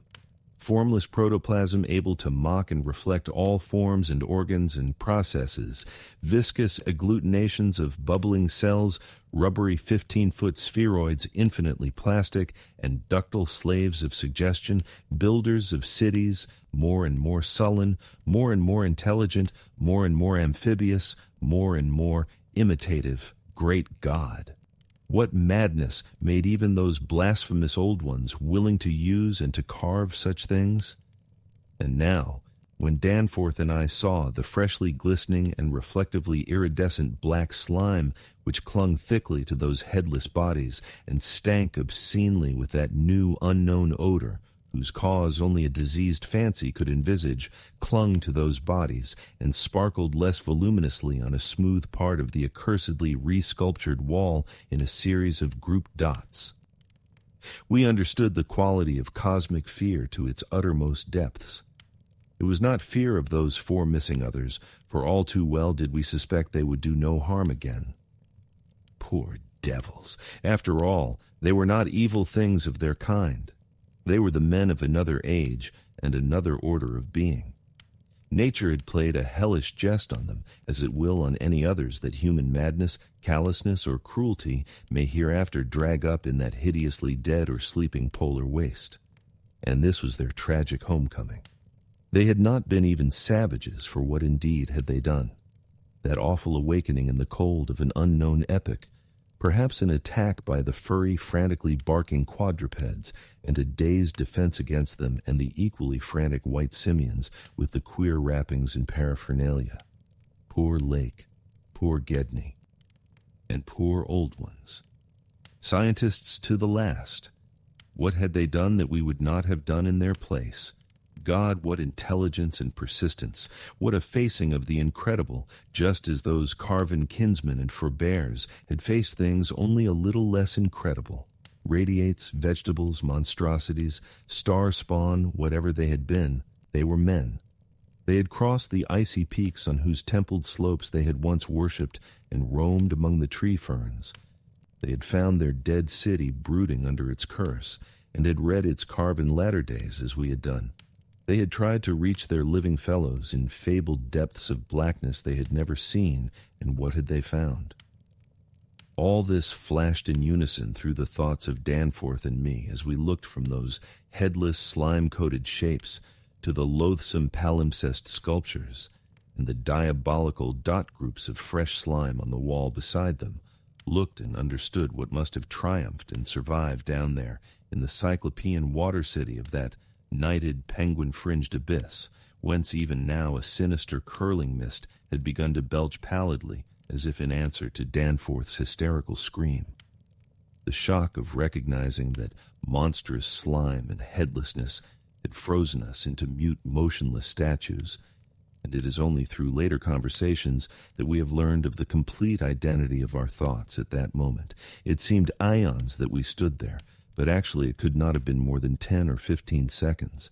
That hateful, pallid mist curled forward as if veritably driven by some remoter advancing bulk, and then came a sound which upset much of what we had just decided, and in so doing broke the spell and enabled us to run like mad past squawking, confused penguins over our former trail back to the city, along ice-sunken megalithic corridors to the great open circle, and up that archaic spiral ramp in a frenzied automatic plunge for the sane outer air and light of day. The new sound, as I have intimated, upset much that we had decided, because it was what poor Lake's dissection had led us to attribute to those we had just judged dead. It was, Danforth later told me, precisely what he had caught in infinitely muffled form when at that spot beyond the alley corner above the glacial level, and it certainly had a shocking resemblance to the windpipings we had both heard around the lofty mountain caves. At the risk of seeming puerile, I will add another thing, too, if only because of the surprising way Danforth's impression chimed with mine. Of course, common reading is what prepared us both to make the interpretation, though Danforth has hinted at queer notions about unsuspected and forbidden sources to which Poe may have had access when writing his Arthur Gordon Pym a century ago. It will be remembered that in that fantastic tale there is a word of unknown but terrible and prodigious significance connected with the Antarctic, and screamed eternally by the gigantic, spectrally snowy birds of that malign region's core. Tekelili! Tekelili! That, I may admit, is exactly what we thought we heard conveyed by that sudden sound behind the advancing white mist, that insidious musical piping over a singularly wide range. We were in full flight before 3 notes or syllables had been uttered, though we knew that the swiftness of the old ones would enable any scream-roused and pursuing survivor of the slaughter to overtake us in a moment if it really wished to do so. We had a vague hope, however, that non-aggressive conduct and a display of kindred reason might cause such a being to spare us in case of capture, if only from scientific curiosity. After all, if such an one had nothing to fear for itself, it would have no motive in harming us. Concealment being futile at this juncture, we used our torch for a running glance behind and perceived that the mist was thinning. Would we see at last a complete and living specimen of those others? Again came that insidious musical piping, Tekelili! Tekelili! Then, noting that we were actually gaining on our pursuer, it occurred to us that the entity might be wounded. We could take no chances, however, since it was very obviously approaching an answer to Danforth's scream rather than in flight from any other entity. The timing was too close to admit of doubt, of the whereabouts of that less conceivable and less mentionable nightmare, that foetid, unglimpsed mountain of slime-spewing protoplasm whose race had conquered the abyss and sent land pioneers to recarve and squirm through the burrows of the hills. We could form no guess, and it cost us a genuine pang to leave this probably crippled old one, perhaps a lone survivor to the peril of recapture and a nameless fate. Thank heaven we did not slacken our run. The curling mist had thickened again and was driving ahead with increased speed, whilst the straying penguins in our rear were squawking and screaming and displaying signs of a panic really surprising in view of their relatively minor confusion when we had passed them. Once more came that sinister, wide-ranged piping, "Tekali-lee, Tekali-lee." We had been wrong. The thing was not wounded, but had merely paused on encountering the bodies of its fallen kindred and the hellish slime inscription above them. We could never know what that demon message was, but those burials at Lake's camp had shown how much importance the beings attached to their dead. Our recklessly used torch now revealed ahead of us the large open cavern where various ways converged, and we were glad to be leaving those morbid palimpsest sculptures, almost felt even when scarcely seen behind. Another thought which the advent of the cave inspired was the possibility of losing our pursuer at this bewildering focus of large galleries. There were several of the blind albino penguins in the open space, and it seemed clear that their fear of the oncoming entity was extreme to the point of unaccountability. If at that point we dimmed our torch to the very lowest limit of traveling need, keeping it strictly in front of us, the frightened squawking motions of the huge birds in the mist might muffle our footfalls, screen our true course, and somehow set up a false lead. Amidst the churning, spiraling fog, the littered and unglistening floor of the main tunnel beyond this point, as differing from the other morbidly polished burrows, could hardly form a highly distinguishing feature. Even, so far as we could conjecture, for those indicated special senses, which made the old ones, partly though imperfectly independent, of light in emergencies. In fact, we were somewhat apprehensive lest we go astray ourselves in our haste. For we had, of course, decided to keep straight on toward the dead city, since the consequences of loss in those unknown foothill honeycombings would be unthinkable. The fact that we survived and emerged is sufficient proof that the thing did take a wrong gallery whilst we providentially hit on the right one. The penguins alone could not have saved us, but in conjunction with the mist, they seemed to have done so. Only a benign fate kept the curling vapors thick enough at the right moment, for they were constantly shifting and threatening to vanish. Indeed, they did lift for a second just before we emerged from the nauseously resculptured tunnel into the cave, so that we actually caught one first, and only half glimpse of the oncoming entity as we cast a final, desperately fearful glance backward before dimming the torch and mixing with the penguins in the hope of dodging pursuit. If the fate which screened us was benign, that which gave us the half-glimpse was infinitely the opposite, for to that flash of semi-vision can be traced a full half of the horror which has ever since haunted us. Our exact motive in looking back again was perhaps no more than the immemorial instinct of the pursued to gauge the nature and course of its pursuer. Or perhaps it was an automatic attempt to answer a subconscious question raised by one of our senses. In the midst of our flight, with all our faculties centered on the problem of escape, we were in no condition to observe and analyze details. Yet even so, our latent brain cells must have wondered at the message brought them by our nostrils. Afterward, we realized what it was that our retreat from the foetid slime coating on those headless obstructions and the coincident approach of the pursuing entity had not brought us the exchange of stenches which logic called for. In the neighborhood of the prostrate things that new and lately unexplainable fodder had been wholly dominant, but by this time it ought to have largely given place to the nameless stench associated with those others. This it had not done, for instead, The newer and less bearable smell was now virtually undiluted and growing more and more poisonously insistent each second. So we glanced back, simultaneously, it would appear, though no doubt the incipient motion of one prompted the imitation of the other. As we did so, we flashed both torches full strength at the momentarily thinned mist, either from sheer primitive anxiety to see all we could, or in a less primitive but equally unconscious effort to dazzle the entity before we dimmed our light and dodged among the penguins of the labyrinth center ahead. Unhappy act. Not Orpheus himself or Lot's wife paid much more dearly for a backward glance, and again came that shocking wide-ranged piping. "Tekeli-lee! Tekeli-lee!" I might as well be frank even if I cannot bear to be quite direct in stating what we saw, though at the time we felt that it was not to be admitted even to each other. The words reaching the reader can never even suggest the awfulness of the sight itself. It crippled our consciousness so completely that I wonder we had the residual sense to dim our torches as planned and to strike the right tunnel toward the dead city. Instinct alone must have carried us through, perhaps better than reason could have done, though if that was what saved us, we paid a high price. Of reason, we certainly had little enough left. Danforth was totally unstrung, and the first thing I remember of the rest of the journey was hearing him light-headedly chant an hysterical formula, in which I alone of mankind could have found anything but insane irrelevance.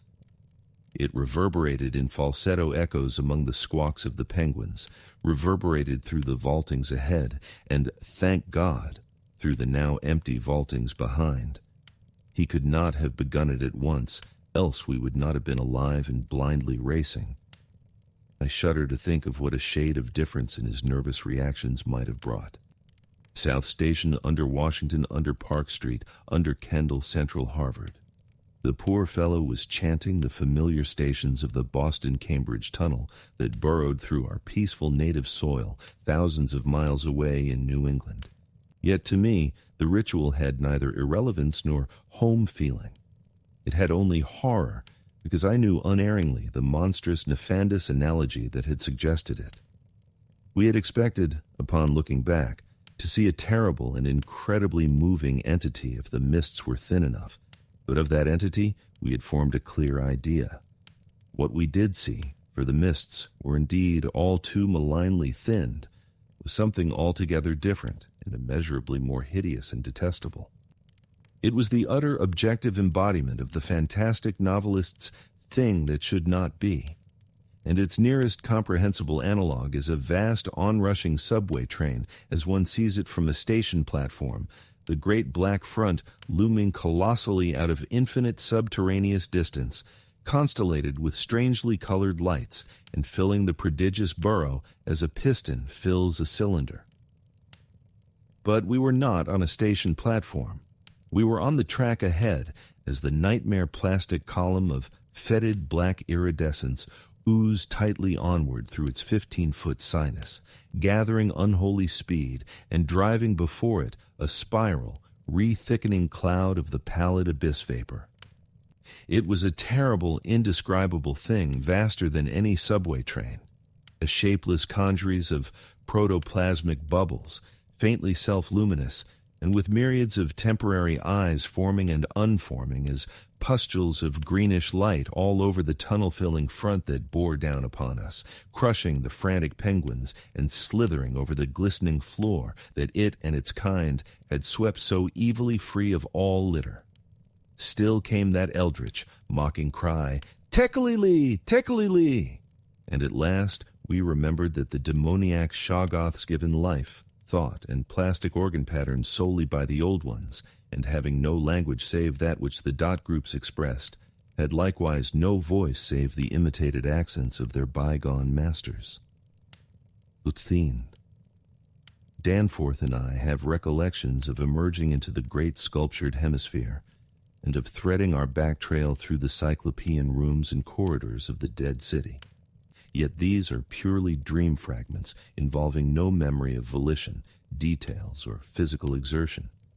It was as if we floated in a nebulous world or dimension without time, causation, or orientation. The gray half-daylight of the vast circular space sobered us somewhat, but we did not go near those cached sledges or look again at poor Gedney and the dog. They have a strange and titanic mausoleum, and I hope the end of this planet will find them still undisturbed. It was while struggling up the colossal spiral incline that we first felt the terrible fatigue and short breath which our race through the thin plateau air had produced. But not even the fear of collapse could make us pause before reaching the normal outer realm of sun and sky. There was something vaguely appropriate about our departure from those buried epochs, for as we wound our panting way up the 60-foot cylinder of primal masonry, we glimpsed beside us a continuous procession of heroic sculptures in the dead race's early and undecayed technique, a farewell from the old ones, written 50 million years ago. Finally scrambling out at the top, we found ourselves on a great mound of tumbled blocks, with the curved walls of higher stonework rising westward and the brooding peaks of the great mountains showing beyond the more crumbled structures toward the east. The low Antarctic sun of midnight peered redly from the southern horizon through rifts in the jagged ruins, and the terrible age and deadness of the nightmare city seemed all the starker by contrast with such relatively known and accustomed things as the features of the polar landscape. The sky above was a churning and opalescent mass of tenuous ice vapors, and the cold clutched at our vitals. Wearily resting the outfit bags to which we had instinctively clung throughout our desperate flight, we rebuttoned our heavy garments for the stumbling climb down the mound and the walk through the aeon-old stone maze to the foothills where our aeroplane waited.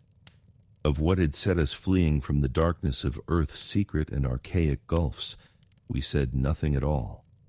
In less than a quarter of an hour, we had found the steep grade to the foothills, the probable ancient terrace by which we had descended, and could see the dark bulk of our great plain amidst the sparse ruins on the rising slope ahead.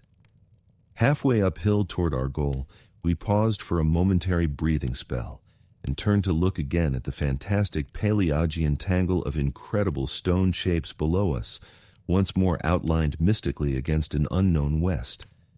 As we did so, we saw that the sky beyond had lost its morning haziness, the restless ice vapors having moved up to the zenith, where their mocking outlines seemed on the point of settling into some bizarre pattern, which they feared to make quite definite or conclusive. There now lay, revealed on the ultimate white horizon behind the grotesque city, a dim, elfin line of pinnacled violet whose needle-pointed heights loomed dreamlike against the beckoning rose color of the western sky. Up toward this shimmering rim sloped the ancient tableland, the depressed course of the bygone river traversing it as an irregular ribbon of shadow. For a second, we gasped in admiration of the scene's unearthly cosmic beauty, and then vague horror began to creep into our souls. For this far violet line could be nothing else than the terrible mountains of the Forbidden Land, highest of Earth's peaks, and focus of Earth's evil, harborers of nameless horrors and Archean secrets, shunned and prayed to by those who feared to carve their meaning, untrodden by any living thing of Earth, but visited by the sinister lightnings and sending strange beams across the plains in the polar night beyond. Doubt the unknown archetype of that dreaded Kadath in the cold waste, beyond abhorrent Ling, whereof unholy primal legends hint evasively. We were the first human beings ever to see them, and I hope to God we may be the last. If the sculptured maps and pictures in that pre-human city had told truly, these cryptic violet mountains could not be much less than 300 miles away. Yet none the less sharply did their dim elfin essence jut above that remote and snowy rim, like the serrated edge of a monstrous alien planet about to rise into unaccustomed heavens. Their height, then, must have been tremendous beyond all known comparison, carrying them up into tenuous atmospheric strata peopled by such gaseous wraiths as rash flyers have barely lived to whisper of after unexplainable falls.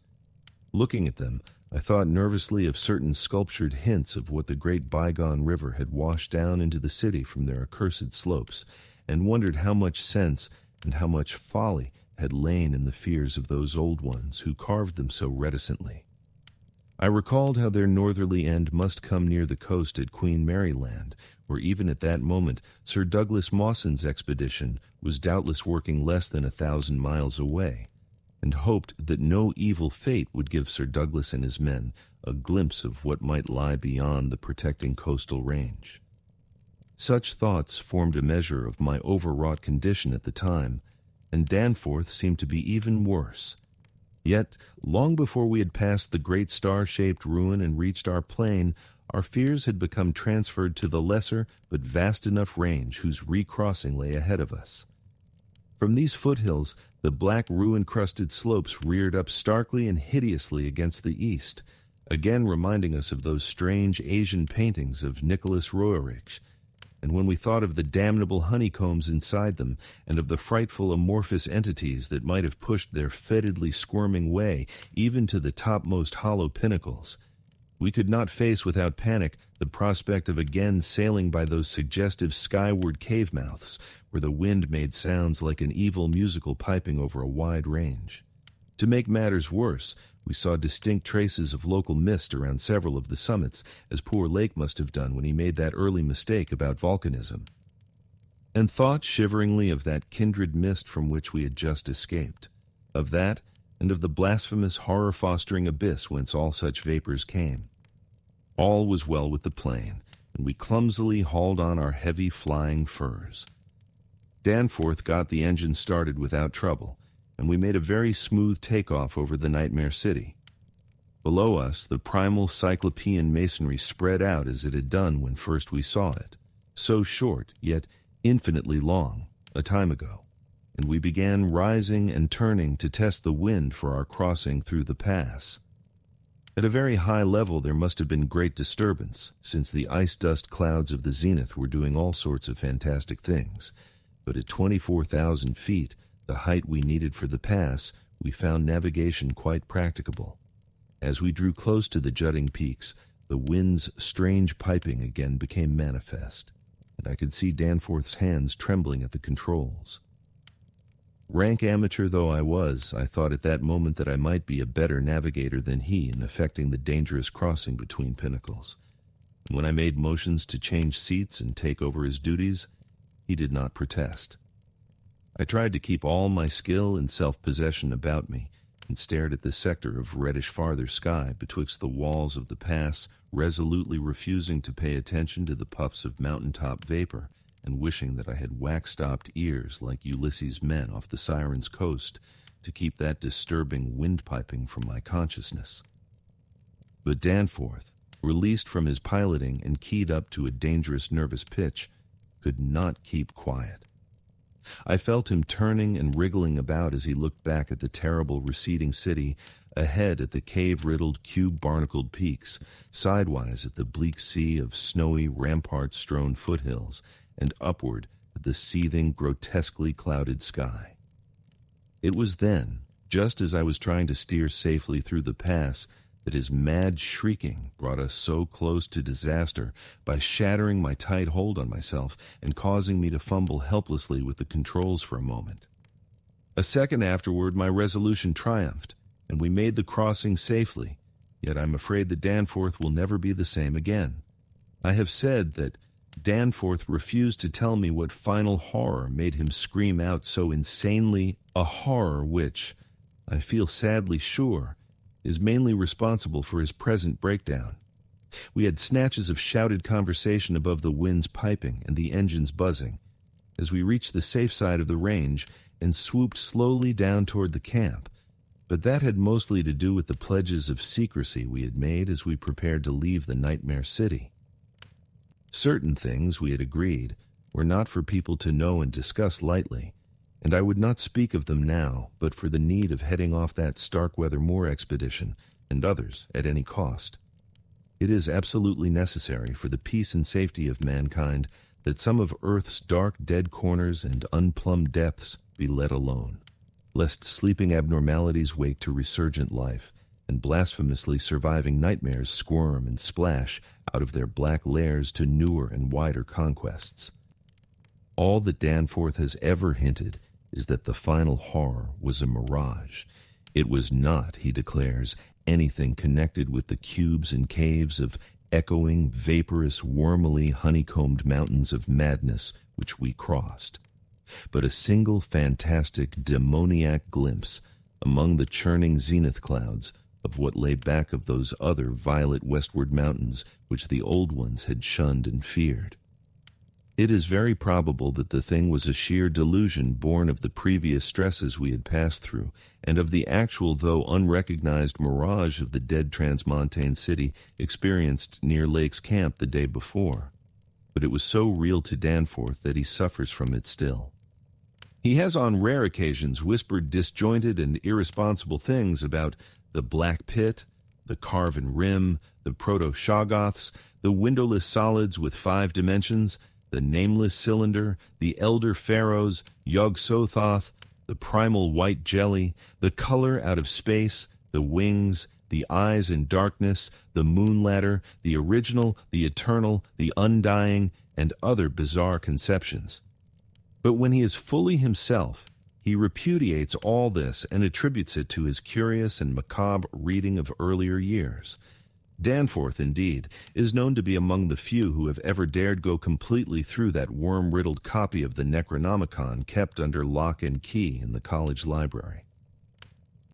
The higher sky, as we crossed the range, was surely vaporous and disturbed enough, and although I did not see the zenith, I can well imagine that its swirls of ice dust may have taken strange forms. Imagination, knowing how vividly distant scenes can sometimes be reflected, refracted, and magnified by such layers of restless cloud, might easily have supplied the rest. And of course, Danforth did not hint any of those specific horrors till after his memory had had a chance to draw on his bygone reading. He could never have seen so much in one instantaneous glance.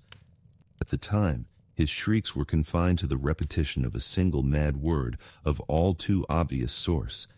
Tekeli Li, Tekeli Li.